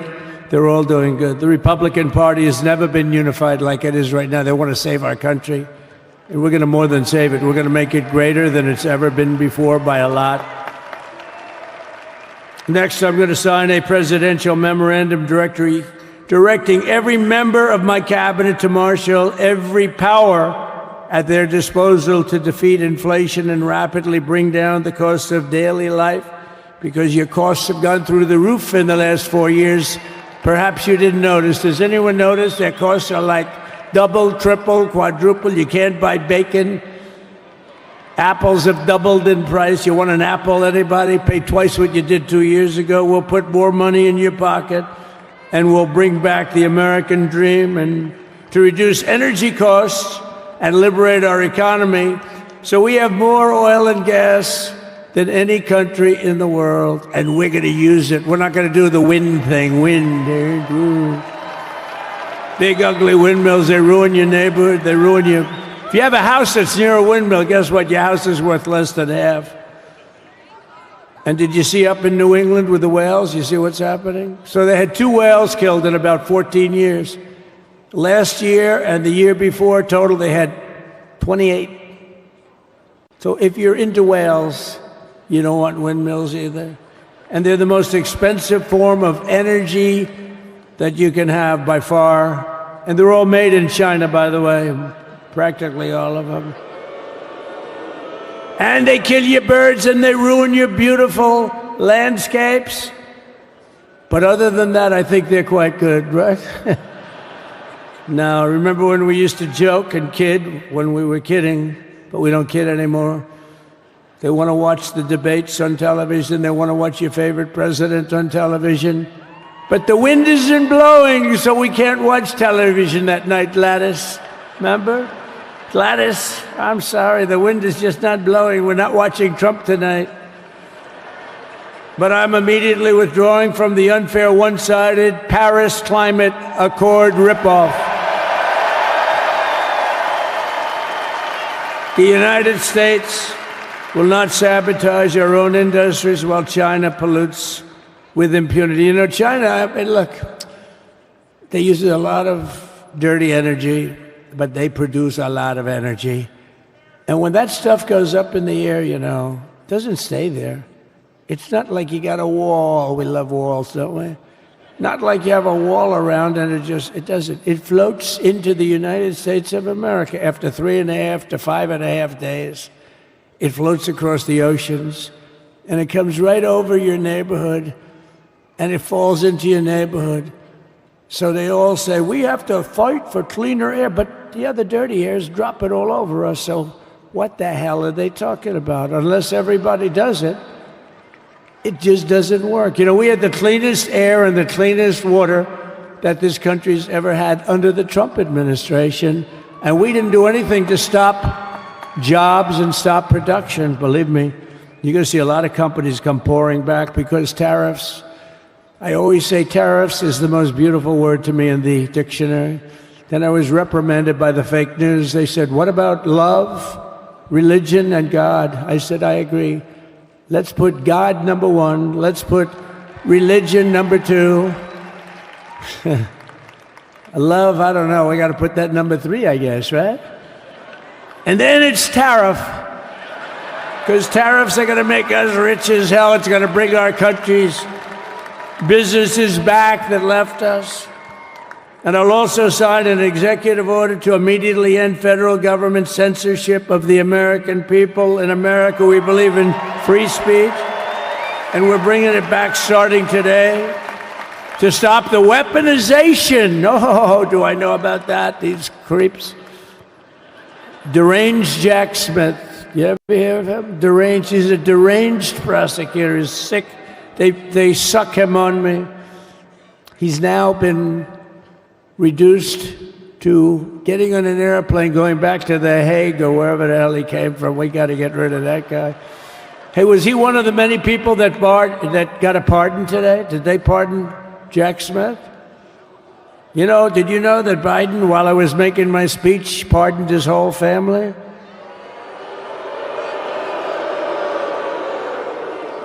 The brother, the whole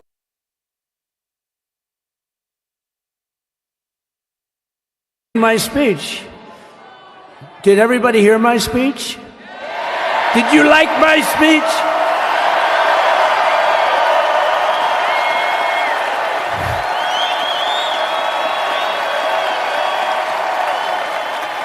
Thank you. I mean, the only thing wrong with it is I had a lot of tough things to say, and I have some great people that work for me. Sir, this is such a great speech. It's so unifying. Don't talk about Biden with his pardons of his family. We want a unified country. They said, don't talk about the J6 hostages that you're going to be releasing today. Sir, don't put that in your speech, please. I said, I want to put it in my speech. They said, sir, it won't be unified like it is. It's so beautiful the way it is. And it is getting great reviews. You know, if I put things like that in, I'll get terrible reviews. One little paragraph that's a little bit wrong, the fake news goes crazy, right? So I said, all right, I won't put it in my speech, but you know what? I'm speaking in front of a hell of a lot of people at a place called Capital One Arena, and I'll talk about it there. So we're going to We're going to be going over the beautiful Oval Office, one of the great offices in history. Even if it wasn't beautiful, it's the Oval Office, but it is beautiful. And we love the Oval Office. It all starts with the wars start and end there. Everything starts and ends at the Oval Office. We love it. But we're going to go to the Oval Office. We're going to release our great hostages that didn't do, for the most part, they didn't do stuff wrong. You take a look at what went on, and look what happens in other parts of the country. In Portland, where they kill people, they destroy the city, nothing happens to them.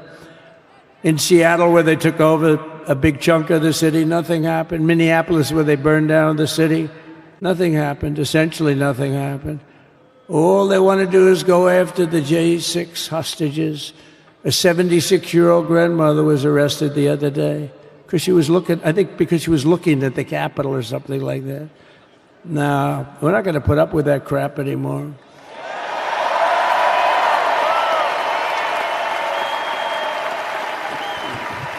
And to stop the weaponization of law enforcement, I've been investigated more than any human being in the world.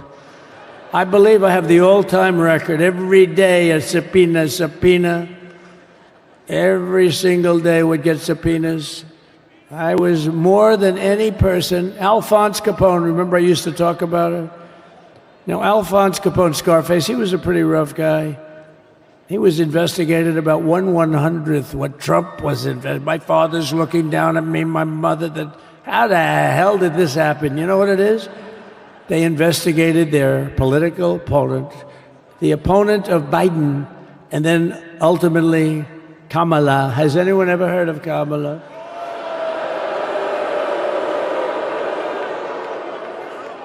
We had to beat two opponents, you know? We had to beat Biden, then we beat him.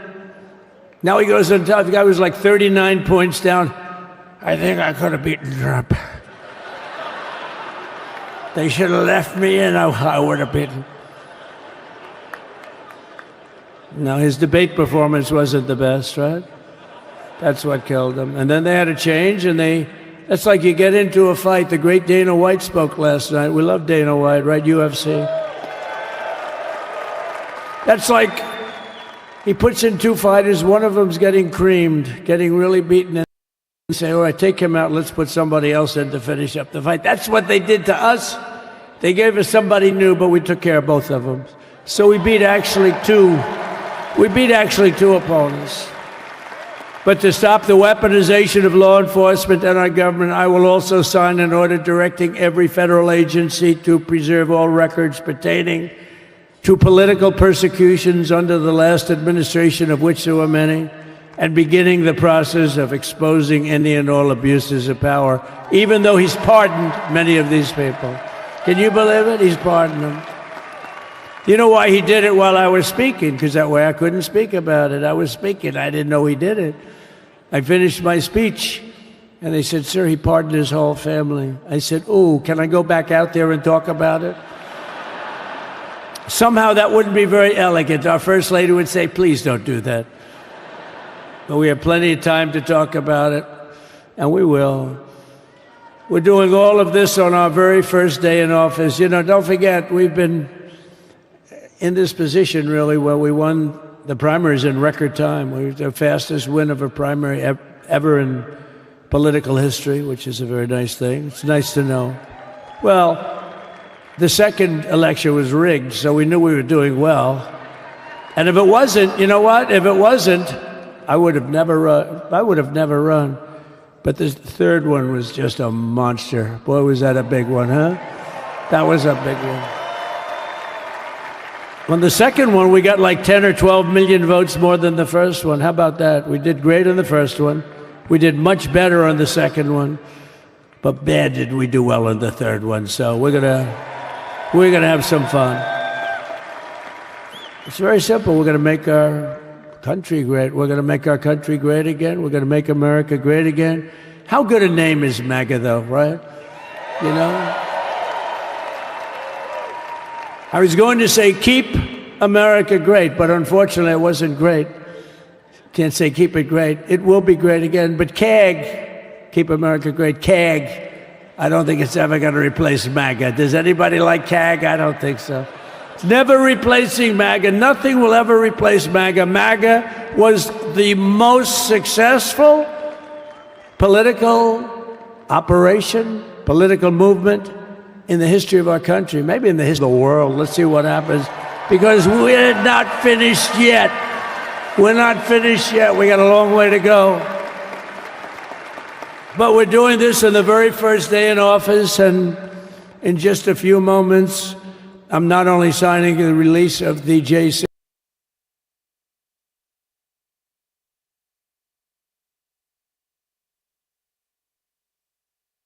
hostages, I'm signing other things that you're going to love. Oh, you're going to be happy reading newspapers. The place is full to the rafters. You don't have any. Look at those people up there.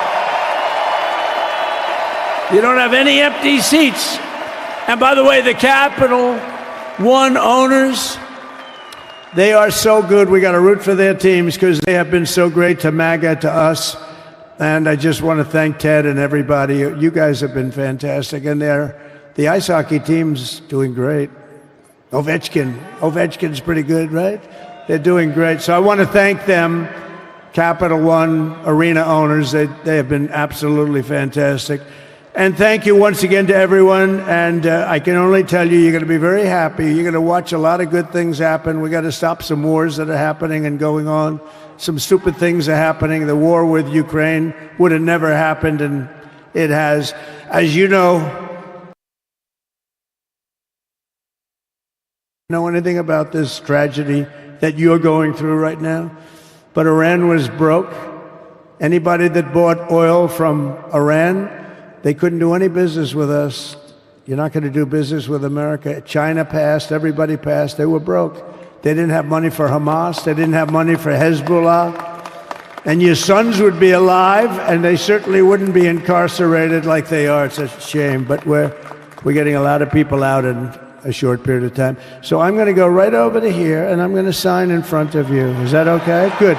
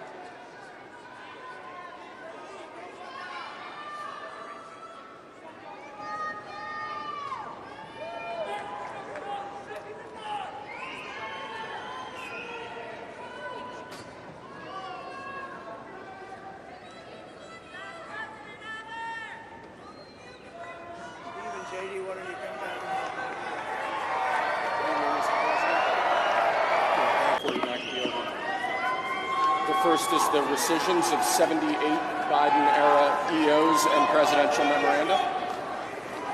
You want to call it out? Do you want to say it? You want to say it? Oh, if you want me to, sir. Why don't you say what I'm signing? Sure. The first item that President Trump is signing is the rescission of 78 Biden-era executive actions, executive orders, presidential memoranda, and others.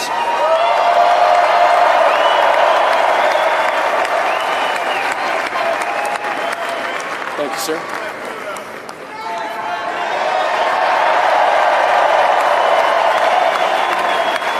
Thank you. The second item, President Trump, is a regulatory freeze, as you announced in your speech, preventing bureaucrats from issuing any more regulations until we have full control of this, the government and this administration.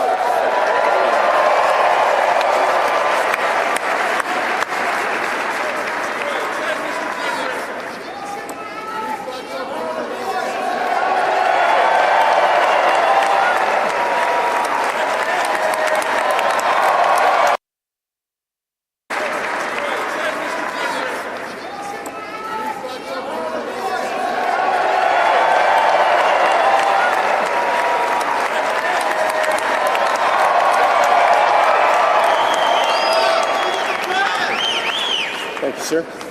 Sir, can I have a pen? The next item, sir, is a freeze on all federal hiring, excepting the military and a number of other excluded categories, again, until full control of the government is achieved and we understand the objectives of government going forward.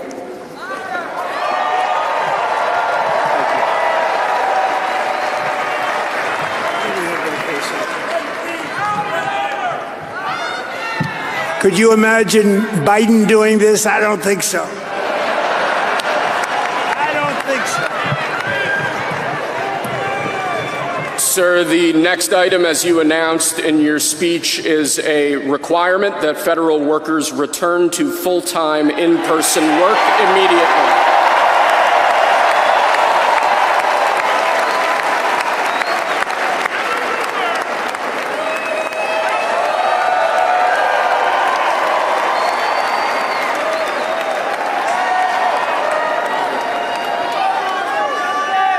Thank you, sir. Next, we have a directive to every department and agency in the federal government to address the cost of living crisis that has cost Americans so dearly.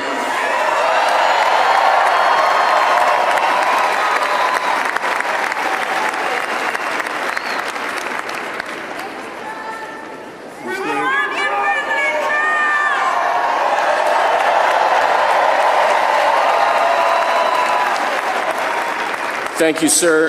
The next item here is the withdrawal from the Paris Climate Treaty.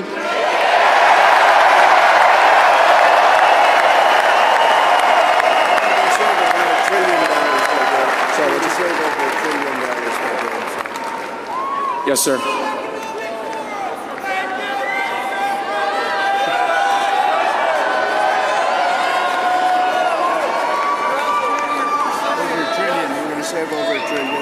We're going to save over $1 trillion by withdrawing from that treaty.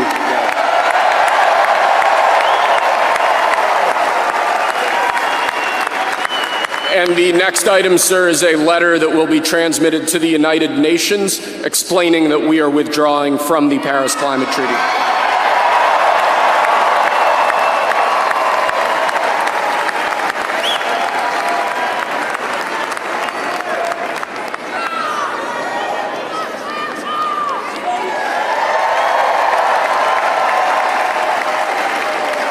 Thank you, sir. This next item is a directive to the federal government ordering the restoration of freedom of speech and preventing government censorship of free speech going forward.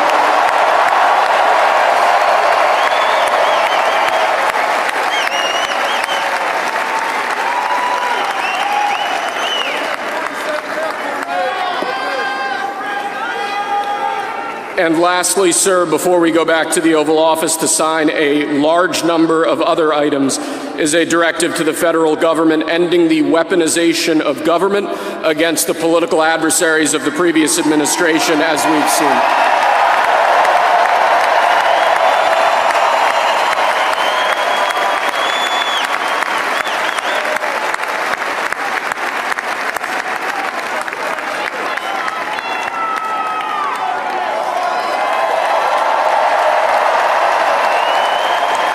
Thank you very much, sir.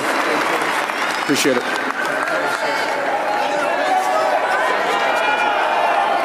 Pretty fun job.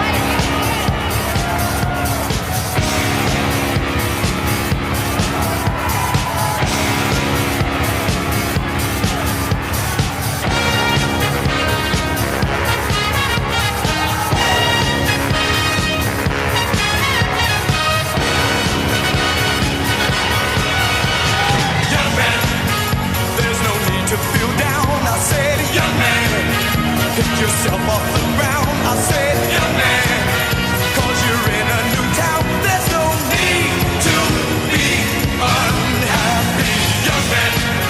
There's a place you can go.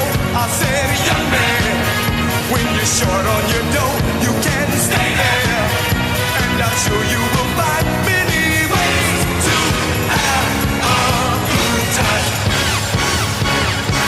It's fun to stay at the YMCA. It's fun to stay at the YMCA.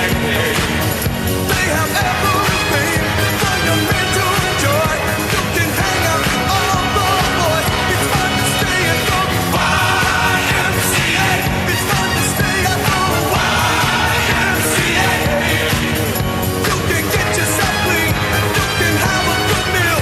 You can do whatever you feel. Young man, are you listening to me? I said, young man, what do you wanna be?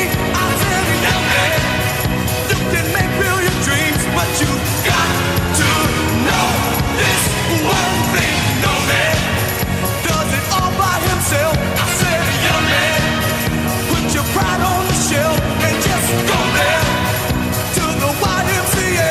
I'm sure they can help you today. It's fun to stay at the YMCA. They have everything for your men to enjoy. You can hang out with all the boys. It's fun to stay at the YMCA. It's fun to stay at the YMCA. You can get yourself clean. You can have a good meal. You can do whatever you feel. Young man, I was once in your shoes. I said I was down and out with the blues. I felt no man cared if I were alive. I felt the whole world was so tired. That's when someone came up to me and said, young man, take a walk up the street. It's a place there called the YMCA. They can start you back on your way. It's fun to stay at the YMCA. It's fun to stay at the YMCA. They have everything for your men to enjoy. You can hang out with all the boys. YMCA. It's fun to stay at the YMCA. Young man, there's no need to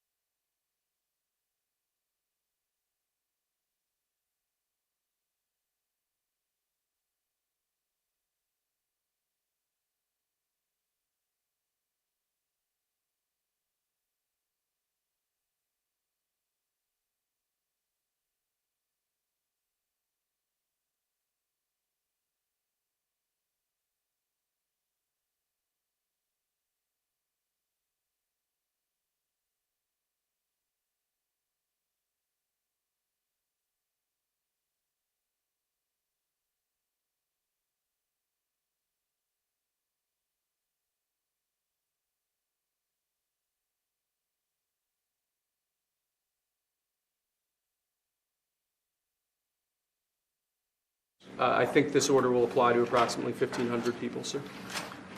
So this is January 6th. These are the hostages. Approximately 1,500 for a pardon. Yes. Full pardon. Full pardon or commutation? Full pardon.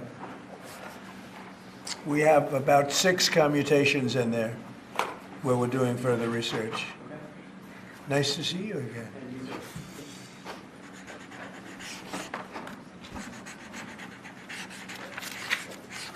So this is a big one. Anything you want to explain about this? We hope they get them. We hope they come out tonight, frankly. They're expecting it. Approximately 1,500 people. Six commutations. Were there any cases you did not commute or pardon people? We're looking at different things, but the commutations would be the ones that we'll take a look, and maybe it'll stay that way, or it'll go to, full pardon. And the order does require the Bureau of Prisons to act immediately on receipt of the pardons and Right. commutation orders. Sir, this is an Why don't we get that down so they can get them going right now? Yes, sir. Is that okay? Yep, absolutely. This is a proclamation guaranteeing the state's protection against invasion based on the current crisis at the southern border. It invokes various executive powers relating to the ongoing invasion at the southern border.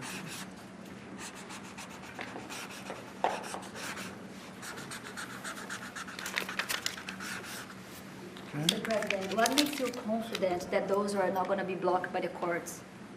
I don't think they will. I don't think they can be. They're very straight up. Why don't you take that and go over here? Could you get him over here, not on the side angle? Do you mind? Just go right over here with your friends. Okay? Sir, this with American principles and American interests.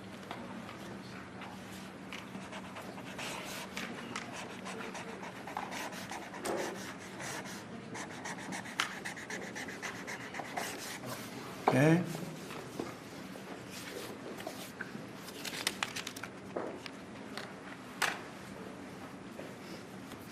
Okay. Thank you, sir.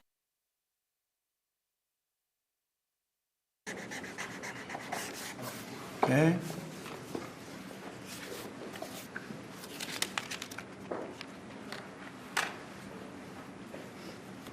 Okay. Thank you, sir.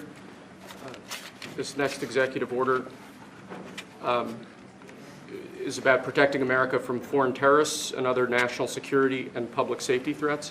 Again, crisis at the border, but it goes beyond that and it implicates other executive powers as well. Okay.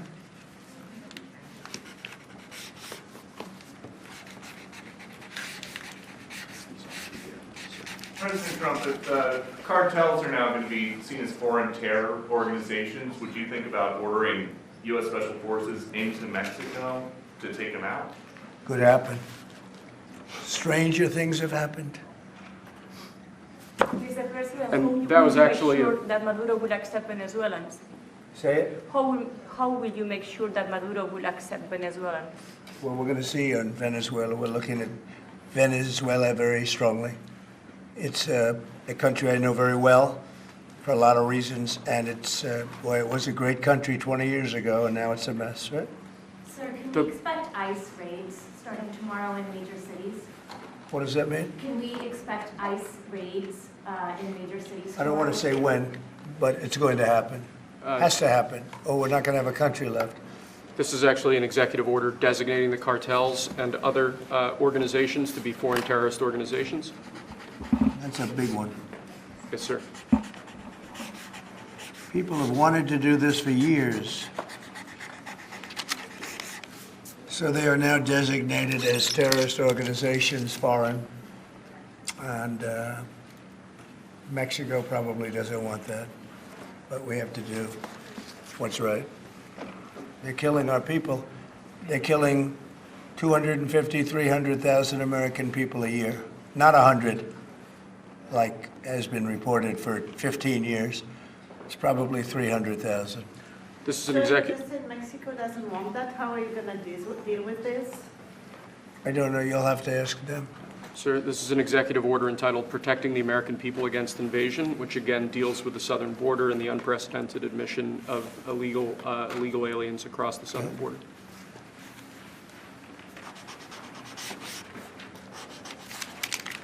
What do you see the biggest national security threat to the U.S., Mr. President? What's going to be your priority on foreign policy? Say? What's going to be your priority on foreign policy? What do you see as the biggest Well, national foreign security policy is a threat? big statement. I mean, my priority on foreign policy, it's going to be to keep America safe. Very simple. It's a big question, though. That's a very big question. Who is going to be the first foreign leader that you plan to meet, or who are you going to call tomorrow on your first day in I've office? already been meeting people. I've been meeting them. I've been talking to them. I met with Prime Minister Trudeau, who I call Governor Trudeau. I met with numerous foreign leaders. Go ahead. Sir, this next order relates to the definition of birthright citizenship under the 14th Amendment of the United States. Yeah, that's a good one. Birthright. That's a big one. What about that one in the courts? That one is likely to be passed. Could be. We think we have good grounds, but you could be right. I mean, you'll find out. It's ridiculous. We're the only country in the world that does this with birthright, as you know. And it's just absolutely ridiculous. But, you know, we'll see. We have very good grounds. Sir, People have wanted to do this for decades. Sir, this is a proclamation declaring a national emergency at the southern border of the United States. That's a big one. A lot of big ones, huh? You know what that means, right? President Trump, did President Biden leave you a letter? He may have. Wait. Don't they leave it in the desk? I don't know. Oh. What's in there? Thank you, Peter. It could have been years before we found it. Wow. Thank you. What does it say on the outside? Maybe we should all read it together. Let's read it. Well, maybe I'll read it first and then make that determination. That sounds great. Peter, thank you very much. I may not have seen this for months. Happy to help with the passing of the torch. I did. I left him one in the desk just like this. What did you talk to him about? Unification of our country. You know, I didn't know that he gave a pardon to his family because he did it during my speech. He didn't tell you in the limo? No, he didn't tell me. No. He did it. They released it during my speech. I mean, during my speech. So all I could do was say, excuse me, I'd like to come back and speak some more. So, no, we were surprised by that. It's bad precedent, obviously. Where are you thinking on tariffs on Mexico, given these actions you're signing on the border? Well, we're thinking in terms of 25% on Mexico and Canada because they're allowing vast numbers of people. Canada's a very bad abuser also. Vast numbers of people to come in and fentanyl to come in. When do you think you would enact those? I think February 1st. Are you planning on giving notice of that? I think we'll do it February 1st. 25% on both, sir? Sir, on each. On each, yes. this is an executive order taking a large number of executive actions to secure our southern border. Okay. Sounds reasonable. President Trump, we remember 4 years ago, Barack Obama had told you that the top threat to the country was going to be North Korea. Did Joe Biden tell you what he thinks the top threat to the country is right now? No. Why not? I think we have a lot of them. Right now, I think we have a lot. I think North Korea turned out to be good. I was very friendly with him. He liked me. I liked him. We got along very well. They thought that was a tremendous threat. Now, he is a nuclear power, but we got along. I think he'll be happy to see him coming back. And I think he has tremendous condo capability. He's got a lot of shoreline. Thank you, sir. Are you going to work with countries from South America to coordinate on immigration? About who? About immigration in general. This is an executive order. Sorry, sir. I'm fine with legal immigration. I like it. We need people, and I'm absolutely fine with it. We want to have it. We need it because we're going to have a lot of companies coming in to avoid tariffs. You know, if you don't want tariffs. All you have to do is build your plant in the U.S. So we're going to have a lot of workers coming in, but we have to have legal immigration. Do you have a date in mind for when you want to put in on the China tariffs that you talked about? Which one? 60%? No. You're talking about which? Say it again. The China tariffs, the broad Oh, China? tariffs. Well, as you know, I put on large tariffs on China, and they've really been forced to leave them. And if we didn't leave them, you wouldn't have one steel mill that's open in this country because they were dumping massive amounts of steel. We've taken in hundreds of billions of dollars from China because they were unable to terminate the tariffs I put on China because it was too much money and the budgets didn't work, and other reasons too. No, I mean, we're going to have meetings and calls with President Xi. I spoke to President Xi last week, as you know. Did you know that? I had a very good phone call.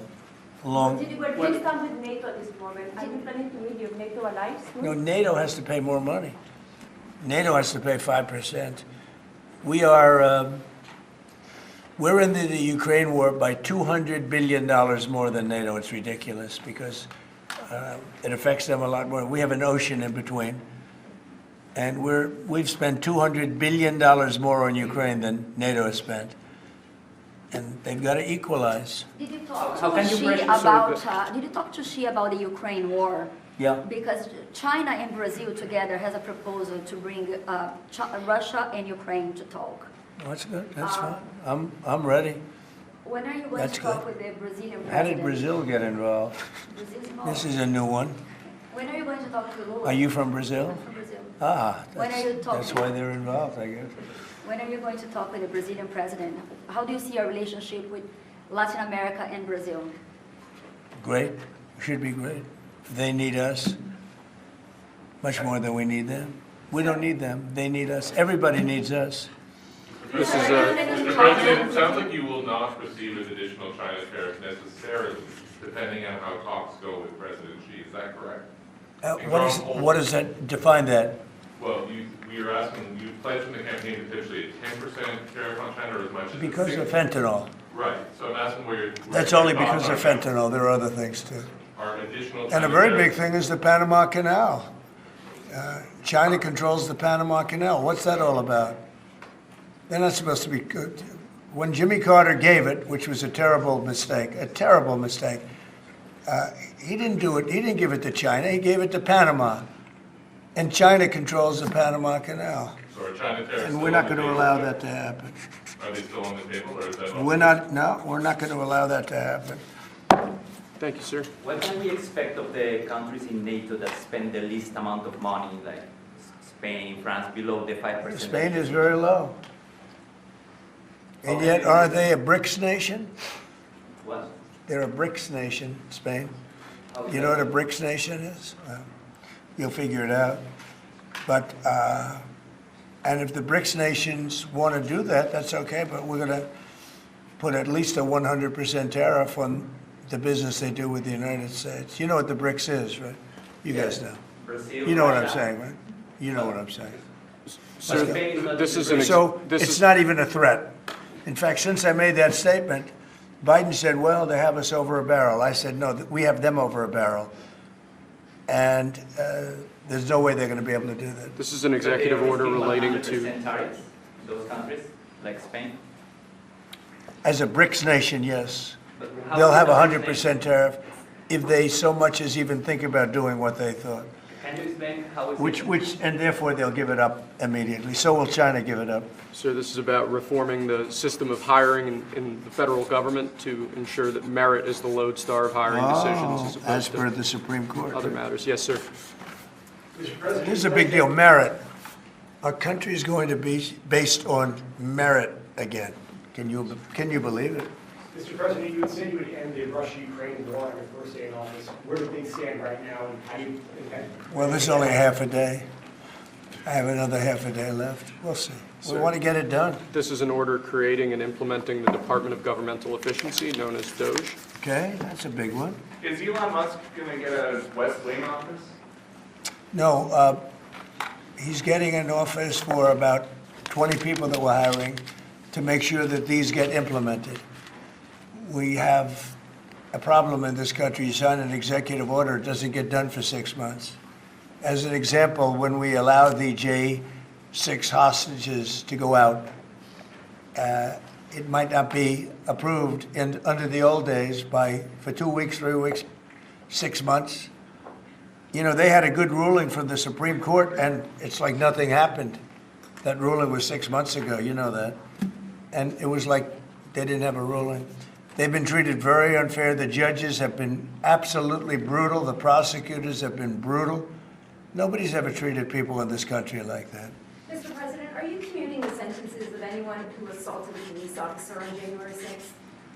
Well, we're looking at 2 police officers, actually, that Washington police officers who went after an illegal, and things happened, and they ended up putting them in jail.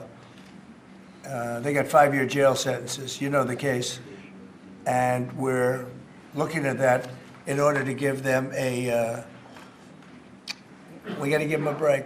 But is there clemency in your actions today for anyone? Well, it would be a who pardon. assaulted That would be a police pardon. officers? The one I'm talking about would be a pardon. Here you go, sir. Should there be punishment for the people who assaulted law enforcement officers that day? Well, I will say this. They've been in jail for a long time already. I see murderers in this country get 2 years, 1 year, and maybe no time. So they've already been in jail for a long time. These people have been destroyed. What they've done to these people is outrageous. There's rarely been anything like it in the history of our country. And even people that were aggressive, and in many cases, I believe they happen to be outside agitators, but, you know, what do I know, right? But I think they were outside agitators. There were outside agitators involved. And obviously the FBI was involved because Ray admitted the FBI was involved. Didn't he say 23 people, indirectly or directly, were involved? And it was then 26. That's a lot of people. Now we got to take care of these people have been treated so badly. It's never happened before. What happened in Seattle where they took over a big portion of the city? What happened in Portland where they burn down the city every day and people die? Nothing happened to anybody. But they go after these people violently. I mean, they're still going after brand new people. They found somebody else with a picture. There's never been anything like this. And you know, it's almost 100%. Think of this. Almost 100% of the people are convicted. 100%. It's Washington, D.C. People go into a trial and they say, oh, I have a wonderful lawyer and I didn't do anything wrong. And they end up in shackles almost immediately and jail. No, we're not going to let it happen. About Greenland, you have shown interest in buying it, but is there any other option that would satisfy you? About what? Greenland, instead of buying it. Finland? Greenland. Oh, Greenland. Greenland is a wonderful place. We need it for international security. And I'm sure that Denmark will come along. I think it's costing them a lot of money to maintain it, to keep it. The people of Greenland are not happy with Denmark, as you know. I think they're happy with us. We had representatives, my son and representatives went up there 2 weeks ago, and they like us. So we'll see what happens. But Greenland is necessary, not for us, it's necessary for international security. You have Russian boats all over the place. You have China boats all over the place, warships. And they can't maintain it. When are you going to be talking to Vladimir Putin? Who? Do you plan to meet President Putin, sir? I'll be meeting with President Putin. When do you plan? I don't know. I can't. It's being set up. Your first trip foreign that might be, sir? So the first foreign trip typically has been with UK, but I did it with Saudi Arabia last time because they agreed to buy $450 billion worth of our product. I said, I'll do it, but you have to buy American product, and they agreed to do that. They bought $450 billion. It was the least reported story I've ever been involved And in. now, where are you planning to go now? Well, I don't know. If Saudi Arabia wanted to buy another 450 or 500, we'll up it for all the inflation.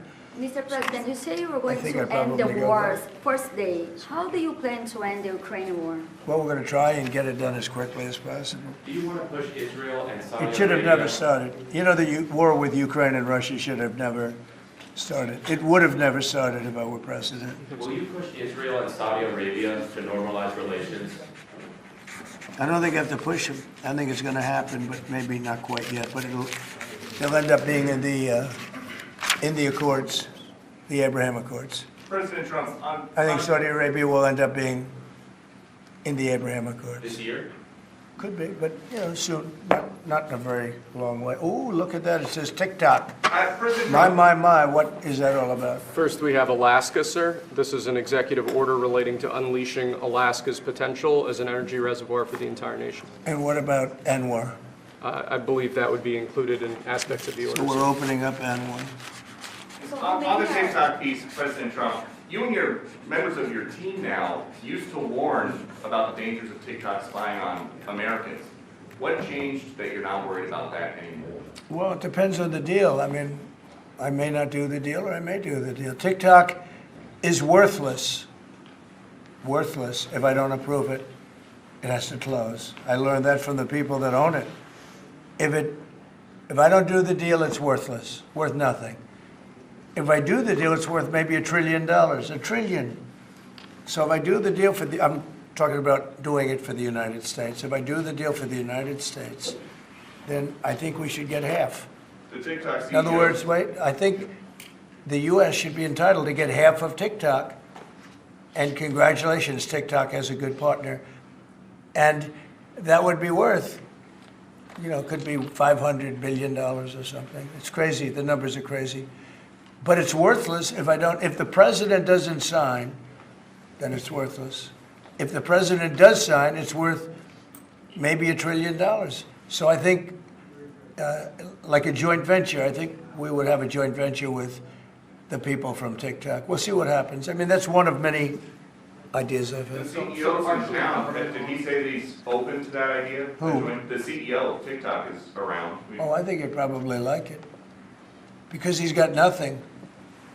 I mean, they really have nothing. It's passed in Congress. It gives the president a right to make a deal or to close it. And we have 90 days to make that decision. But I could see making a deal where the U.S. gets 50% of TikTok, polices it a little bit or a lot, depends on them. But remember, they make telephones in China. They make all sorts of things in China. Nobody ever complains about that. Here they're complaining about this.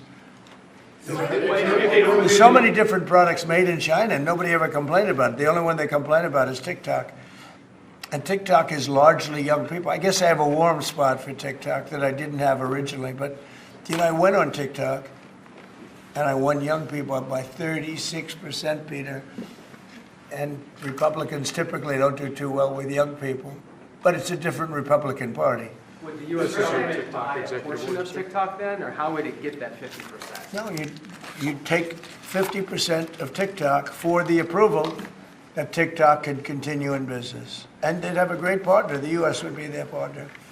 But the U.S. essentially would be paid for doing that half of the value of TikTok. Would there be a private sector owner as Could well? be, yeah, could be a lot. Tell you what, every rich person has called me about TikTok.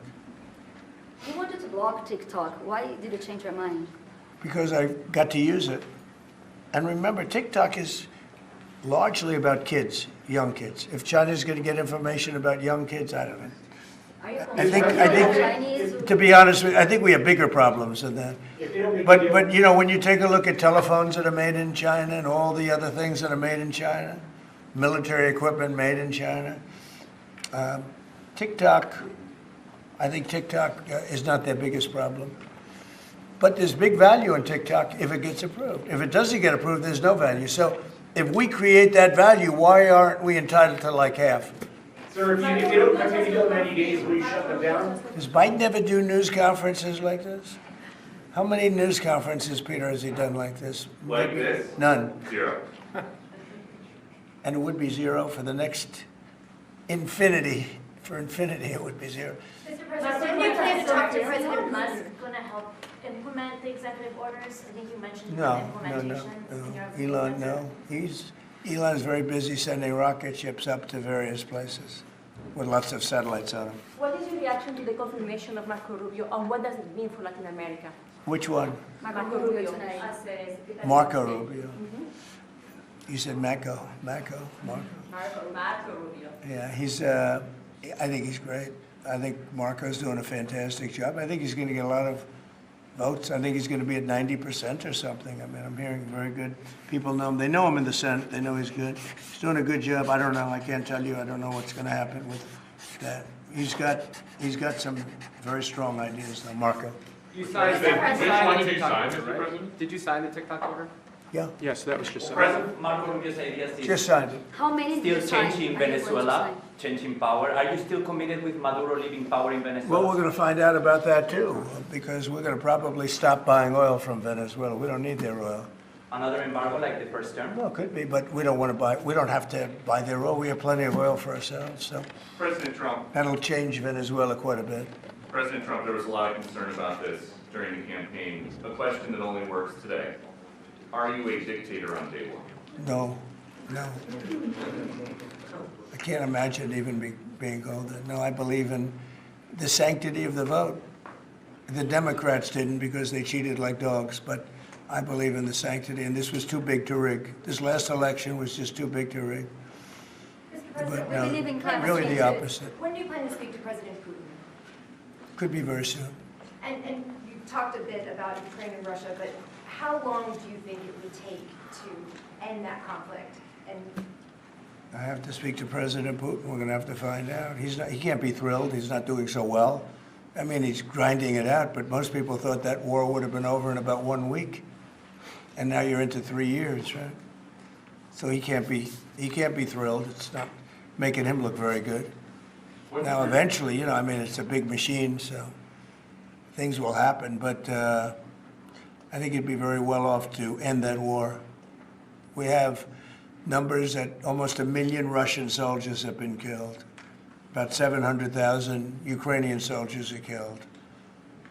Russia's bigger. They have more soldiers to lose. But that's no way to run a country. What did your TikTok order do, Mr. President? It just gave me the right to sell it or close it. Essentially with TikTok, I have the right to either sell it or close it. And we'll make that determination. And we may have to get an approval from China too, I'm not sure. But I'm sure they'll approve it. And if they don't approve it, it would be somewhat of a hostile act, I think. But it's good for China if it gets approved. Mr. President, so you're not guaranteeing that TikTok will be around after 90 days from today? No, but it could very well be. It makes sense for it to be, because it's got tremendous value. But if we create the value by approving, you know, in other words, that approval gives it tremendous value. If that's the case, then we should be entitled to 50% as a country. You understand? You haven't heard that one before, right? That's called a joint venture. And nobody ever thought that way before. Well, I don't know. I think you have a lot of people that would be interested in TikTok with the United States as a partner. Mr. President, what was it like walking into the Oval Office this evening? Oh, what a great feeling. One of the better feelings I've ever had. Do you like this town better now than in 2017? Well, we're very experienced now. You would say nobody's ever had experience like I have. I've dealt with some very good people. I've dealt with some very bad people, and I know who the bad ones are and the good ones are. You know, don't forget, I was very successful in primarily the real estate business. And people used to say, who's worse, a politician or a vicious real estate developer? And I'd always say, you know, the real estate developer is far worse. But after about 3 months and getting to know scum like Adam Schiff and other people like that, I said, no, actually, real estate people are quite nice by comparison. You said you plan to speak with President Putin soon. What about President Zelensky, and what's your message? Yeah, I would, but he's told me he wants to make a deal. I mean, Zelensky wants to make a deal. I don't know if Putin does. He might not. I don't know. He should make a deal. I think he's destroying Russia by not making a deal. I think Russia's going to be in big trouble. You take a look at their economy, you take a look at the inflation in Russia. So I would hope, I got along with him great, and, you know, I would hope he wants to make a deal. Mr. President, are you keeping U.S. sanctions on Russia until he makes a deal? Well, sanctions or tariffs. I think the word tariff is much better because it keeps your dollar stronger. I think tariffs are more effective. I mean, I use sanctions on Iran. Iran was broke. When I left office, Iran was broke. They had no money for Hamas or Hezbollah, none. They were flat broke. And October 7th would have never happened. And I think you all know that. It would have never happened. They had no money. Now they're rich, but you know, they're weakened in a different way. I would say that the one attack by Israel really set them back. It really set them back. The Pagers and others. You know, the attack on air defense was a bad attack for Iran. What are you citing now, sir? It's an executive order relating to reforms to the federal workforce, including to the senior executive service. We're getting rid of all of the cancer. I call it cancer. The cancer caused by the Biden administration. How confident are you, Mr. President, that you can keep the ceasefire in Gaza and conclude the 3 phases of this deal? I'm not confident. That's not our war, it's their war, but I'm not confident. But I think they're very weakened on the other side. Do you support the 2-state Gaza, solution? boy, I looked at a picture of Gaza. Gaza is like a massive demolition site. That place is, it's really got to be rebuilt in a different way. Do you plan to help rebuilding Gaza? I might. You know, Gaza is interesting. It's a phenomenal location. On the sea, best weather. You know, everything's good. It's like some beautiful things could be done with it, but it's very interesting. But some fantastic things could be done with Gaza. How do you see the future in governance for Gaza? Well, it depends. I can't imagine you could have, well, you certainly can't have the people that were there. Most of them are dead, by the way, right? Most of them are dead. But they didn't exactly run it well. Run viciously and badly. So you can't have that. Mr. President, on TikTok, sir, do you pause any decision on Chinese tariffs until you know what the resolution on TikTok will be? No, if China didn't approve it, we could put tariffs on China. Don't forget, China charges us tariffs, and we charge them very little, except for what I did. I put a lot of, we took in hundreds of billions of dollars. But until I came along, China never paid 10 cents to this country. They ripped us off, and they never paid anything. But like, if we wanted to make a deal with TikTok, and it was a good deal, and China wouldn't approve it, then I think ultimately they'd approve it because we'd put tariffs on China. Maybe. I'm not saying I would, but you certainly could do that. And if we said, well, if you're not going to approve it, then that's a certain hostility, and we'll put tariffs of 25, 30, 40, 50%, even 100%. And if we did that, I think they'd approve it. President Trump, you've seen the other living presidents a couple times in the last few months. If you ever had to call on one of them for advice about anything that's going on here, which one would you call? It's an interesting. Well, I thought Bill Clinton was a very good politician. I don't think he was used properly. I think they disrespected him. When Hillary was running, he came back and he said, you know, you better get up to Michigan and Wisconsin. You remember that, Peter? Every house has a Trump sign on it. And they all laughed at him because the Republicans had won Michigan or Wisconsin for decades, long time. And they all laughed at Bill Clinton. Like, the hell does he know? And he turned out to be right because I won both of them. And then we just won both in this election, too. We won Wisconsin and Michigan and every other swing state. We won all the swing states, all 7. They talked about 7 swing states. We won them all. So Having a good conversation with President Obama at President I Carter's was. funeral. And you'd like to know what it was? Oh. Everybody wants to know. I know, I wouldn't want to, but we were having some crazy conversations. Why do you asking a question like that? You don't. I don't think you want to know. You might not. Tell us what you just signed. You might be insulted. It's an executive order relating to holding former government officials accountable for unlawful disclosure of sensitive information. This next one, sir, is a declaration of a national energy emergency. So you also That's a big one. You know what that allows you to do? That means you can do whatever you have to do to get out of that problem. And we do have that kind of an emergency.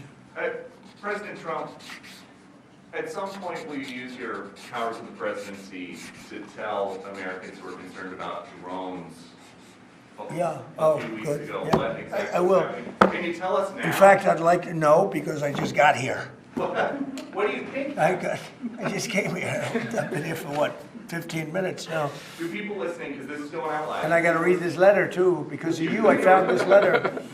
I can read it for you. It's interesting. Yeah, I know you would. Your father would too. But is it anything, these drones, is it anything that people need to be worried No, about? I think it's terrible. I would like to find out what it is and tell the people. And can you commit to some kind of... In fact, I'd like to do that. Could we find out what that was, Susie?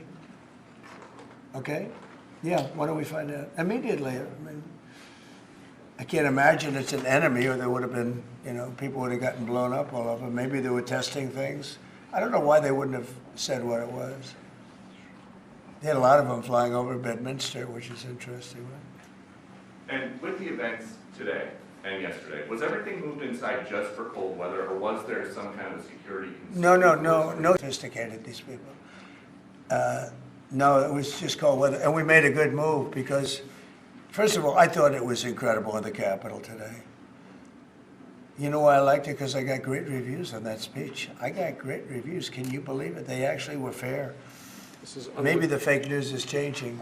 Unleashing energy production. Yeah, unleashing energy production.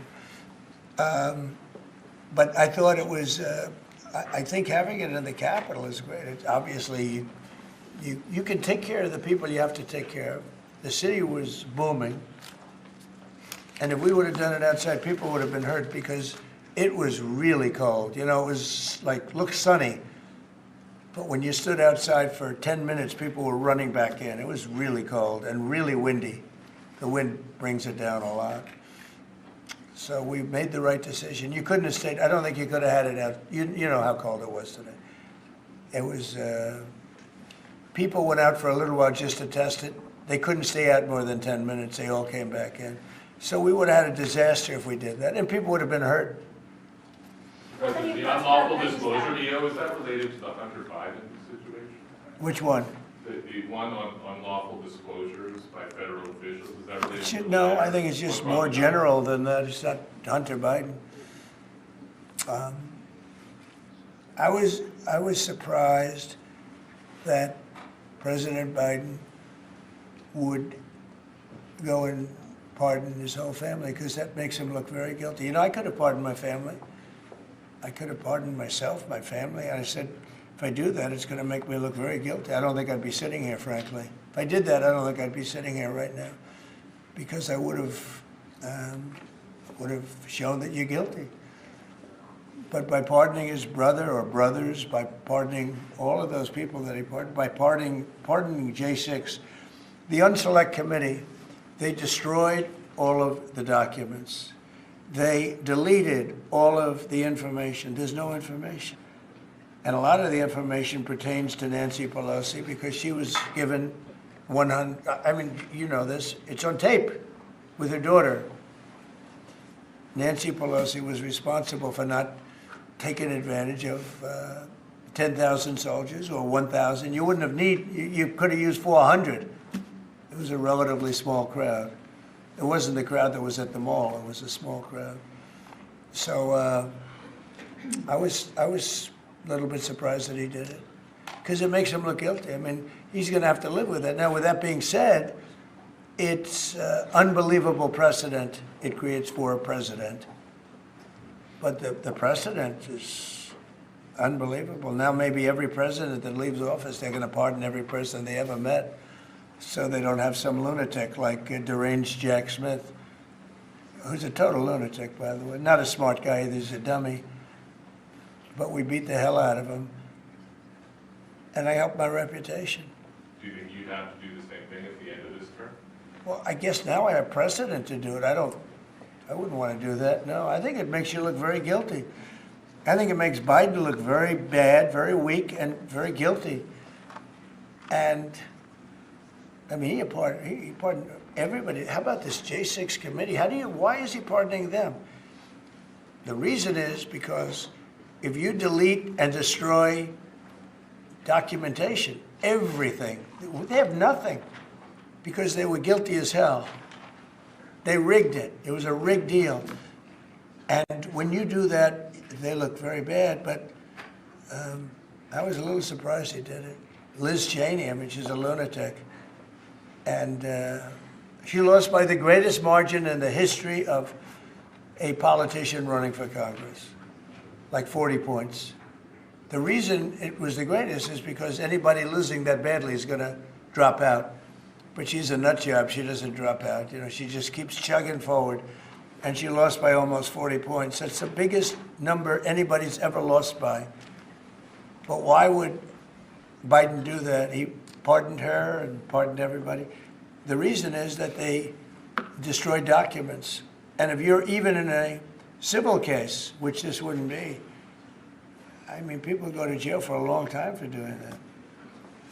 What's this one? That's unleashing American energy, sir. It relates to easing permitting processes and other regulatory systems to ensure that we produce energy efficiently to drive the American economy forward. President Trump, looking around the office, we noticed some changes from the way that Biden had it set up. Can you confirm that you have added back the Diet Coke play? I think this, first of all, I just got here. So my people came in. They have extraordinary decorator sense, right? Let me just see some of the pictures. That's a good one. I could live with him.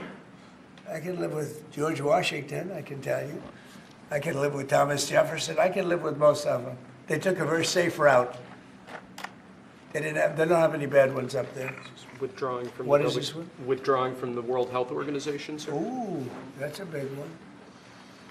So we paid $500 million to World Health when I was here, and I terminated it. China with 1.4 billion people. We have 350 to pay. We have, nobody knows what we have because so many people came in illegally, but let's say we have 325. They had 1.4 billion. They were paying 39 million, we were paying 500 million. It seemed a little unfair to me. So that wasn't the reason, but I dropped out. They offered me to come back for 39 million. In theory, it should be less than that, but you know. And when Biden came back, they came back for 500 million. He knew that you could have come back for 39 million. They wanted us back so badly, so we'll see what happens. Pretty sad though, think of it. China pays 39 million and we pay 500 million. And China's a bigger country. Mr. President, you spoke about inflation today in your remarks. What actions are you taking today that will have a direct impact for Americans on their everyday costs to bring the costs down? The biggest thing and factor for inflation is energy. They screwed up my energy policy. And then they went back to it. You know, they heard it really badly, and then they went back to it, and they started drilling more, but by that time it was too late. Many of these things that we're signing and that Doug Burgum is going to be signing, and Chris Wright, who's phenomenal, you know, Energy, Department of Energy, we're going to be taking we're going to make a lot of money from energy. We have more than anybody else. We're going to make a lot of money from energy. We're going to make a lot of money from tariffs. You know, European Union charges us, they have a VAT tax of 20%, but it's really much higher than that. And that's the equivalent, almost the equivalent of a tariff. And they're tough. They're very tough. They don't take our cars. They don't take our farm product. They don't take almost anything. And yet we take their cars and we take their farm product. We take a lot from them. So, you know, we have like a $300 billion deficit with the European Union. So we'll straighten that out with either tariffs or they have to buy our oil. The one thing they can do, our oil and gas, the one thing they can do to catch up quickly, buy our oil and gas. Will you travel, and they should do that. Will you travel to China this year? Yeah, it could be. I've had the invite. Mr. President, I would do it, yeah. I would do it. Talking about the European Union and the tariffs, like, what do you mean when you say that European Union country like is part of BRICS? That are what? BRICS. Oh, BRICS. No, I was talking about BRICS. BRICS are 6 nations. I think it's 7 nations. And they were looking to do a number in the United States. And if they do that, they won't be happy about what's going to happen to them. Are you still considering a universal tariff, Mr. President, on all countries? I may, yeah, but we're not ready for that yet. We may put it, wrap it, because essentially all countries take advantage of the U.S. We don't make any good deals in the U.S. It's amazing in a way that we exist. We don't make good deals. We don't have any good deals. We have a deficit with almost, not all, there are a couple, I won't tell you their names because I don't want them to find out about it because they'll feel stupid. But there are a couple of countries that actually don't make money with us. But I don't want to let you know because they'll immediately change that. But we're gonna do. I tell you what, our country has an amazing economic future. I really believe that. What kind of universal tariff if you did do one? Well, you'd put a universal tariff on anybody doing business in the United States because they're coming in and they're stealing our wealth, they're stealing our jobs, they're stealing our companies, they're hurting our companies. So you put a tariff on to keep them from doing that. Mr. President, you surround yourself with a whole bunch of billionaires today. President Biden, as in his farewell address, warned about an oligarchy. I was wondering if you could respond to that. Well, he had a lot of guys, and then they found out that he didn't know what the hell he was talking about, and I think they deserted him. They deserted him, those same guys. Look, I don't make pretense of smart guys, but there are a lot of smart people around, but they did desert him. They were all with him, every one of them. Now they're all with me, I don't know. It's not going to get anything from me, I don't need money. But I do want the nation to do well, and they're smart people, and they have, they create a lot of jobs. And if they don't do it, China's going to do it. What they've done is they've taken industries and they've taken it away. They outsmarted China. And, we sort of like that. It's okay. They've done a great job. A lot of them, not all of them. Protecting women from radical gender ideologies. Ooh. Mr. President, going back to the World Health Organization, you were the president during COVID. Don't you see the importance of an organization like that to coordinate a global response? Sure, I do, but not when you're being ripped off like we are by the World Health. World Health ripped us off. Everybody rips off the United States, and that's it. It's not going to happen anymore. Thank you very much, everybody. All right, guys, let's go. One last one, sir. This is your Martin Luther Thank you, King Day guys. proclamation. Thank you, Press. Thank you, sir. Thank you, Press. Thank you very much. Thank you, guys. Thank you. Let's go. Thanks, Press. Thank you, guys. This is Martin Luther Let's go, guys. What are we doing on this stuff? All right, guys, let's go. Thank you very much. Thanks. All right, thank you. Yeah. Recording? Is this off? Recording? Don't do it. Yeah, we'll come back. Just make sure it's on. Yep.